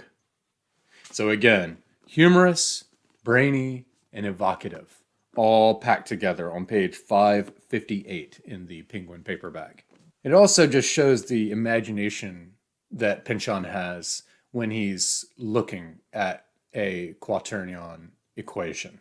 We all know the story. Now here is where we finally, 500 pages after it being introduced, the Hamiltonian faith of the quaternionists, this is where we get the famous story. And it's true. We all know the story. It is a Monday morning in Dublin. Hamilton and his wife, Maria Bailey Hamilton, are walking by the canal side across from Trinity College, where Hamilton is to preside at a council meeting. Maria is chatting pleasantly. Hamilton is nodding now and then and murmuring, "Yes, dear," when suddenly, as they approach Brougham Bridge, he cries out and pulls a knife from his pocket. Mrs. H. starts violently but regains her composure. It is only a penknife. As Hamilton runs over to the bridge and carves on the stone, I to the 2 equals j to the 2 equals k to the 2 equals ijk equals -1. The assembly here murmuring along as to a revered anthem. Oh, that was the narrative. The assembly here, where this is being spoken, murmuring along as to a revered anthem. And it is in this Pentecostal moment that the quaternions descend to take up their earthly residence among the thoughts of men. Now, this section is, again, exemplary with what Pynchon's imagination can do with the properties of Iceland spar, or the properties of birefringence. Kit couldn't quite see the reason for all the fuss, but Umeki was soon spending hours with the instrument. Okay, let me give a little bit of background. So whereas a little bit earlier I was just giving a quote about some people talking about a weapon that used the scalar properties of a quaternion to basically use time and, in a way, light and birefringence to create a weapon of mass destruction, which will be variously or interchangeably referred to as the time weapon, as it was called in the initial discussion, and the Q weapon, or quaternion weapon. Umeki was soon spending hours with the instrument, her brow tensing and relaxing, as if with sorrow and release from sorrow, as if gazing through the eyepiece at the unfolding of a prolonged, perhaps never-ending, dramatic performance from her own land. Whenever her eyes came away briefly from the instrument, they were unfocused, inflamed, as if subject to two sets of laws. Whenever Kit asked what was up, she answered at first in a low, tobacco-stricken voice, at affecting length, in what he guessed must be Japanese. Finally, "Right. First the mirrors. See here, half silvering. Not on glass, but on calcite. And this specimen, it's so pure. Any light ray entering immediately becomes a pair of rays. One ordinary, the other extraordinary." So again, a complex number. Arriving at one of these half-silvered backings, each ray then is part reflected and part transmitted. So 4 possibilities. Both rays reflected, both transmitted, one of each, and the other way around, the fatal number 4, to a Japanese mind, literally fatal. Some character as for death. Perhaps how I got drawn to the quaternions. Let us say each of the 4 states is associated with one of the 4 dimensions of Minkowskian space, or in a more trivial sense to the 4 cusps of the surface reciprocal to that of the wave, what quaternionists call the index surface. Perhaps we are meant to ignore the optics altogether, as if the rays were no longer doubly refracted, but doubly emitted from whatever object we may observe through this. As if in the conscious there were some counterpart to the extraordinary ray, and we were seeing with the eye of that unexplored realm. And that's only the eyepiece. She removed an access panel, reached in, appeared to perform some swift fancy translations and rotations, and came out again holding a crystal about the size of a human eyeball. Kit took it and scrutinized each face closely. All these faces are equilateral. Yes, this is a true icosahedron, the regular solid, not a 12 plus 8 like you'd find in pyrites, but this is impossible. There's no such, not impossible, to date, unidentified. And the sphere described through the 12 summits. Wait, don't tell me. No ordinary sphere, right? The object shimmered at him as if winking. Something like a Riemann sphere. She beamed. The realm of X plus I, Y. We are in it, whether we want to be or not. An imaginary icosahedron. Swell. Trying to remember what he could of Felix Klein's magisterial Vorlesungen über das Icoseder, which had been required reading at Göttingen, but not having much luck. Imaginary, she laughed. Not the best way to put it. She took the crystal, with a certain reverence, it seemed to Kit, and placed it in the device. What is this for? A slender ebonite handle protruded from the brass-edged groove, which ran in a complicated curve. When Kit reached for it, she slapped his hand away. Don't touch it! Ohmic drift compensator regulates how much light is allowed to enter the silvering of the mirror. Special kind of refraction, calibrated against imaginary index. Dangerous, of the essence.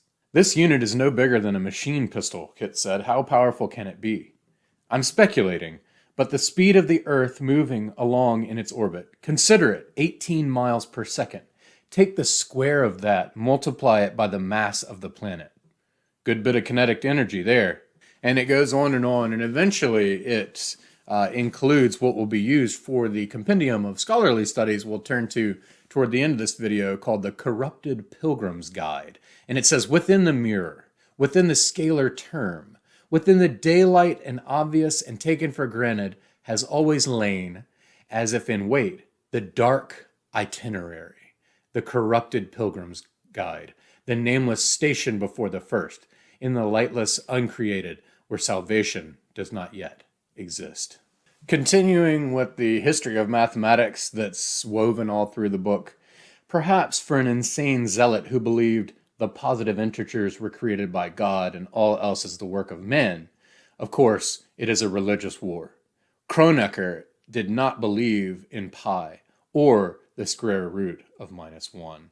And that quote from Kronecker was used for Stephen Hawking's collection of mathematical breakthroughs called God Created the Integers and All Else is the Work of Man.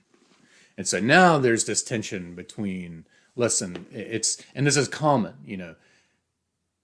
mathematicians have made up this realm.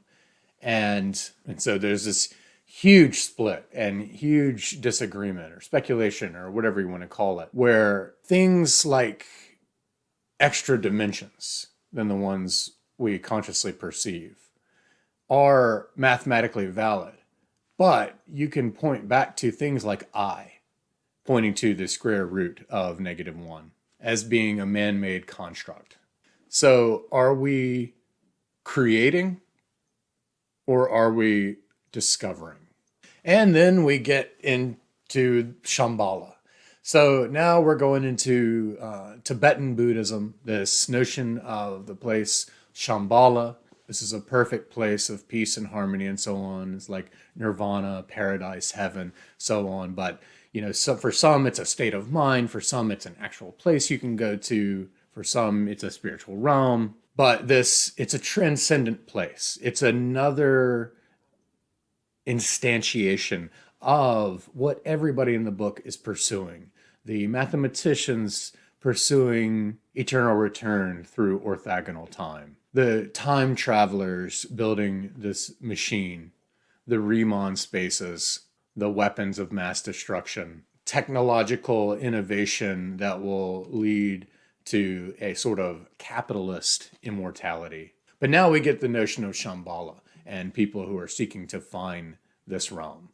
And there is apparently a map that depends on birefringence to complete. So it's been encrypted through birefringence, meaning you have to use something like a piece of calcite, a piece of Iceland spar to decrypt it. It says that this map of Shambhala makes no sense unless observed through a device called a paramorphoscope. And I really like cryptography a lot. Like the whole history of cryptography and the way different encryption methods and decryption methods, code breakers, is so fascinating. And so now Pynchon has worked up and he's brought us along and this notion of creating a map that uses birefringence or Iceland spar as a cipher. This just excites me. Here's Yasmin and Kit, the two mathematicians going back and forth. They left the auditorium house and walked through the evening. Had a piece of news today, Kit began, when out from behind a bush jumped a demented young man screaming, and I don't know how to pronounce this, but Chetchiatore Izminire, Chetchiatore Izminire, and then Yasmin, in some exasperation, evading his grasp before Kit could move in. The young man ran off down the street. I should start carrying a weapon, she said. What's that he was hollering? Fourth dimension, she said. Fourth dimension. Oh, well, guess he came to the right place. Minkowski should sure be the one to see.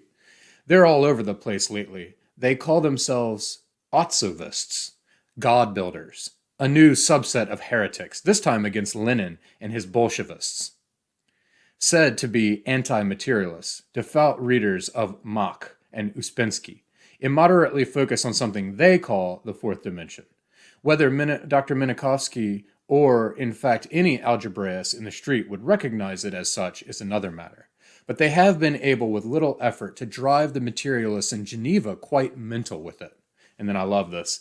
Lenin himself is said to be writing a gigantic book now, attempting to refute the fourth dimension. His position being, from what I gather, that the Tsar can only be overthrown in 3. They continue on.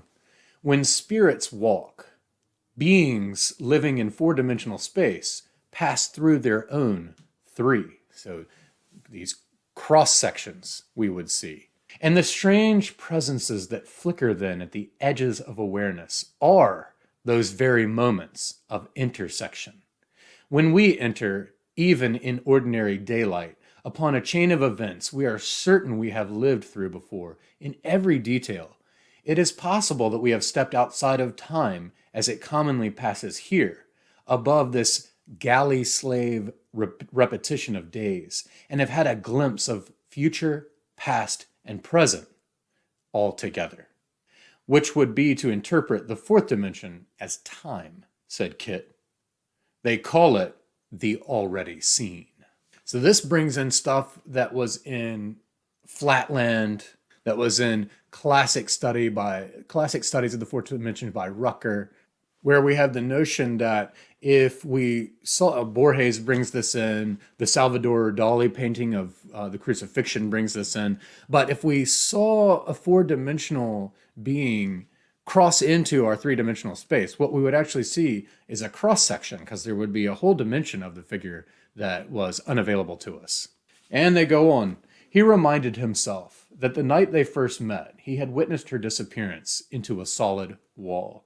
Yes, in this book we get people who disappear into walls, which I think is a nod to the 9 3/4 at the train station in Harry Potter, because there are other places where Harry Potter is definitely invoked, which is, just so amusing that not only is he directly incorporates the popular literature of the time in which he's writing about, but he's also nodding to pop culture of the time in which we're reading.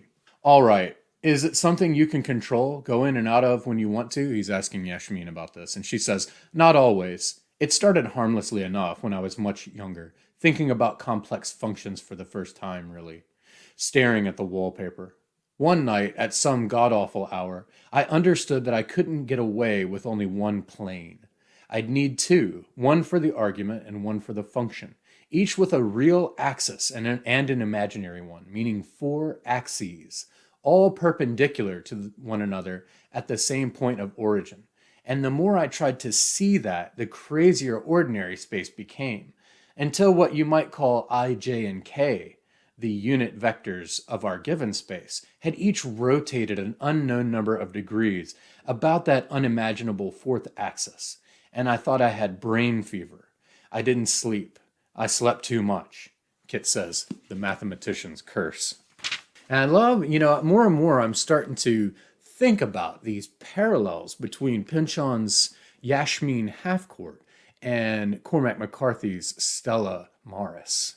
But again, we get that notion of the 4 axes from Yasmin that Umeki was discovering when she was taking apart the Q weapon. All right, here's another joke that I think is wonderful, and that I actually already talked about this, so I'm not going to linger on it, but it's the one where it brings in JFK's blunder, the Ich bin ein Berliner, there at the Berlin Wall. And I just think it's a lot of fun, despite it being denounced by one of the early reviewers. This is Reef talking. And Reef, by the way, is one of the children of Web Traverse, who did go on to at least halfway avenge his father by killing one of the 2 gunmen who killed his father. But he says everybody liked to talk about the Code of the West, as if it really existed and you could borrow a copy of it from the local library when you needed to check on details. And Pynchon is parodying this very notion that Reef is poking holes in.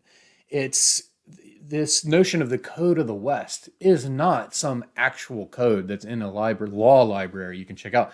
It's culturally established, especially through the popular literature of the time. The anarchists and socialists on the shift had their own mixed feelings about history. They suffered from it, and it was also to be their liberator, if they could somehow survive to see the day. In the shower baths at the end of the shift, the suffering could be read on each body as a document written in insults to flesh and bone. Scars, crookedness, missing parts. So again, Pynchon is removing the glamour that nationalism would like to use as a wallpaper over the real travails of the working class, who both have to work to support themselves, but are really not able to enjoy their lives. And by the time they could do something like retire, they're pretty much worn to the bone and have just as much money as they always had. Next up is the amusing Freudian, a cigar is sometimes just a cigar. So I'll skip over that since we talked about it during the book review. We get these mirrored or palindromic characters called Renfrew and Werfner. One is British, one is German, but the name Renfrew and Werfner is just flipped. It's just a mirrored name. And again, this is a pairing of people. And once again, it's like a complex number personified. When we lost our ethereal being and became embodied, we slowed, thickened, congealed to, grabbing each side of his face and wobbling it back and forth. This. The soul itself is a memory we carry of having once moved at the speed and density of light. The first step in our discipline here is in learning how to reacquire that rarefaction, that condition of light, to become once more able to pass where we will, through lantern horn, through window glass, eventually, though we risk being divided in two, through Iceland spar, which is an expression in crystal form of Earth's velocity as it rushes through the ether, altering dimensions and creating double refraction. He paused at the door. Atonement, in any case, comes much later in the journey. Do have something to eat. There's a good chap. So always ending on a sort of pathetic or moment of levity when things get really heady. But the ether is something that I haven't talked about yet. But there, at this time, there are serious notions about ether in the atmosphere. And here it's being compared to, like I said, imagine being a being looking down on all of us and everything you're seeing, then having the screen of Iceland spar. That's sort of the same thing that's being talked about here. And the thought that perhaps our very existence here is all being split by the Iceland spar of the ether in our Earth's atmosphere. And there really are all these other tracks, all these other realities that are going on all the time. Let's break the headiness up with another great descriptive. A sky of milk blue flesh descending to vermilion at the sea, the theatrically colored light thrown back to stain every west-facing surface.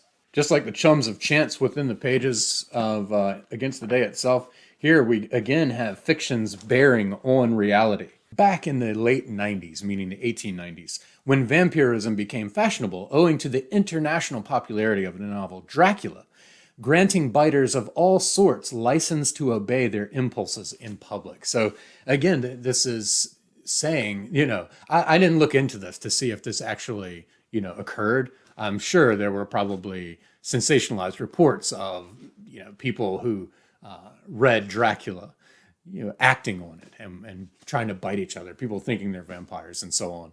But nonetheless, it's really, this highlights what Pynchon's getting at, and that is fiction's bearing on, or let's say pop culture's bearing on reality. It's also setting us up for something pretty amusing here in a little bit. Mathematics once seemed the way. The internal life of numbers came as a revelation to me, perhaps as it might have to a Pythagorean apprentice long ago in Crotona, a reflection of some less accessible reality, through close study of which one might perhaps learn to pass beyond the difficult given world. So that Platonic realm of math. Mathematics as a reality. Here's another gag on, anachronistic gag on pop culture. One day, the noted Uyghur troublemaker Al-Mar Fuad showed up in English hunting tweeds and a deerstalker cap turned sideways, with a sort of ultimatum in which one might just detect that difficulty with the pre-vocalic R typical of the British upper class. Greetings, gentlemen, on this glorious 12th. So obviously this Arabic-looking or Middle Eastern-looking name, Al, A-L, and then space, Mar, M-A-R, dash, Fuad, is Elmer Fudd. Here again, we have that Pynchonian refrain of it's all theater, or it's only theater. So that by the end of the piece, sir, each imprisoned in his own fear is praying that it will all be only theater. The Chinese remind us that the journey of 1,000 miles begins with a single step. Yet they keep curiously silent about the step itself, which too often must be taken, as now, from inaccessible ground, if not indeed straight down into an unmeasured abyss. The moment he passed through the gate, Kit was not so much deafened as blinded by a mighty release of sound, a great choral bellowing over the desert, bringing, like a brief interruption of darkness in the daytime, a distinct view now, in this dusk, of sunlit terrain, descending in a long gradient directly ahead to a city whose name, though at the moment denied him, was known the world over, vivid in these distances, bright yellow and orange, though soon enough it would be absorbed into the same gray confusion of exitless ravines and wind-shaped rock ascensions through which they had labored to get here, and must again to regain the Silk Road. Then the vision had faded, embers of a trail fire in the measureless twilight. Just a glorious, beautiful description. But what he has seen is what we'll come to understand is what's known as the Tunguska event of 1908. But we're given that as the first glimpse of it. Then, at the beginning of the next section, we get this perfect short little sentence standing off on its own to start the section off. A heaven-wide blast of light. And this is such a great, effective sentence to introduce now the main focal point and description of what Kit had seen. And that is the Tunguska event. And it was a 12 megaton explosion that flattened 80 million trees over an 830 square mile area. It's attributed to a meteorite, but there's no crater.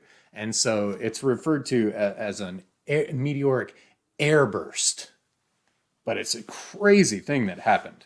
And we get a very specific time and date marker here, right after a heaven-wide blast of light, as of 7:17 a.m. local time on 30th of June, 1908. And here we see it again, with no announcement. Everything, faces, sky, trees, the distant turn of river, went red. Sound itself, the wind, what wind there was, all gone red as a living heart.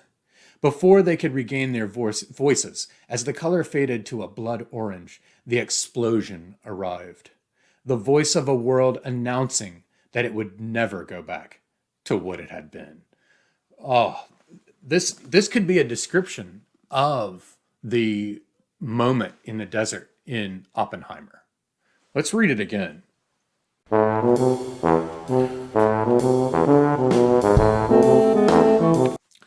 Before they could regain their voices, as the color faded to a blood orange, the explosion arrived. The voice of a world announcing that it would never go back to what it was, or to what it had been. This loss of innocence. We opened this voice with the, chipper wholesomeness of a boy's book, just this adventure and wonder. And now we are going through and heading into moments that will violently rob us of that whimsy, of that bliss, and indelibly change us all. Of course, Pynchon has to give us all of these wild phenomena that happen following the event, such as reindeer discovered again their ancient powers of flight, which had lapsed over the centuries since humans began invading the north. Some were stimulated by the accompanying radiation into an epidermal luminescence at the red end of the spectrum, particularly around the nasal area. And of course, he is intimating Rudolph the Red-Nosed Reindeer here, but using technical scientific terms. As we start to get into sort of the last legs of the novel, we are with the chums again. Shambhala, cried Miles, and there was no need to ask how he knew. They all knew. For centuries, the sacred city had lain invisible, cloaked in everyday light, sun, star, and moonlight, the campfires and electric torches of desert explorers, until the event over the stony Tunguska, as if those precise light frequencies which would allow human eyes to see the city had finally been released. What it would take the boys longer to understand was that the great burst of light had also torn the veil, separating their own space from that of the everyday world. What is that veil? Is that fiction? Has the Tunguska event torn the fiction that separates them from the other characters and goings on in the book? And that for the brief moment, they had also met the same fate as Shambhala, their protection lost, and no longer able to count on their invisibility before the earthbound day, or against the day. Continuing on with the after effects of the Tunguska event, it went on for a month. Those who had taken it for a cosmic sign cringed beneath the sky each nightfall, imagining ever more extravagant disasters. Others, for whom orange did not seem an appropriately apocalyptic shade, sat outdoors on public benches, reading calmly, growing used to the curious pallor. As nights went on and nothing happened, and the phenomenon slowly faded to the accustomed, deeper violets again, most had difficulty remembering the earlier rise of heart, the sense of overture and possibility, and went back once again to seeking only orgasm, hallucination, stupor, sleep, to fetch them through the night and prepare them against the day. And in another of our historical markers, we now get another precipitant event of the outbreak of the Great War. Toward the end of October, all hell broke loose over the Austrian announcement that they were intending to annex Bosnia. And indeed, Austria would annex Bosnia in 1908, and it was announced on October 6th. And then, of course, we get a little pun here. "What's this?" Cyprian said. "Map of Austria-Hungary." "Oh, do I get a magnifying lens with it?" "What's the scale here?" muttered Bevis. Thane squinted at the legend. "Seems to be 1 to 50 million, if I've counted the noughts correctly." And Cyprian says, "A bit too naughty for me." Getting closer and closer to the end, and with the Great War now right on the cusp of breaking out, we get history referred to as time's pathology. And then in a scene here with Reef, Traverse, and Flacco, you can't help but recall scenes of Manhattan on 9/11, which occurred, of course, 5 years before this book was published. And it says, "One thing to try and keep an honorable deal with your dead," it seemed to Reef.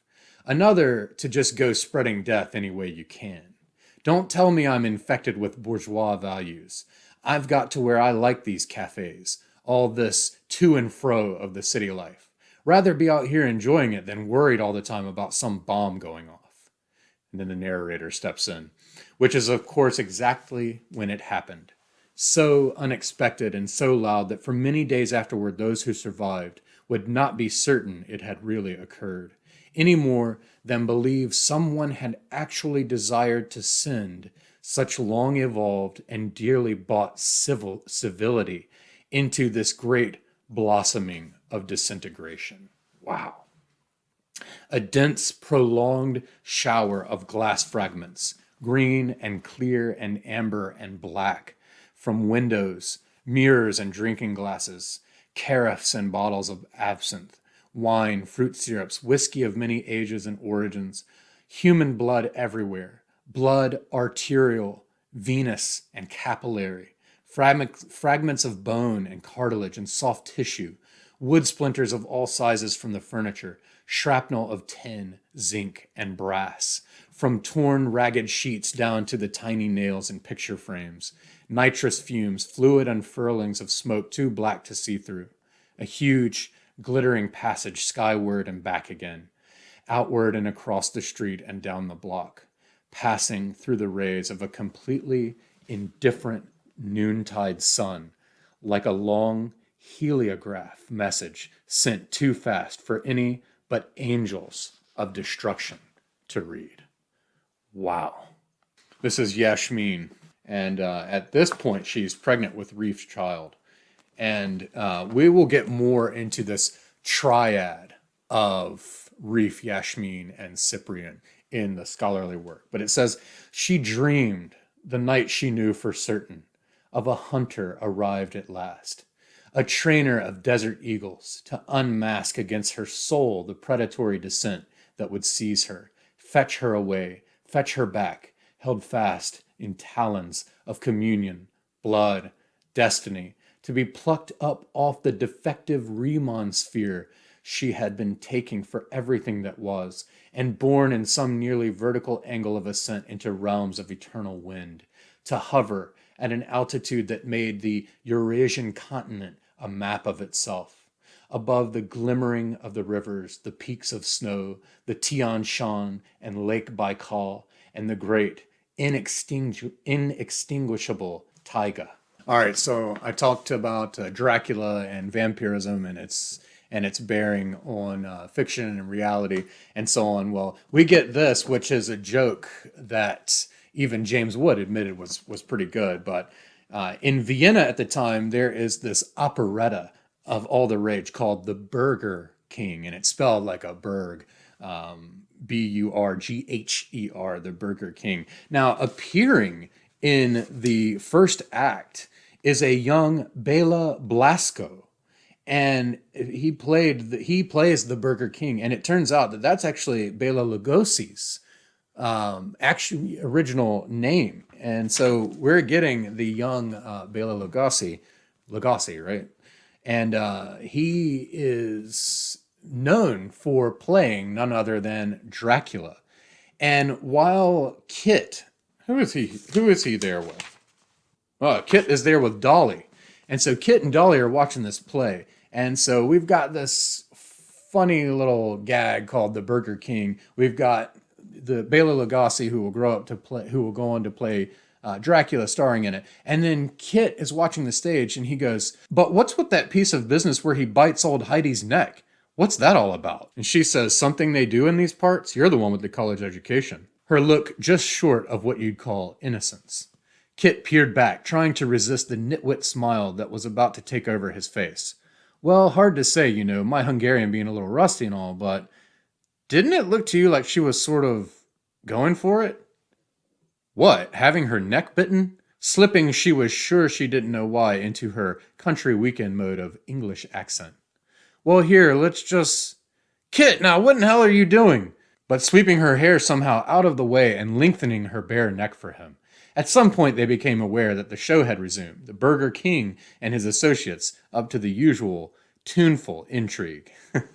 Because what he could make out were words only the young lady had any right to sing. He was unavoidably reminded of the passing of his own youth, gone before he'd had a chance to take note of it, and thus was able to hear, lying just beneath an intense awareness of loss, as if the division between the singers were more than the width of a valley, something to be crossed only through an undertaking at least as metaphysical as song, as if Orpheus might once have sung it to Eurydice in hell, calling downward through intoxicant fumes, across helically thundering watercourses, echoing among limestone fantastically sculptured over unnumbered generations by time personified as a demiurge and servant of death.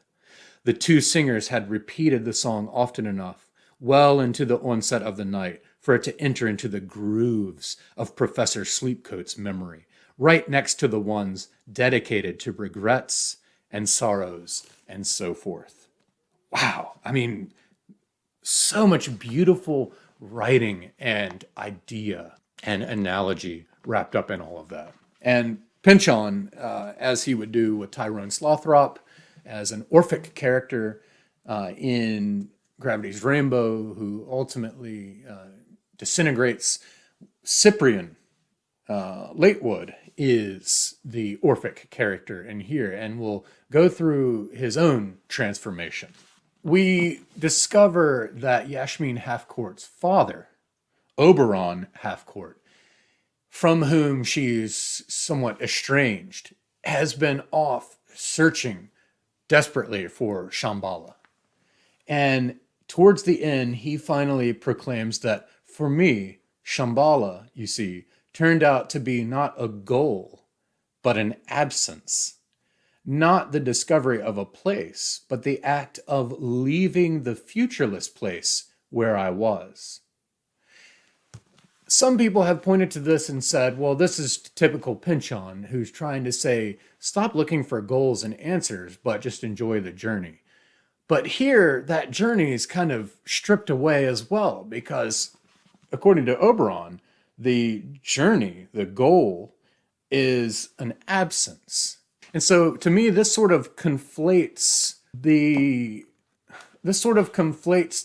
notions of negative theology, that being we can only come to know God through what we know that he is not, or constructing an idea of ultimate reality through negative statements.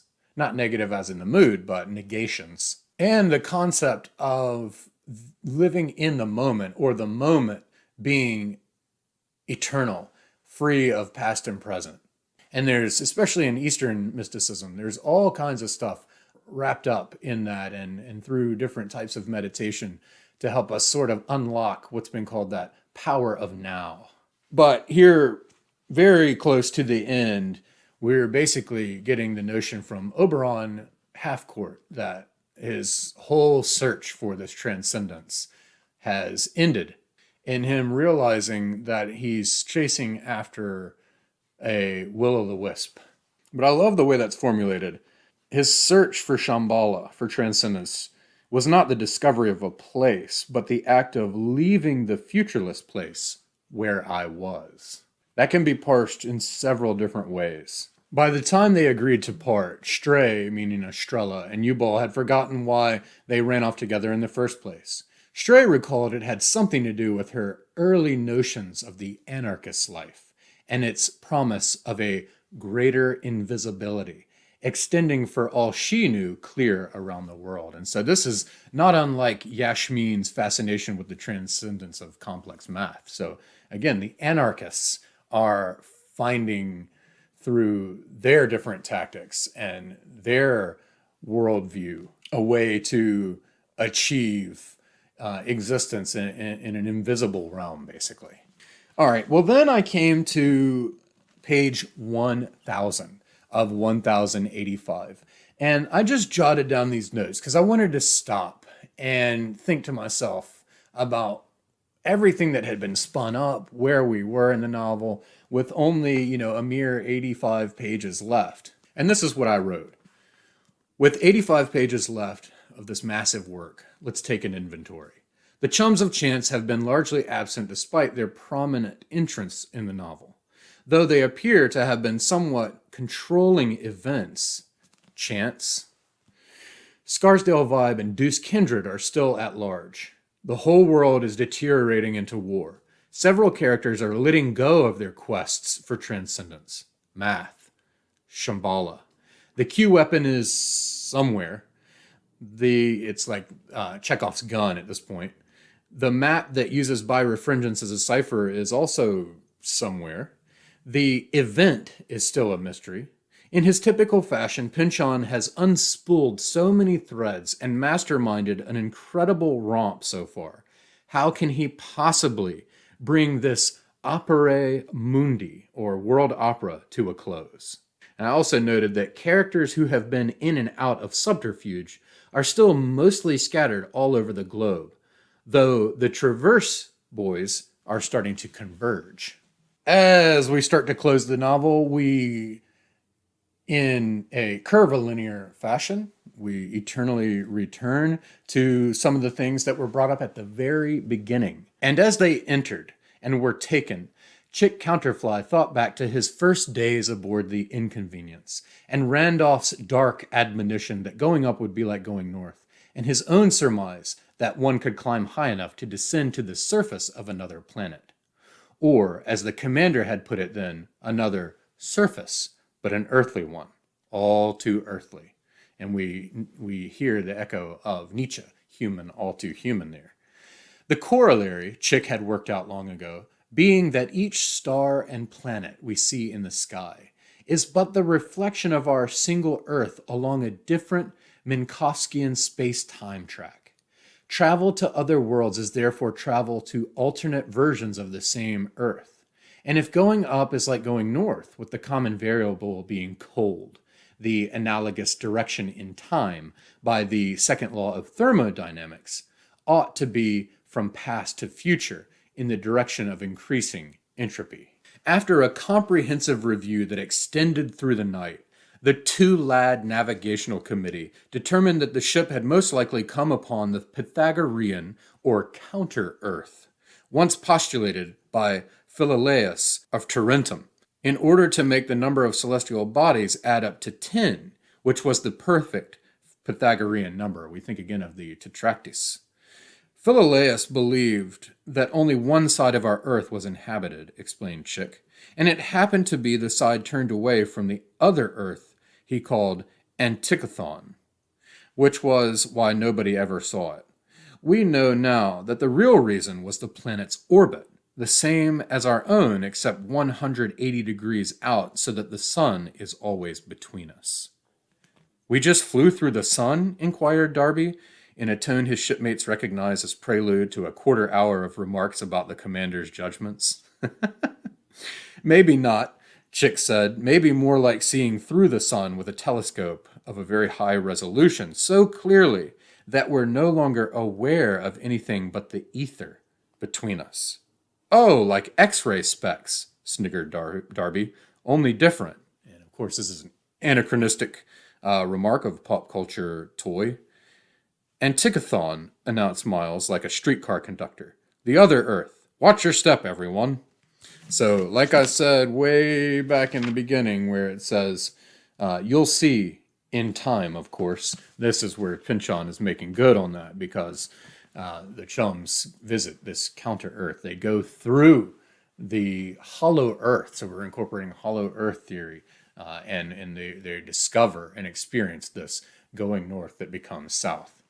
And now we get the fateful date, the early autumn of 1914, the outbreak of the Great War. And it says, especially given the current world situation. And Randolph, St. Cosmo, and the boys are all puzzled. World situation? And it occurs that they're completely unaware of what's happening on Earth below them. And this will be the final stage in what's called the ceremony of innocence for them. As if long ago, having learned to fly, in soaring free from enfoldment by the indicative world below, they had paid with a waiver of allegiance to it, and all that would occur down on the surface. So this flips the biblical notion of as above, so below. And it gives us the inverse, as below, so above. Are ghosts dreadful because they bring toward us from the future some component in the vectorial sense of our own deaths? Are they partially, defectively our own dead selves, thrust back in recoil from the mirror face at the end to haunt us? Chick, who regarded the metaphysical as outside his remit, settled as usual for nodding and puffing politely. So, of course, again, there's that bathos or levity at the end of such heady thoughts. But imagine, how are they getting all of this information? How are the chums coming to know and think about such things? Well, it's because in this novel, as below, so above. Gentlemen, Randolph pleaded. He gestured out the windows, where the long-range artillery shells, till quite recently objects of mystery, glittering with the colors of late afternoon, could be seen just reaching the tops of their trajectories and pausing in the air for an instant before the deadly plunge back to Earth. So now we are getting those echoes of gravity's rainbow, the deadly parabola of the rockets. And then we get an allusion to 1918 and the conclusion of the Great War. It says, back in Europe, something called an armistice had taken effect. I'm skipping over a ton of fleeing through the Balkans as war is going on everywhere with Serbs and Turks and Greeks and on and on and on. Coming close to the end of my notes now, we get this beautiful narrative paragraph of the changing terrain and what I would think and what I want to refer to as the prelude to Byron the Light Bulb, because of course Gravity's Rainbow is happening some 20, 30 years later than this book. While crossing the continent, the boys had expressed wonder at how much more infected with light the nighttime terrains passing below them had become, more than anyone could ever remember, as isolated lanterns and skeins of gaslight had given way to electric street lighting, as if advanced parties of the working day were progressively invading and settling the unarmed hinterlands of night. But now at last, flying in over Southern California and regarding the incandescence which flooded forth from suburban homes and city plazas, athletic fields, movie theaters, rail yards and depots, factory skylights, aerial beacons, streets and boulevards bearing lines of automobile headlights in constant crawl beneath any horizon, they felt themselves in uneasy witness to some final conquest, a triumph over night whose motive none could quite grasp. Notice the violent wartime language: infected, advanced parties, invading, settling, unarmed, conquest, triumph. Electricity here, technological progress, has ultimately triumphed, but there's a violent warlike aspect to this. Something has been conquered. Any triumph implies a conquest. With about 50 pages left to go, we're introduced to the integroscope. This book is chock full of inventions and notions of inventions, but the integroscope is my favorite. And this is basically what it is an invention that uses calculus, integrals and derivatives and so on, to be able to train it on still photography, and basically animate and derive what went on to happen from that photograph. So to turn it into the strip or the timeline of the reality that capturing represents. So if dreams are the creations or spinning ups of alternative realities, then so too are photographs. And the integroscope allows you to see into what would go on from there. This is Merle Rideout, again, Dolly's father, and an inventor named Roswell. See, every photographic subject moves, Roswell explained, even if it's standing still. It breathes. Light bounces off. Something. Snapping a photograph is like what the math professors call differentiating an equation of motion, freezing that movement into the very small piece of time it takes the shutter to open and close. So we figured, if shooting a photo is like taking a first derivative, then maybe we could find some way to do the reverse of that. Start with the still photo and integrate it. Recover its complete primitive and release it back into action, even back into life. We worked at it off and on, Merle said, but it wasn't till old Lee DeForest added that grid electrode to the Fleming valve that everything began to make sense. Then it seemed clear enough that with a triode valve, an input resistor and a feedback condenser, for instance, you could breadboard a circuit that if you chose your resistance and capacitance right, you could put in a simple alternating voltage on the grid, call it sine of t, and get minus cosine of t for an output. So that in theory, the output, Chick grasped, can be the indefinite integral of any signal you put on the grid. There you go, Roswell nodded.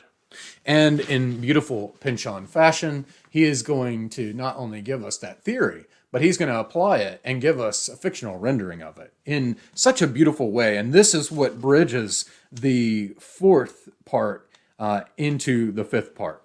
And this is Merle. And at the end of the working day, when all sources of light seemed to have withdrawn as far as they were going to, making shadows as long as they would be, Merle cranked up the integroscope one more time and took one of the photos he'd kept of Dolly. This is a really heartfelt description of a moment there in the snow in this picture. Though it was usually enough to stay in their past together before she'd left, tonight he decided to bring it all the way up to the present day, on through a high-speed blur of all her time since Telluride and New York and Venice and the war, up to this very evening, except over there in Paris it was morning.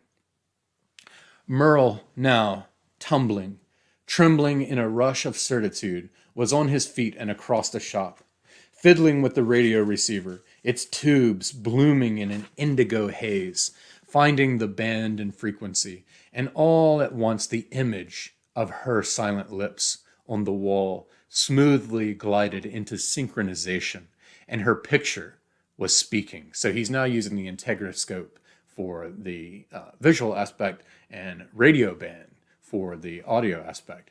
A distant grown woman's voice propagating through the night ether, clear as if she was in the room. He gazed at her, shaking his head slowly, and she returned the gaze, smiling, speaking without hurry, as if somehow she could see him, too. And then that's the end. And we get part 5, Rue du Départ.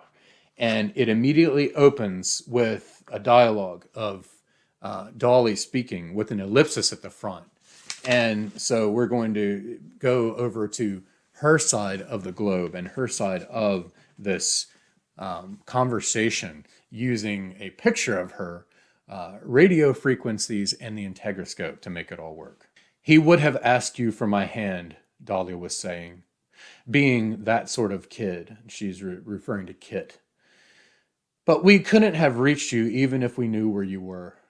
And then it goes to narrative. It would have felt like throwing a bottle in the ocean, except that she knew Merle was there. Even with a fair idea of the odds that he wasn't, given the war and the ocean and the North American continent and a radio spectrum that seemed to expand every time she looked. Somehow, the beams emerging far above her were finding their way straight to him, straight and true. And finally, in the very last paragraph, we suddenly switch into the present tense, and we see, of course, the chums of chance aboard the Inconvenience, and they fly toward grace. Okay, now we enter the scholarship portion of this video. So basically what I am going to do is take the 11 stellar essays that were collected in Pynchon's Against the Day, a corrupted pilgrim's guide from, I think, Delaware University Press, edited by Jeffrey Sievers and Christopher Lease. And fun fact, I met Jeff Sievers at the David Foster Wallace conference earlier this year, and I addressed him as Jeffrey Severs, to which he promptly but courteously told me that it's actually Sievers. So I'm really excited when I'm able to pronounce things correctly. But then I think I freaked him out a little bit because I sort of foisted my copy of David Foster Wallace in context from Cambridge, or is that Oxford? Cambridge, because he had an essay in there and asked him to sign the title page of his essay. And I asked him if that's the first time he had ever been asked to sign his name to a critical essay of his that had been anthologized, and he said yes. So I have that honor and hold that record. So thank you very much. Anyhow, there are 11 essays in here, and unfortunately, as with most academic press books, this thing is basically unaffordable. So I'm happy that I get to include it here in this video, and hopefully that will help some of you out who are interested but don't, have the ability to take out a small business loan and purchase this book. But what I'll do is I'll just give a quick little summary in my own words of each essay, and then I'll go through and give you what I felt were the points that really jumped out at me and that I think in the overall context of this video will add a lot to it and maybe provoke you to think more about the thoughts of these scholars. And like I said earlier, I think this is a good balancing of the seesaw. So this is sort of the antipodes of Pynchon's Against the Day reception. So we have the early book reviewers and critics on one side of the seesaw, and now we have the scholars who came a bit later, and like I've said over and over, they have a different, it's just a totally different discipline on this side of the seesaw. And the more that I think about weighing these two different disciplines, the more I see that we really, really need to incorporate both. There's really such a need for both around the publishing industry. And I will also say that since Pynchon specifically said of his work to a friend who later published this, he was hoping that his work would keep academics or scholars busy for decades, sort of like what Joyce said about his books. And so that tells me that Pynchon, he really doesn't have the critics and reviewers in mind. He has his fans, his readers, and scholars and academics in mind.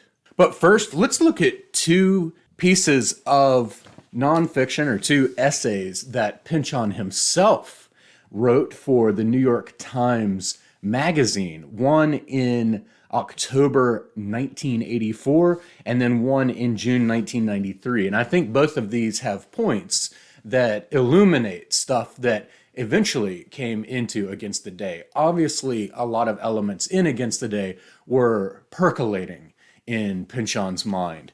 But the first one from 1984 is it okay to be a Luddite or a Luddite? And this is typically taken today and in general to mean someone who is very averse to technology. I find myself exhibiting signs of a Luddite, even though I'm complicit in that I work in technology. But it opens up like this. As if being 1984 weren't enough, it's also the 25th anniversary this year of C.P. Snow's famous Reed lecture, The Two Cultures and the Scientific Revolution, notable for its warning that intellectual life in the West was becoming increasingly polarized into literary and scientific factions, each doomed not to understand or appreciate the other. And that is exactly some of the stuff that I've already mentioned that you can see going on in Against the Day and in work like Pynchon's in general. He says that such intellectuals, for the most part literary, were supposed by Lord Snow to be natural Luddites. And so for Snow, there was this sort of implication that people from the humanities, people who are literarily minded, though intellectuals, they were ignorant of the sciences. And because of that ignorance of math and science, they were naturally Luddites and therefore against technology. Except maybe for brainy Smurf, Pynchon says. It's hard to imagine anybody these days wanting to be called a literary intellectual, though it doesn't sound that bad if you broaden the labeling to, say, people who read and think. Being called a Luddite is another matter. It brings up questions such as, is there something about reading and thinking that would cause or predispose a person to turn Luddite? Is it okay to be a Luddite? And come to think of it, what is a Luddite anyway? And he goes through sort of the history of how this term came about, different myths, different things that are recorded fact. He says that historically, Luddites flourished in Britain from about 1811 to 1815. They were bands of men, organized, masked, anonymous, whose object was to destroy machinery used mostly in the textile industry. They swore allegiance not to any British king, but to their own King Lud. But the Oxford English Dictionary has an interesting tale to tell. In 1779, in a village somewhere in Leicestershire, one Ned Ludd broke into a house and, in a fit of insane rage, destroyed 2 machines used for knitting hosiery.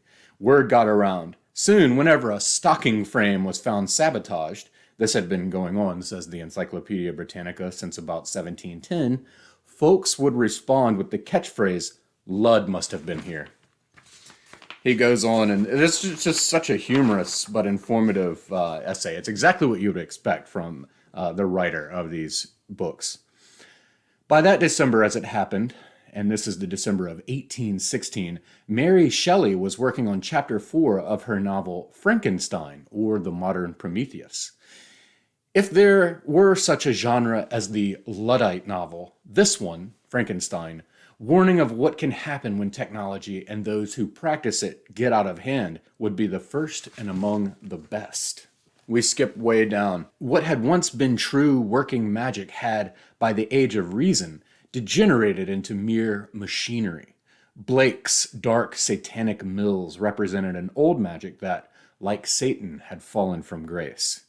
As religion was being more and more secularized into deism and non-belief, the abiding human hunger for evidence of God and afterlife, for salvation, bodily resurrection if possible, remained. And we can see these traces here in 1984 that Pynchon is ruminating on make their way ultimately into Against the Day. Each in its way expressed the same profound unwillingness to give up elements of faith, however irrational, to an emerging techno-political order that might or might not know what it was doing. To insist on the miraculous is to deny the machine at least some of its claims on us, to assert the limited wish that living beings, earthly and otherwise, may on occasion become bad and big enough to take part in transcendent doings. And this is exactly the drive we see in so many of the characters and groups in Against the Day, from mathematicians to the Twit organization to other mystics and shamans and philosophers and alchemists. Listen to this. This is 1984. And think about, when I read this, the initial reception to Against the Day. Pynchon says, but if we do insist upon fictional violations of the laws of nature, of space, time, thermodynamics, and the big one, mortality itself, then we risk being judged by the literary mainstream as insufficiently serious. Being serious about these matters is one way that adults have traditionally defined themselves against the confidently immortal children they must deal with. Amazing how accurately he prophesied and preempted the reception of Against the Day, some, 30 years before it was published. He even says that Westerns, romance novels, whodunits, these genres, by insisting on what is contrary to fact, fail to be serious enough, and so they get redlined under the label escapist fiction. This is especially unfortunate in the case of science fiction, in which the decade after Hiroshima saw one of the most remarkable flowerings of literary talent, and quite often genius, in our history. Besides being a nearly ideal synthesis of the two cultures, science fiction also happens to have been one of the principal refuges in our time for those of Luddite persuasion. But we live now, we are told, in the computer age. Writers of all descriptions are stampeding to buy word processors. Machines have already become so user-friendly that even the most unreconstructed of Luddites can be charmed into laying down the old sledgehammer and stroking a few keys instead. We are all supposed to keep tranquil and allow it to go on, even though, because of the data revolution, it becomes every day less possible to fool any of the people any of the time. If our world survives, the next great challenge to watch out for will come. You heard it here first, when the curves of research and development in artificial intelligence, molecular biology, and robotics all converge.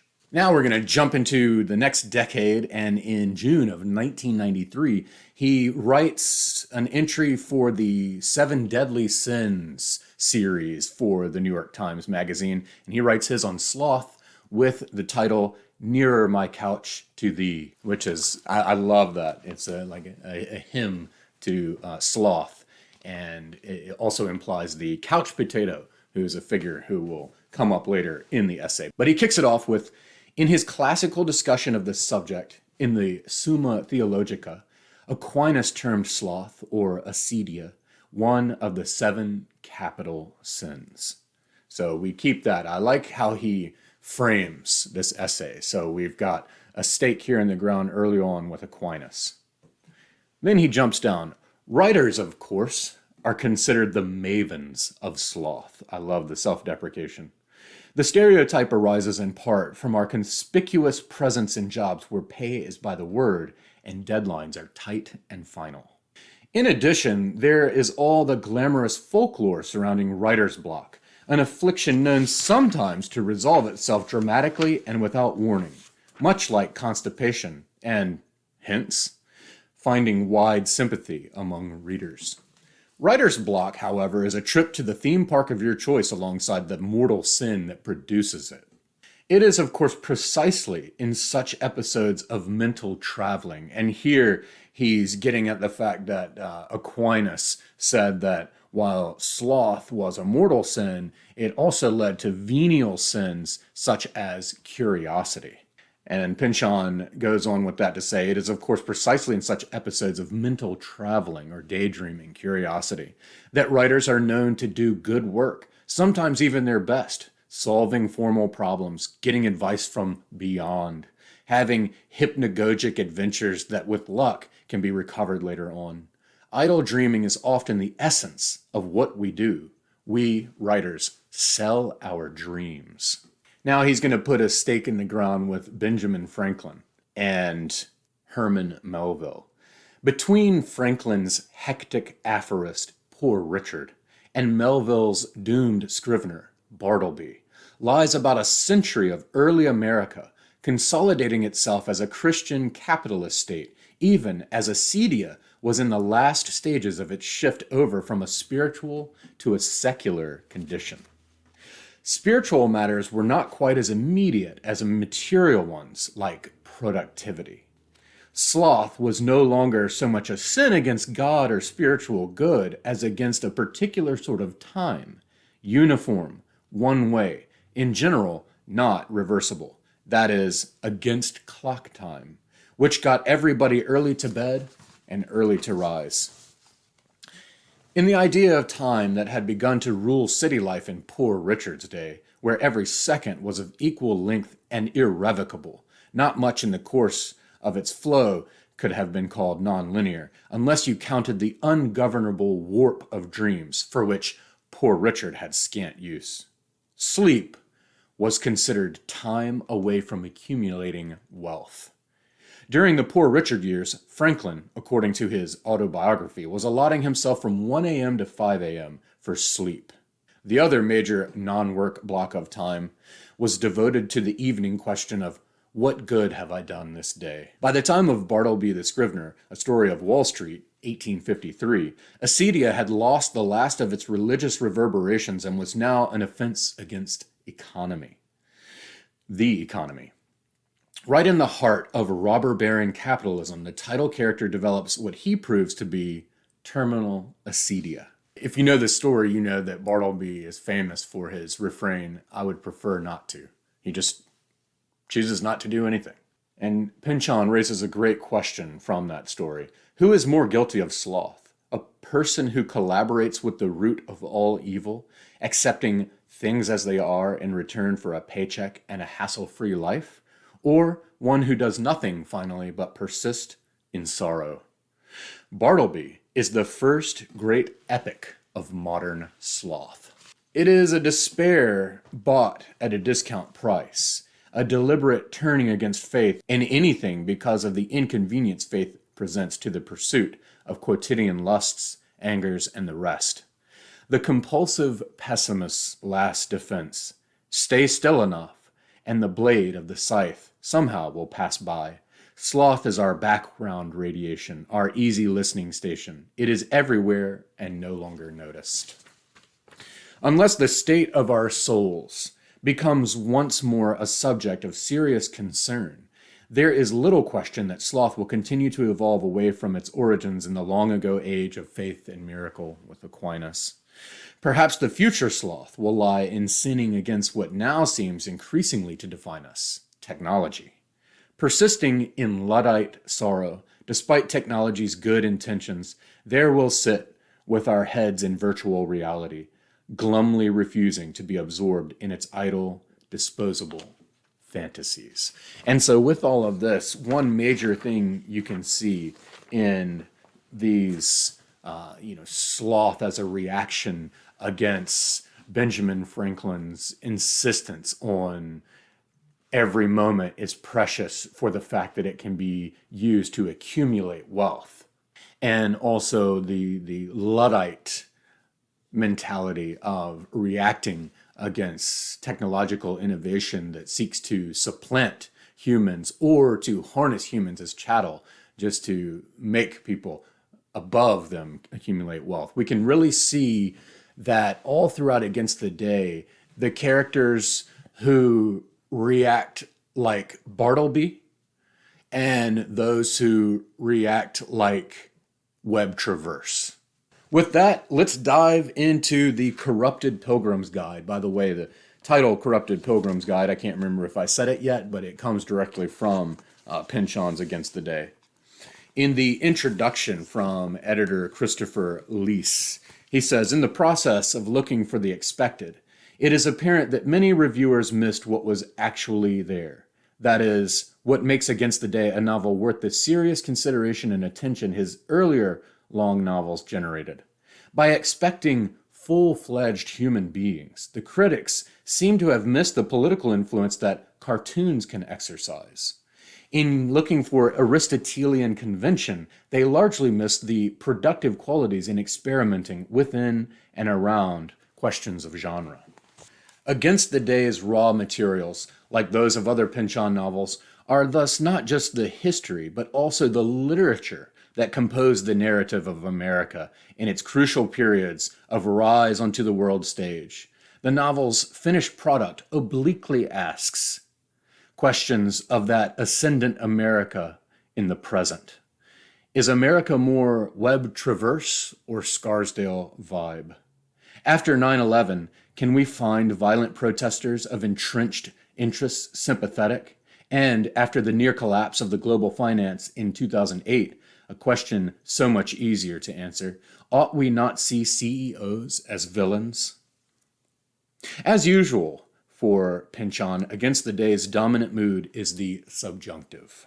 Leaving reviews for the reviewers, we have instead drawn inspiration from the Against the Day wiki, which almost instantly began the scholarly annotation process and which has produced dramatically more accurate and far-reaching research than any single scholar could turn out with years and years of rereading. One might say that it takes a village to read a Pynchon novel.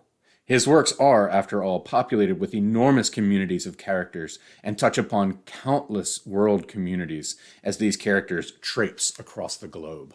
More than ever, Against the Day invites the expertise and experience of all the world's readers to contribute to a conversation about his work, and thus all of literature thereby. Pynchon maps pairs of two-dimensional characters, so often a prime target of reviewers' negative critique, in a slightly offset fashion, creating extra diegetic depth in precisely the same way human eyes perceive three dimensions in the real world. Wonderful introduction. And so the very first essay that's included is from Brian McHale. It's called Genre as History, Pynchon's Genre Poaching. And he proves how, in Against the Day, Pynchon systematically coordinates his use of genre with the eras evoked in the story world. And furthermore, with each genre, Pynchon modulates it. Each individual genre, he modulates it, sometimes to match the way that it developed during history, but often to bring to the foreground what was suppressed in that genre. This is really a brilliant essay. A couple of highlights from it. The Chum series is Pynchon's invention, but it is modeled on actual mass-market juvenile adventure series of the early 20th century. The most familiar of these is the series devoted to the inventions and adventures of Tom Swift. Our colleague, brother Tom Swift, as one of the chums calls him much later in Pynchon's novel. If in one sense the professor's analysis is correct, and the Old West does indeed end with the closure of the frontier and the triumph of industrial production, as represented by the stockyards the chums saw down below on their way to Chicago World's Fair, In another sense, he is contradicted by the presence at the same Columbian exposition of Buffalo Bill's Wild West show. For the Wild West show testifies to the continuing vitality of the fictional West, the West of the yellowback or dime novels, or the novels that James Wood humorously said that he's not badly read enough to know about, that made Buffalo Bill Cody a household name in the first place. I just thought that was brilliant. I didn't even consider that we are seeing in that, I think it's in the same paragraph, or at least on the same page, we're seeing the end of the reality of the Old West, but the vestige of it transmuted and carried on, and thus imbued in the popular collective consciousness of the fictional Old West. Brilliant. The world of Against the Day converges with that of the shocker or spy novel, a subgenre of so-called imperial romance. And then Pynchon suddenly introduces a new genre, never glimpsed before in the novel's preceding 1,040-odd pages. All of the features of this introduction of the new genre, so late in the novel, unmistakably signal hard-boiled detective fiction. The interesting question is not, why introduce this genre, but why do so just now, so late in the novel? Lou Bassnight, the tough guy detective in this passage, has already passed through two other detective genres to reach this one. Bassnight's itinerary retraces that of Dashiell Hammett's detectives from agency operative, the Continental Op, to private investigator, Sam Spade and Nick Charles. I just thought that was utterly brilliant. I did note the change in register of how Lou Bassnight talks, but I didn't notice, and I certainly couldn't articulate it as well as Mick Hale, what Pynchon was doing here. And really, it's almost like he's setting up for Inherent Vice in a way. Pynchon appropriates the conventions and materials of genres that flourished at the historical moments during which the events of his story occur. And then the chums receive special treatment because they are reserved for a special destiny. The paradox is powerful. Pynchon reserves the most lightweight of all the genres he poaches, literally as well as figuratively lightweight, airborne, lighter than air, the mission of bearing witness to the weightiest, the gravest of historical catastrophes, meaning the Great War. And like I was saying about how Mick Hale shows how with some genres, Pynchon shows and brings out and foregrounds what was suppressed historically, as with the British spy shocker. If homosociality is the norm, however, homoeroticism itself is repressed and dissimulated in the historical genre. Pynchon takes the shocker out of the closet in his version of the spy novel. He seizes on the genre's intense homosociality and amplifies it into outright homosexuality in the person of his principal spy, the British secret agent Cyprian Latewood. This whole detailing of these claims, these ideas, is just wonderful, so well supported. Summing up, Against the Day is a library of entertainment fiction, but entertainment fiction passed through the looking glass, rendered differently, altered, parodied, revised, and demystified, queered. Over the course of several substantial novels, since at least Gravity's Rainbow in 1973, and nowhere more extensively and more successfully than in Against the Day, Pynchon has been refining his practice of what we might call mediated historiography, the writing of an era's history through the medium of its popular genres. There is little or no precedent for Pynchon's method of sampling from the whole range of a particular era's popular genres and piecing them together in a single text to produce, if not genuinely exhaustive coverage, then at least a compelling illusion of exhaustiveness. And so Pynchon in 2006 is indeed doing something quite new.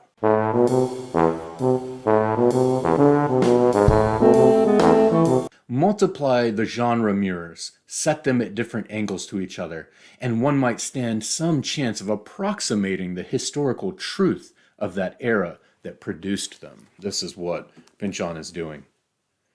His parody of juvenile inventor fiction reflects our distance from the chum's boy book innocence. And indeed, as so many critics have proven, we now, reading Against the Day, we are just much too serious and grown up and jaded and complex now compared to the opening of Against the Day.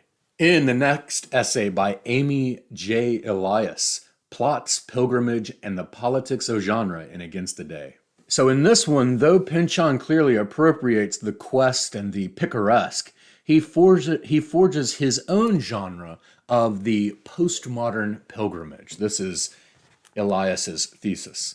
The pilgrimage is a circular trajectory that is both linear and closed, like the quest, but also open-ended, like the picaresque. She says many reviewers have complained about both its confusing episodic structure and its generic promiscuity, meaning the promiscuity of using so many different genres.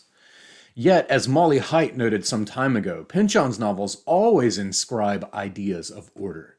There is always a paranoid logic that renders order logically, politically, and metaphysically mysterious but not absent. A third genre option, and what I will call postmodern pilgrimage, uniquely accounts for the novel's dominant motifs and symbols and accommodates Pynchon's anarchic politics. None of Pynchon's novels, however, is a typical quest narrative. Height has noted, in fact, that failure to attain revelation is a hallmark of Pynchon's questing heroes.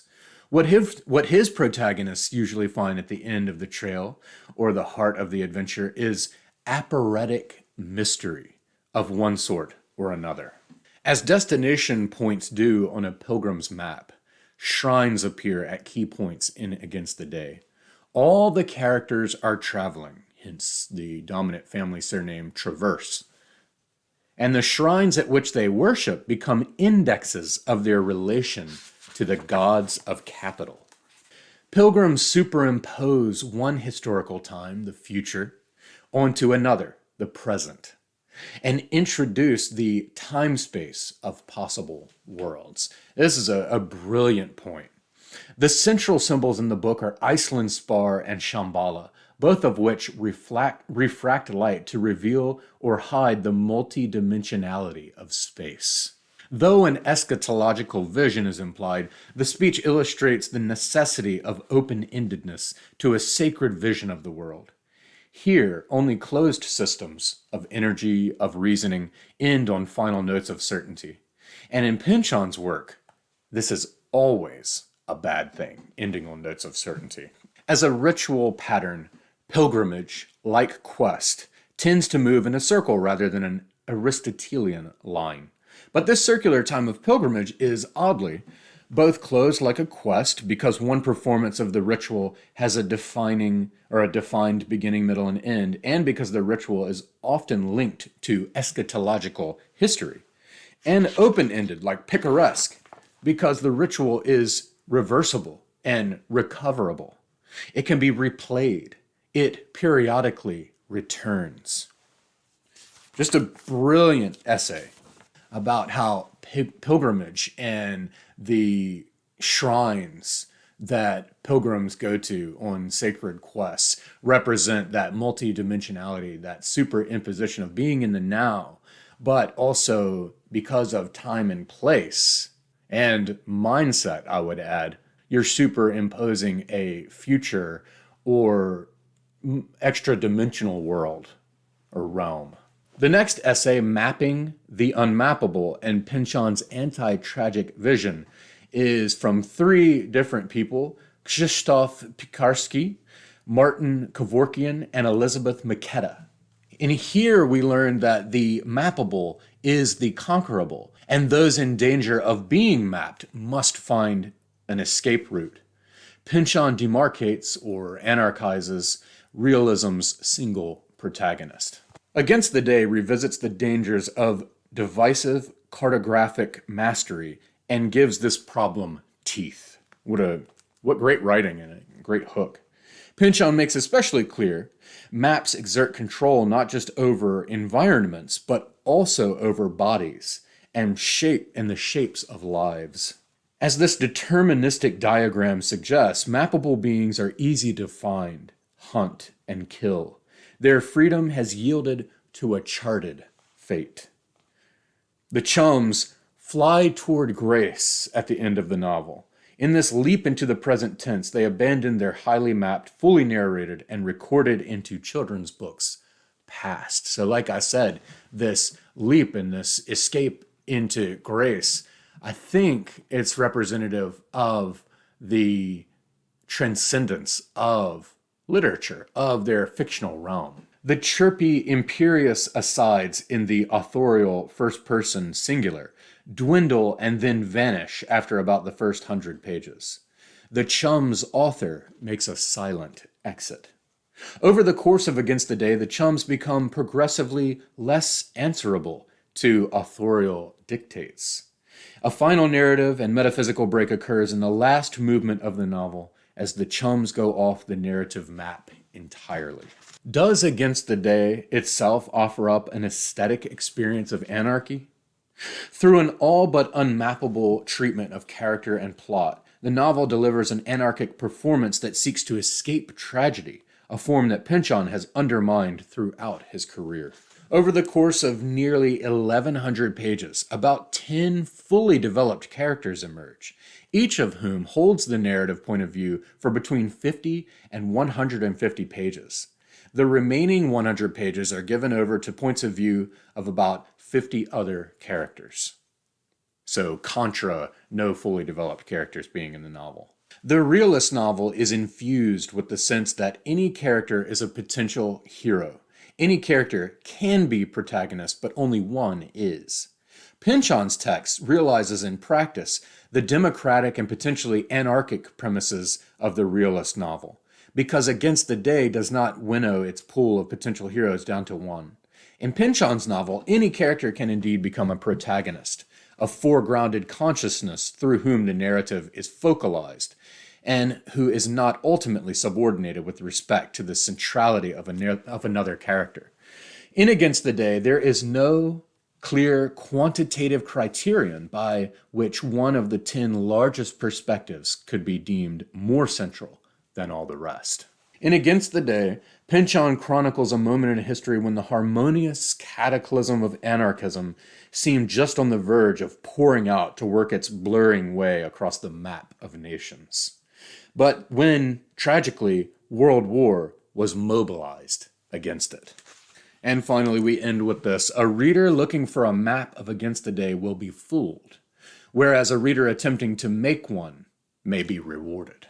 So that goes back, I feel like that goes back to what I was saying about the crossword puzzle analogy, where someone who's looking for the map of Against the Day or the solution to the crossword puzzle will be fooled. What Pynchon gives instead is the chance for you to make a map, to make a solution that will then be weighed with the community of other readers to assert a matrix of possibilities. In Justin St. Clair's Binocular Disparity and Pynchon's Panoramic Paradigm, we see that Pynchon not only depicts a panorama in the novel, he appropriates its logic. And what I thought was so cool about this is that when I went to Wrocław, Poland one time, I got to go to a modern panorama. And it was such a neat experience. But what it is it's this building that you walk into, everything's arranged for maximal effect. But essentially, it's a 360-degree rendering of a painting. And you go up onto a platform in the middle of this room, and the painting is surrounding you. And there are different things in there, ceilings, partitions, and so on, that limit your view. But then what's so cool is that all these objects, these inanimate objects, are placed in front or in the foreground of the painting on the wall to give it this depth. And what Justin St. Clair is getting at is this sort of blurring of two different artistic fields, the blurring of real objects with a painted or simulated object. But the one that I went and saw was this battlefield. And so some of the field was recreated inside and in front of the panoramic painting. It was really amazing experience.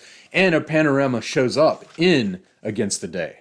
Justin St. Clair says that reading the novel panoramically offers us a new, wide-ranging model for understanding Pynchon's method of characterization throughout his oeuvre, while also neatly synthesizing his interests in immersive technologies, in drug-induced hallucinations, and in the remediation of outdated media forms.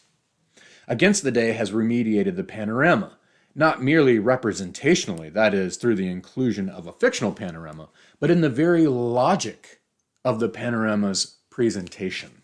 Some readers and critics, it seems, continue to demand round characters and reject flat characters as inherently flawed, even while many postmodern practitioners evince little interest in realist conventions of character development. And there's a footnote here that I turned to. It's footnote 22, because I got curious about this. And he says, C. E. M. Forster, The Aspects of the Novel. In this 1927 study, Forster defines flat characters as types or caricatures. In their purest form, he writes, flat characters are constructed around a single idea or quality. A round character, meanwhile, waxes and wanes and has facets like a human being. Literary studies, broadly writ, has so thoroughly internalized this classic distinction that in some quarters the terminology no longer evokes Forster's original treatise. Even worse, however, is the fact that Forster's schema has been popularly reduced to a simplistic equation. Flat equals poorly wrought and round equals well wrought. This gross oversimplification is miles away from Forster's original observations. In Aspects of the Novel, Forster not only takes those who decry flat characterization to task, he also emphasizes the utility of two-dimensionality. A novel that is at all complex, he notes, often requires flat people. Thought that was very interesting. We continue. Those who complain of the flatness of the characterization in Against the Day, however, fail to acknowledge that Pynchon's fiction rejects fundamental notions of psychological realism outright. After all, this is a novel in which, on the 5th page, we find a dog reading Henry James. Despite a lack of interest in constructing psychologically complex characters in the realist tradition, however, Pynchon does not dismiss the notion of characterization outright or altogether. Rather than generating depth by creating so-called round characters, as, say, Henry James did, through intricate investigations into the fictional psyches of individual characters, Pynchon generates depth by juxtaposing flat characters in pairs, relying on the reader to process the disparity between the two images. And this goes back to what I was talking about character pairings being utilized and employed like complex numbers in math. One real, one imaginary part, but the two together being a composite. In some respects, this is a palindromic remediation of 19th century panorama. For rather than erecting an unreal painted backdrop behind a collection of real three-dimensional props, Pynchon arranges a collection of fictive props in front of a historical backdrop. And we end with this.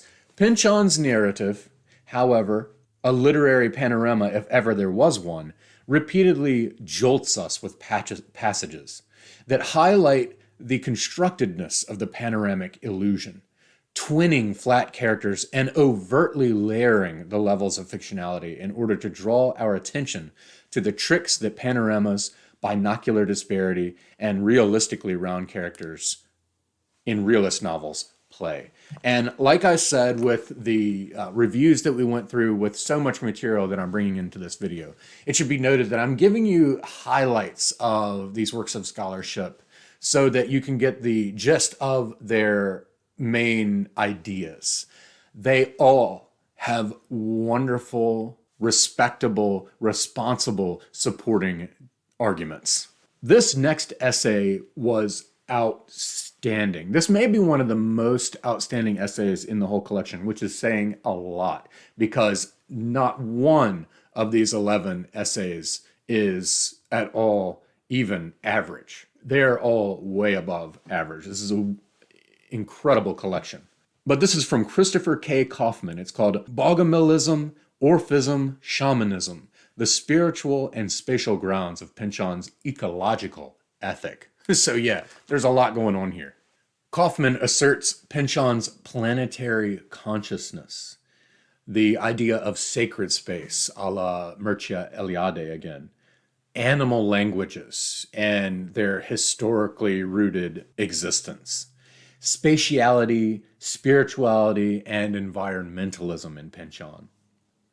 And then we focus on Cyprian Latewood, Pynchon's Orpheus type, to particularly exemplify the theses in here. The conjunction of these three concerns, ecology, morality, and space, results in a text in which spiritual and spatial dimensions are mutually supportive and together buttress the text's development of a normative environmentalism.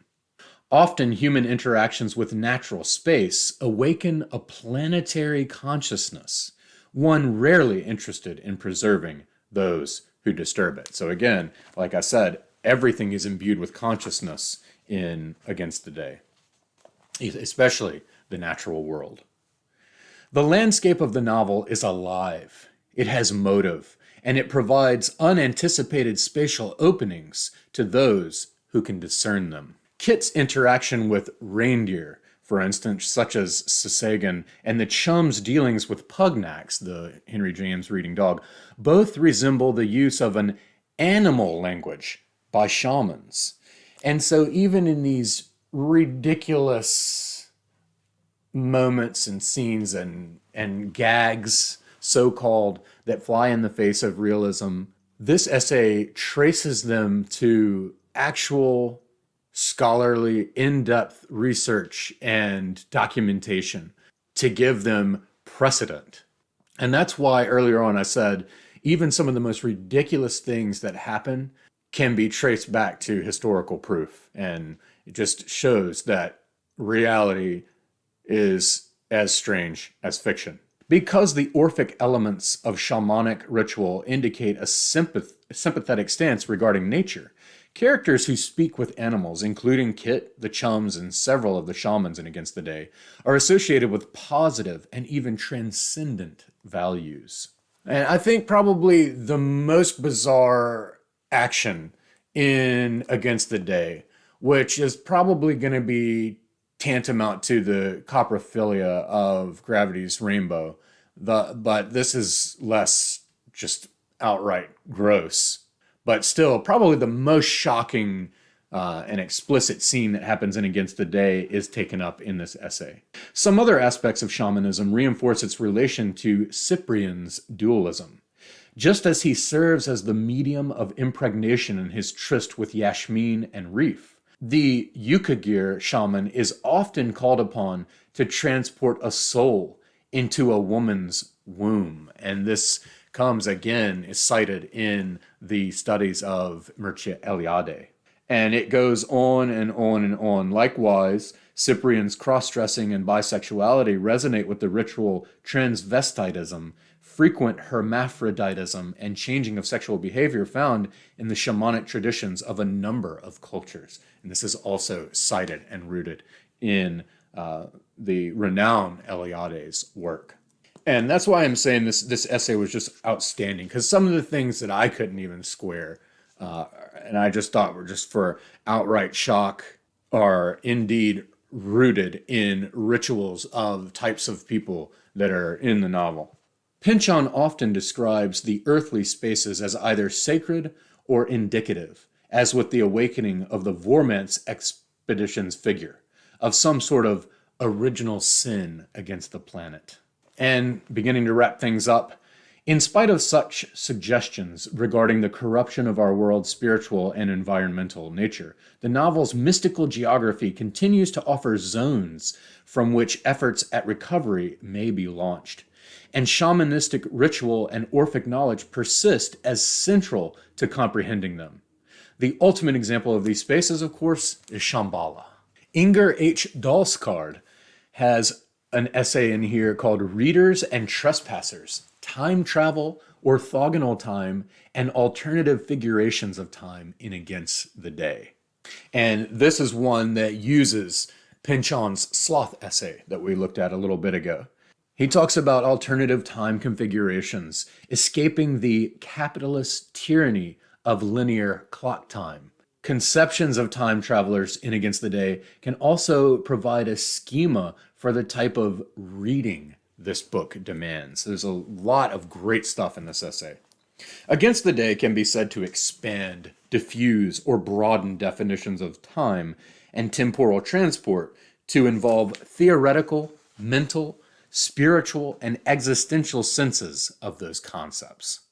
When time is money and cityscapes are organized in ruler-straight grids to become a kind of high-output machine, materials and labor going in, goods and services coming out, Pynchon writes in the sloth essay, a shift from a spiritual to a secular condition occurs in which lack of productivity is a sin against a particular sort of time, that is, clock time. This orthogonal time, for which a capitalist state becomes a dominant tool for regularizing mindsets and behavior, stands in opposition to alternative kinds of time perception and productivity. And, that is another illumination of the very first line in the novel that says, straighten up all lines, or straighten all lines with an exclamation mark. This can also be seen as the capitalists' cry to the working class to smooth things out and regularize things for max productivity and ultimately wealth accumulation for the capitalist. In Pynchon's text, though, 3 novel models of time travel break with this idea. One recurrent image is that of time and space travel departing at a 90-degree angle, offering journeys at right angles to the flow of time. A second is that of a curved, rotating, or circular line, which allows eternal return. A third image exemplifies ideas of coexistence, multiple parallel or radiating timelines, which can take the form of alternate histories. Our approach to and interaction with the text potentials may resemble those the trespassers, capital T, experience within the text. And at that time travel conference at Candlebrow University that I read about, I forgot to also mention that there are these trespassers who show up there and they basically say, hey, we've figured out a way to eternally return. And we're coming back. And furthermore, there's this pernicious thing in there that they know where everything's headed. And so they're coming back to get supplies and basically appropriate things from the past. Born of a genre of juvenility in which diegetic aging is inappropriate, the Chums of Chance nonetheless trespass on and interact with a plot in which real time does pass for other characters who grow up and age at a natural pace. And this would be contra the pot shots at the fact that the Chums seem to never grow older. Pot shots implying that Pynchon blundered. And this makes a wonderful case that he knew exactly what he was doing. And when I say that, it sounds like just a blanket statement from a fan. But again, there's so many markers, so many details that reinforce this claim. Discussions of time in terms of vector space, quaternions, and other contemporary mathematical and physical theories point to another scientific explanation for the fact that multiple realities can be found to radiate from one point of origin. According to quantum physics and mathematics, time travel of the sort the Chums experience is perfectly possible at the subatomic level, and ghost worlds of probabilities coexist happily when not observed. Erwin Schrödinger made this point in relation to Niels Bohr and Werner Heisenberg's Copenhagen interpretation when he put his eponymous cat in a box to live and die until observing it collapses the wave function and decides which of the two eigenstates, dead or alive, applies. In this interpretation, a quantum event yields two or more possible outcomes, whence observation, measuring or recording, makes only one of these outcomes the real one. Many worlds theory, however, stipulates a universe in which multiple ghost realities continue to coexist because they diverge, branch, or simply bilocate into different worlds, where each possible outcome is equally real. A consciousness observing or measuring does not, that is, collapse a wave function into only one of the possible eigenstates. Wow. Very well said. And extremely imaginatively stimulating. The scientific and philosophical discussion of time in relation to space begins during the Vormans expedition, continues between vectorists and quaternionists throughout the book, and finds practical technological applications, or supernatural expressions, in such diverse examples as the shamanic bilocation, the Tunguska event, the Hypops apparatus, which I believe that's the apparatus that's invented to allow travel under desert sands, La Doppiatrice, and the Integroscope, my favorite, which in different ways allows characters to bilocate or evade the normal passage of time. But when time equals money, this equivalency has a deadening effect on the apparently unproductive hours of creative daydreaming. With such an orthogonal mindset, the regulated capitalist lifestyle aims to suppress and deaden magic, mystery, creativity, supernaturalism, or any subversive alternative. In an easily overlooked dimension of Pynchon's title, then, Against the Day, it is Franklin's rigidly timed day, the day, that daydreamers find themselves running up against. If the trespassers articulate a model of reading with a high degree of creative participation, the chums keep themselves at a distance from the text, willing to have boyish adventures in this as in other stories, but almost always waiting for cues, contracts, and direction for action. This is an amazing way of framing two types of readers using the trespassers in the novel and the chums of chance. Readers may be trespassers, participant observers, shaping and selecting in the very act of reading and open to proliferations of meaning, or chums of chance, who view the text mostly at a distance, preferring to single up all lines, and whose involvement in the European War had not really begun until they took refuge on neutral ground. One important challenge Against the Day sets for us, therefore, is to keep accommodating the idea that a dominant interpretation can have several equally valid alternatives and still be true. The task for readers is not only to be trespassers on the text, but also to emulate the aeronauts, the dual citizenship in the realms of the quotidian and the ghostly. I love that. I want to, yes, that is how I want to always read. Narrating Tesla in Against the Day by Terry Riley. This highlights Pynchon's narration and celebration of the historical figure, Nikola Tesla, his inventions, and, of course, his eccentricities. And we'll see how Pynchon utilizes Tesla's autobiography to get the register of his dialogue. Yet another approach, one that began shortly after the appearance of Gravity's Rainbow in 1973, has evolved into a debate about whether or not Pynchon's extensive use of scientific concepts categorizes his work as science fiction. That's interesting to think about. While this essay acknowledges the validity and importance of such commentary, it takes a different approach. One that explores relationships between science and the paranormal through characterizations of actual scientists and inventors represented or alluded to in Pynchon's works. Most of the hundreds of scientists and inventors in Pynchon's works appear either as cameos or as flat characters.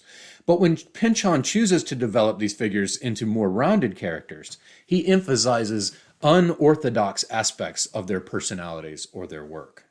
Those with quirky personalities, or with one foot in hard science and the other in some unorthodox field such as the occult or the paranormal, the so-called mad scientist aspect of many scientists, receive much attention.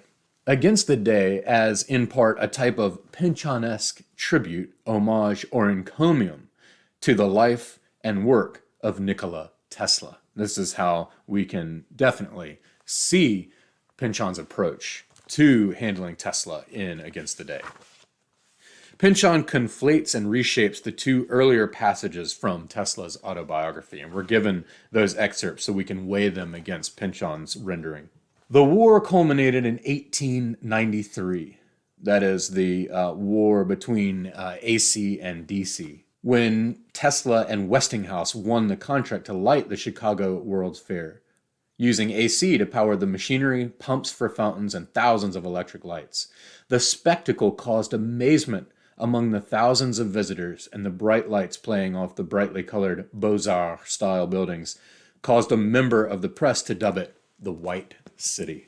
Tesla may have caused the Tunguska event when he directed a huge amount of electrical energy toward the ionosphere, hoping that it would be deflected downward and make impact somewhere near the North Pole, where Edmund Peary was exploring. Pynchon's version of the story, as told by Professor Vanderjuice, is remarkably similar to Nicholson's hypothesis of events.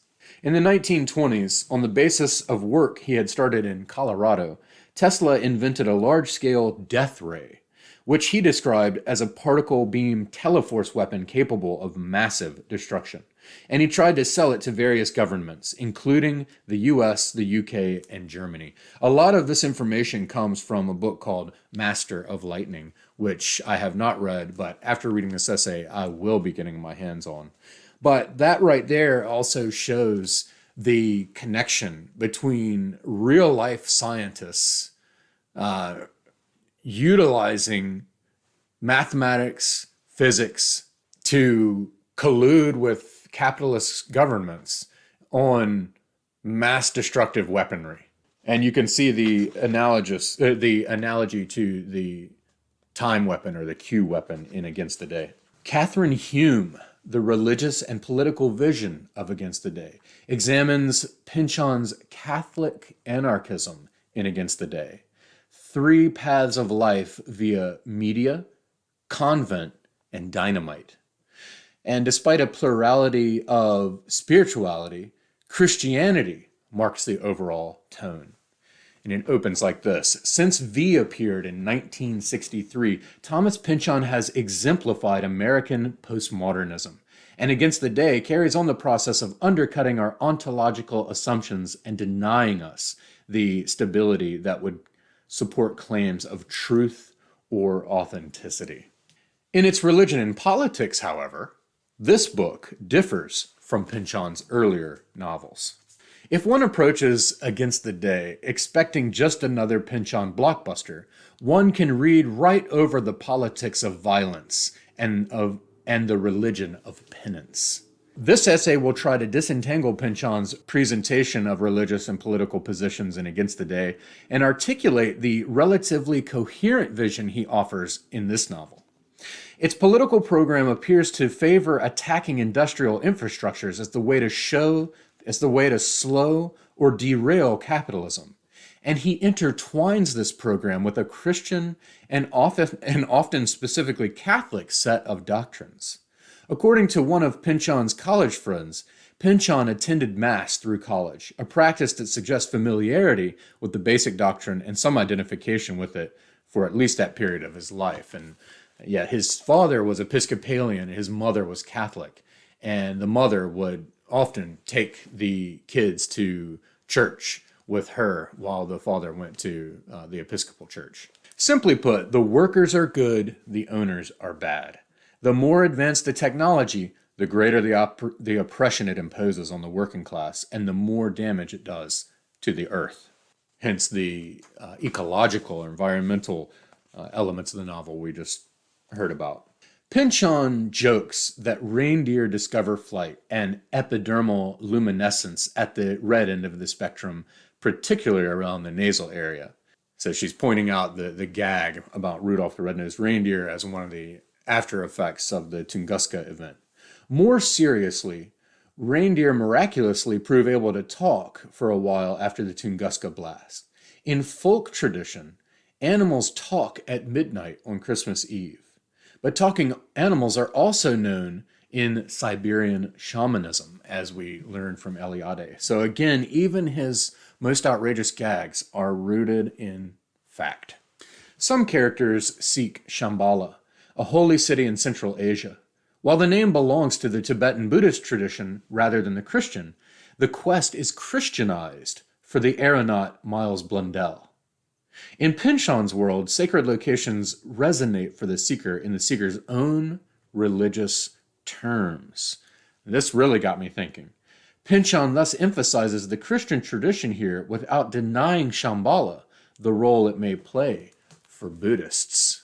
As many characters do throughout Pynchon's novels, those in this book long to transcend the world we live in, whereas that desire, expressed most infamously by Weismann in Gravity's Rainbow, has been seen as life-denying, even murderous. Most of the main characters in Against the Day long to go beyond the material world to something higher and finer, and they sense that higher reality through mathematics, light, vision, peyote, a geographical sacred place, or floating in an airship. I really like this schema that Catherine Hume gives about Pynchon's three paths of life that one can take in Against the Day: the via media, the convent, and dynamite. Pynchon's via media is a life pattern to which most people can aspire. It demands the minimum of psychic and spiritual investment while encouraging right behavior. He illustrates this path aboard the Inconvenience. A new ideal for Pynchon emerges in the final destination of the spy, Cyprian Latewood. He is arguably the most developed religious character in any of Pynchon's novels, and he reaches his spiritual breakthrough not as transcendence, but by means of complete submission. His sexual submissiveness, however, proves a prelude to his total submission to the divine.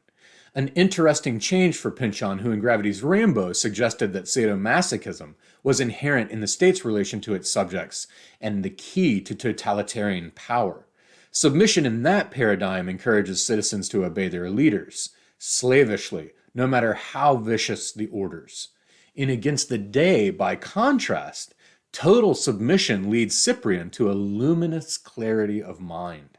He experiences freedom from desire for the first time in his life. This is why we have scholars. And then the third path. If entering a convent lies to one side of Pynchon's via media, the other extreme is a life dedicated to the overthrow of the capitalist order by violence because no peaceful means have succeeded. By linking Cyprian as postulant with Webb Traverse, the anarchist father, looking like a postulant, Pynchon seems to be setting up two exemplary paths of life. One, the submissive worship and withdrawal from the world to cloistered contemplative life. The other, action in the world, fighting the forces of capitalism, empire, slavery, expansion, and technology. But both may lead to martyrdom. And she concludes, since such a fictional world lacks any stable reality, readers tend to assume such a world to be empty of spiritual content, if only because such a fantastic realm resists granting any special truth to dogma. Pynchon avoids a clash between this world and traditional Christian claims to theological truth by presenting spirituality in a post-secularist, undogmatic form. The text alludes to doctrines, but does not insist upon them. Now we turn to Graham Benton's Daydreams and Dynamite, Anarchist Strategies of Resistance and Paths for Transformation in Against the Day. And here he compares and contrasts Pynchon's concepts of anarchy in V, The Crying of Lot 49, Gravity's Rainbow, and Against the Day. He clarifies the concept of anarchism and details its factions, its approaches, and its goals, which is great because for me, I admit that anarchy and anarchism kind of just meant this one thing. It meant just being a complete rebel and being anti-authoritarian and violently lashing out. And then he also posits jazz music as a manifestation of anarchist theory. And this is really, really neat. This anti-authoritarian stance is reproduced on a structural level. Pynchon's formal techniques, which favor heterogeneity over uniformity, spontaneity over conformity, and fragmentation over consolidation, align with an anarchist aesthetic that reflects a sustained skepticism toward all typologies and classification of genre. This essay situates Against the Day's treatment of anarchism in relationship to the earlier texts, asking how Pynchon's vision has changed, what has been maintained, what has been gained, and what might have been lost. Given the twin gears of globalization and terrorism that drive much of our sense of the contemporary world, I situate the novel as very much a product of its time. One of the more prevalent and naive perceptions of anarchism is that it is the practice merely bent on destruction and violence, and it is often equated simply with disorder. And I fully admit that that is exactly what I thought of anarchism before this essay. A danger arises, however, in conflating anarchism with nihilism, or in reducing anarchism to a program of destruction and terror, for the celebration of chaos and disorder in certain anarchist discourses is offset and challenged by other anarchist stances that posit some orders as desirable and beneficial. As always, everything is always more complicated than we like to thin slice it to be. In Against the Day, Pynchon returns to music, specifically jazz, or jazz, as it's rendered a few times in the book, as an aesthetic manifestation of ordered chaos that is in turn associated with anarchist theory. So this is where we get an example of some order being a good thing. The problem, and this is coming out in response to Tom LeClaire's negative review in Book Forum, and Graham Benton says, the problem, it appears, is the text's messiness, unruliness, excess, lack of order, and irrationality. All attacks that at different times have been levied against the political philosophy of anarchism. So he's drawing an analogy between the negative criticisms that were lobbied at Against the Day and those that have been lobbied at anarchism. To identify Against the Day as a precursor to the representations of radicalism in Vineland opens up interpretive vistas of continuity and convergence, specifically in the adoption by the IWW, that is the Industrial Workers of the World. They're founded in Chicago in 1905, of the tactics of direct action and propaganda by deed. Sabotage, began one editorial in the IWW journal, is an awakening of labor.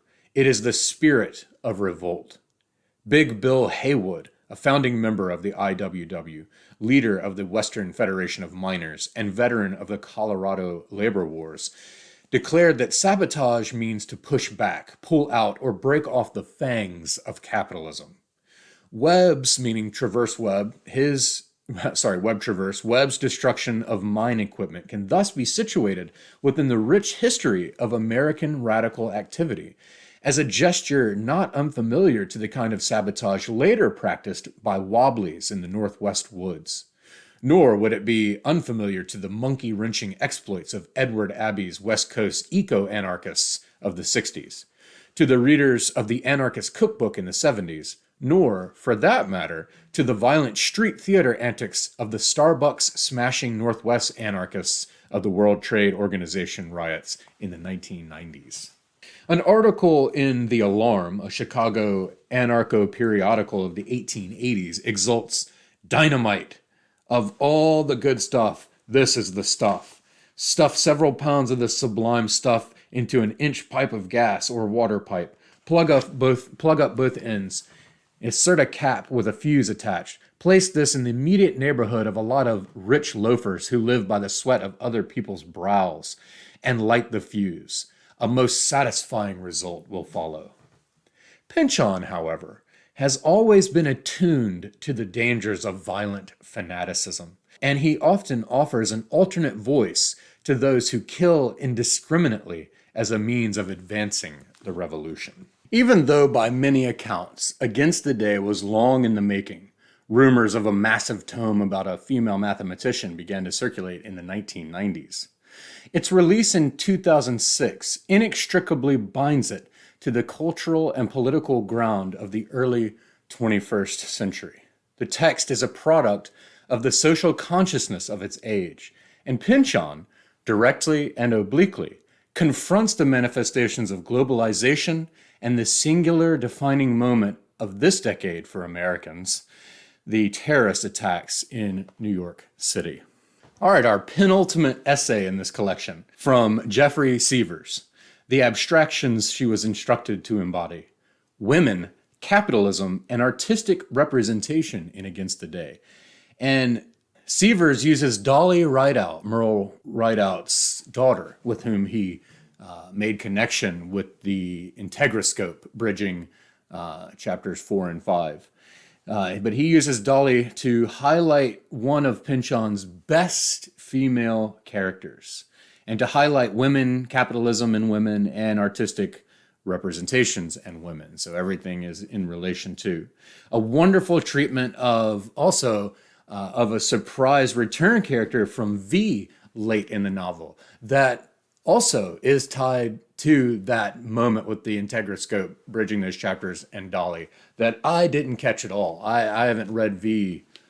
I can't even remember when I read V, but I did not catch this at all. So this was a wonderful surprise for me too. In Against the Day, Pynchon turns to the actual era of robber barons to present a story of capitalism wedded to colonizing and warring aims and producing only, as one of the chums of chance says, groundhog sweat, misery, and early graves.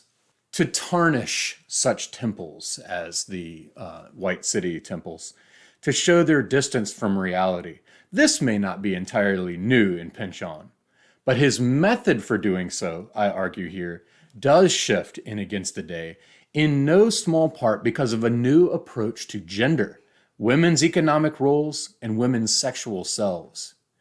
Dolly Rideout, an impressionable 4 or 5-year-old at the World's Fair, is the character who is the most taken with, who remembers the longest the promise of the White City's glimmering temples lit by electricity. To see Dolly's many meanings as she departs physically and mentally from those fascinating edifices is this essay's main goals. Seevers asserts that Dolly is the only character we see grow from a small child to adult over the novel's 1893 to 1922 span. No small distinction in a novel framed by the age-defying exploits of the chums and a general desire to overcome the constraints of time. Not a pilgrim in search of a Shambhala, as so many others are, but a stability-seeking itinerant, she lives with capitalist orders over 3 decades, fighting off homelessness and sexual enslavement, persisting against economic and gender oppressions, and not, notably, taking up dynamite against them. In Dolly and Yashmin Halfcourt, Pynchon presents readers with 2 of his most fully realized female characters to date. Each commands long stretches of point-of-view narration and adds a comparatively rich female portrait to a corpus teeming with cartoonish, hypersexualized, and mythologized femininities. Readings of preterition and its intricacies in Pynchon are myriad, but I want to suggest here that Against the Day gives us, in passages like the preceding one, the first distinctly feminine preterite in his work. Against the Day proposes women as dynamos of a different, more realistic sort. Rather than inspire and serve as objects of worship or despoiling, they work, and work hard. He then, as we see with that quote in his title and with the opening that I didn't read, he draws many direct parallels between Theodore Dreiser's first heroine, Carrie Meeber, and Dolly Rideout. And these are a joy to read through. Pynchon is definitely in camp parody mode when Dolly begins acting in Hop Fung's white slavery comedietas in the streets and tunnels of Chinatown. Through these site-specific plays, though, Pynchon is mocking the turn-of-the-century white slavery hysteria that imagined countless young white women moving to cities and being abducted into sexual slavery by Chinese gangs. Hysteria that led to many dime novels, stage plays, and ultimately, a few years after Dolly's time in New York, early feature films like Traffic in Souls. So again, sometimes you just have to realize that it's really a constant that stuff that can seem so off the wall is, with Pynchon, rooted in reality. He obviously reads way more than just the New York Times. Beginning from the portrayal of capitalist spectacle of the White City, Against the Day is a kind of archaeological excavation of the messy, victimizing world that international capitalism, led by the United States, built on the ruins of the White City's propaganda for markets.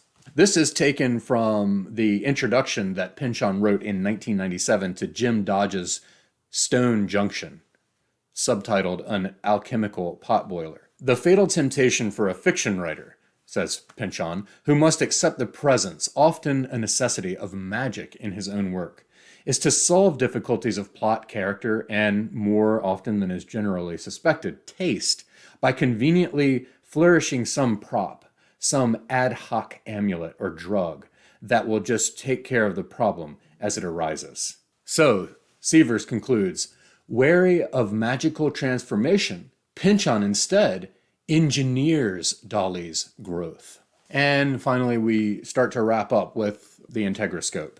The Integroscope is the last art project in which Dolly participates, and by now it should be clear that we should take this invention as the superior art form in the novel, one that parallels the preterite-evoking and time-traveling ambitions of Pynchon's own prose. The Integroscope allows individuals fixed at a certain moment, through photography, not only to continue their motion, but to have multiple paths. When Merle uses the Integroscope, he sees, and by synchronizing his radio, hears, Dolly recording in a Paris studio. They connect across oceans, and as Pynchon ends Part 4 with Merle watching in Los Angeles, and begins Part 5 with Dolly in Paris, across a textual aporia. And finally, the last of the scholarly essays in this anthology, Europe's Eastern Question and the United States' Western Question, representing ethnic wars in Against the Day, by J. Paul Narkunis. In this one, we look at national identity and corporate greed that drives land grabs, territory, the displacement of peoples, and foments ethnic wars. We see that Pynchon parallels the expansion westward in the US and the Balkans in Eastern Europe. In the US, the ethnic others move from Native Americans to anarchists. In the Balkans, they are the Muslims from the holdover from the Ottoman Empire. And I have to say that I am very aware of my supreme ignorance of much history. It is, I think, my worst subject. And when we talk about everything that went on in the Balkans around World War I am extremely ignorant. And this essay addresses it masterfully and also shows what a handle Pynchon had on this history himself. The text reimagines modernity and modernism on a global scale to offer a rigorous analysis of failed possibilities and historical contingencies for a world that could have been. And we note that other critics have also noted the subjunctive mode in Against the Day. Pynchon specifically addresses the following dilemma counterfactually. What does it mean for a nation to remain a question? The Balkan region raised difficult national questions. How were several unified national populations to be created amid multi-ethnic, multi-religious, multicultural, and multilinguistic populations as the Ottoman Empire disintegrated? Against the Day turns to the Eastern question. and the subsequent Balkan Wars to demonstrate how imperial forces, often unattached to centralized governments or states, regulate humans by actively fostering genocidal racial and ethnic struggles in order to maintain their power. They create and legitimate a world of ethnic intelligibility that has little to do with actually existing people. Pynchon creates a fascinating historical convergence between the Eastern question as the United States' consolidation of capital and state in its Western territory, what I will call the United States' Western question. It marks the vanishing frontier, later mythologized by the political figurations of Theodore Roosevelt and Owen Wister's The Virginian. After the Spanish-American War and colonial occupation of the Philippines, the United States sought to expand its territorial frontier farther west into East Asia. Western frontier mythology served, moreover, to regulate various flows of immigrant workers who became increasingly ethnically and nationally marked as foreigners and un-American, precisely when they demanded higher wages. Following Pynchon, I contend that the centralizing state of the federalist system emerged in the United States between the 1880s and World War I by focusing on a political and counterintuitive ethnic cleansing of the population of anarchists who replaced the Native Americans as the enemy within that had to be extirpated to strengthen the nation. This culminated in the events leading up to and including World War I in the emergence of an increasingly racialized and ethnicized national subjecthood that defined the misnomer of U.S. national character. As a concept, bilocation thus critiques the territorial and temporal fixing of the nation-state, of literary genre, and of the sovereign subject so essential to concepts of citizenship. Corporations, in fact, exercise the sovereign function of governments and monopolize power in the United States, deciding how and what members of the population can work, and thereby how they live and when they die. This essay mentions that the Chums of Chance are also self-consciously fictional characters. And I have to question again, I wrote this question in the margin, are they really aware of their fictionality?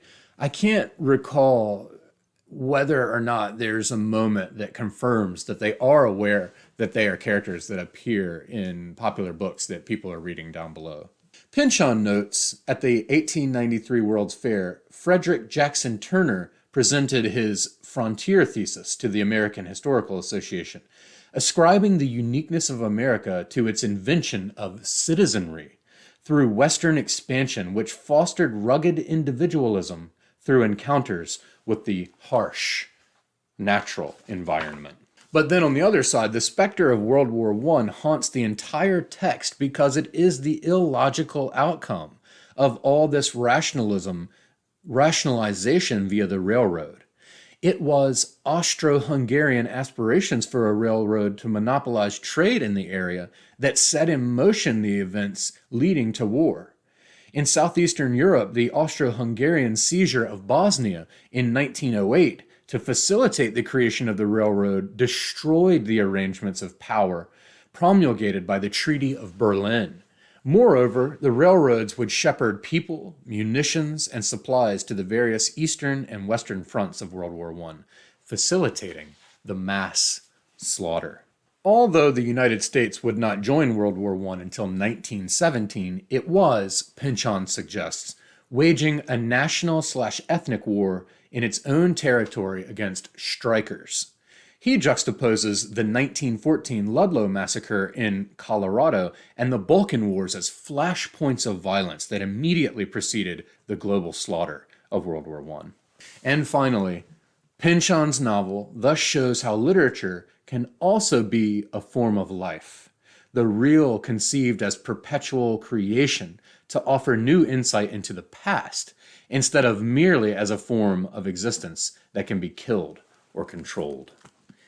So to everyone who went into the making of this corrupted Pilgrim's Guide, this collection of 11 stellar essays on Against the Day, I say thank you, thank you, thank you. This was highly illuminating and has provoked me to gear up for my next reading of Against the Day with a lot more insight and a lot more possibility.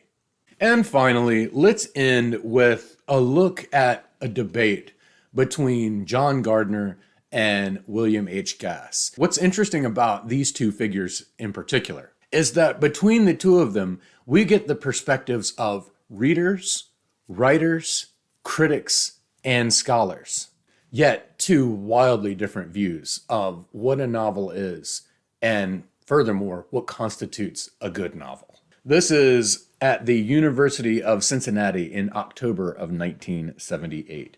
And we kick off with Gardner in response to the question, is there a use of language in fiction which is inherently moral? And he's saying that most of the academically popular writers of our time are completely uninterested in understanding these matters of morals. This is coming from his thoughts on moral fiction. They are more interested in understanding juxtapositions than in understanding how we should live. They are concerned with making beautiful or interesting or ornate or curious objects. Gardner says, when I create a character, I want to make a lifelike human being, a virtual human being. But always I'm using the tool of language to dig a hole. Other people sometimes use the tool of language to chew on. Gass says, John's concern is to communicate. I have very little to communicate. I'm not sure I understand what little I do have. I think it would be thin and uninteresting and hardly useful. If I did want to communicate, I would move over to philosophy and submit to the rigors that are concerned with the production of clarity, of logical order, truth, and so on. In fiction, I am interested in transforming language, in disarming the almost insistent communicability of language. My particular aim is that it be loved because it is so beautiful in itself, something that exists simply to be experienced, so the beauty has to come first. Back to Gardner. When I write, I try to find out, by honest thought, moment by moment, psychological response by psychological response, what it is that I can affirm as true and good. By telling a moving story, I've led the reader to an affirmation of the value I have come to find that I can affirm.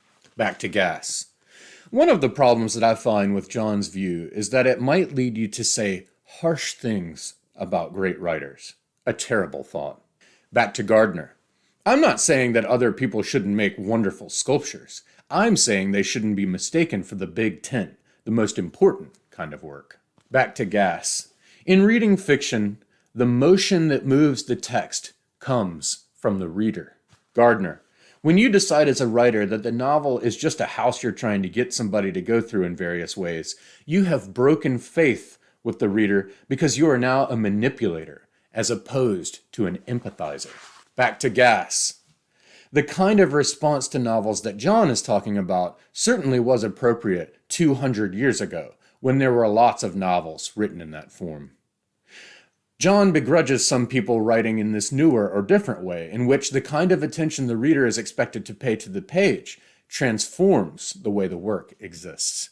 And then to Gardner, I think we both agree that we're trying to create something that the reader will love. It is possibly the case that the fiction you're advocating, Bill, is simply not lovable, that it simply doesn't hook readers. In the academy, we teach Pynchon instead of Trollope. About Trollope, there's nothing to say because it's all clear. On the other hand, every line of Pynchon you can explain because nothing is clear. Back to Gass. It's not just that books are loved, but why they're loved. If you've given them the properties that make them worthwhile, then it doesn't matter if no one loves them. Frequently, very few people do, or a work will go unobserved for years. If you can transform your particular business into something beautiful, that's about the best you can make of your own obnoxious nature. We continue with Gass. A character for me is any linguistic location in a book toward which a great part of the rest of the text stands as a modifier. A white whale is a character. Mountains in Under the Volcano are characters. Ideas can become characters. The work is filled with only one thing: words and how they work and how they connect. The literary activity is constructing a linguistic source on the page. And back to Gardner. It seems to me a character is an apparition in the writer's mind, a very clear apparition based on an imaginative reconstruction or melding of many people the writer has known. Back to Gass. I don't want to subordinate beauty to truth and goodness. John and others have values which they think more important. Beauty, after all, is not very vital for most people. Gardner. Our definitions of beauty are different. I think language exists to make a beautiful and powerful apparition. The audience asks a question toward the end. Should moral issues be left to the philosophers to clarify? And Gardner answers, I would say only that philosophers deal abstractly with what novelists deal with concretely. When you deal with abstractions, you can go a lot farther, a lot faster, but you are also wrong more of the time. And Gass says, I think that it is also a great and glorious game, and it would be a grievous disappointment if we ever solved anything. But again, I would like to offer the point of view as someone who's the mean between a Gass and a Gardner. I don't think it has to be either or, and I can love a Gass novel just as much as a Gardner novel. Well, perhaps a Gass just a little bit more. So I guess I have a bent more towards beauty and aesthetics over morals in fiction. Nonetheless, I can appreciate and enjoy and experience and savor both. And I argue that Pynchon, while not submitting to exactly the frameworks of both schools, gives us nonetheless a sort of intersection. Over the last few years, I've learned that I don't have the talent to be a writer, the temerity to be a critic, or the tenacity to be a scholar. What I do have, however, is the unquenchable thirst and a concomitant thankfulness for writers, critics, and scholars, imaginative writers above all. There are two things that I treasure and crave as a reader: imagination and great writing, or beautiful possibility. And these two things Against the Day offers in brilliant, gorgeous, exquisite abundance.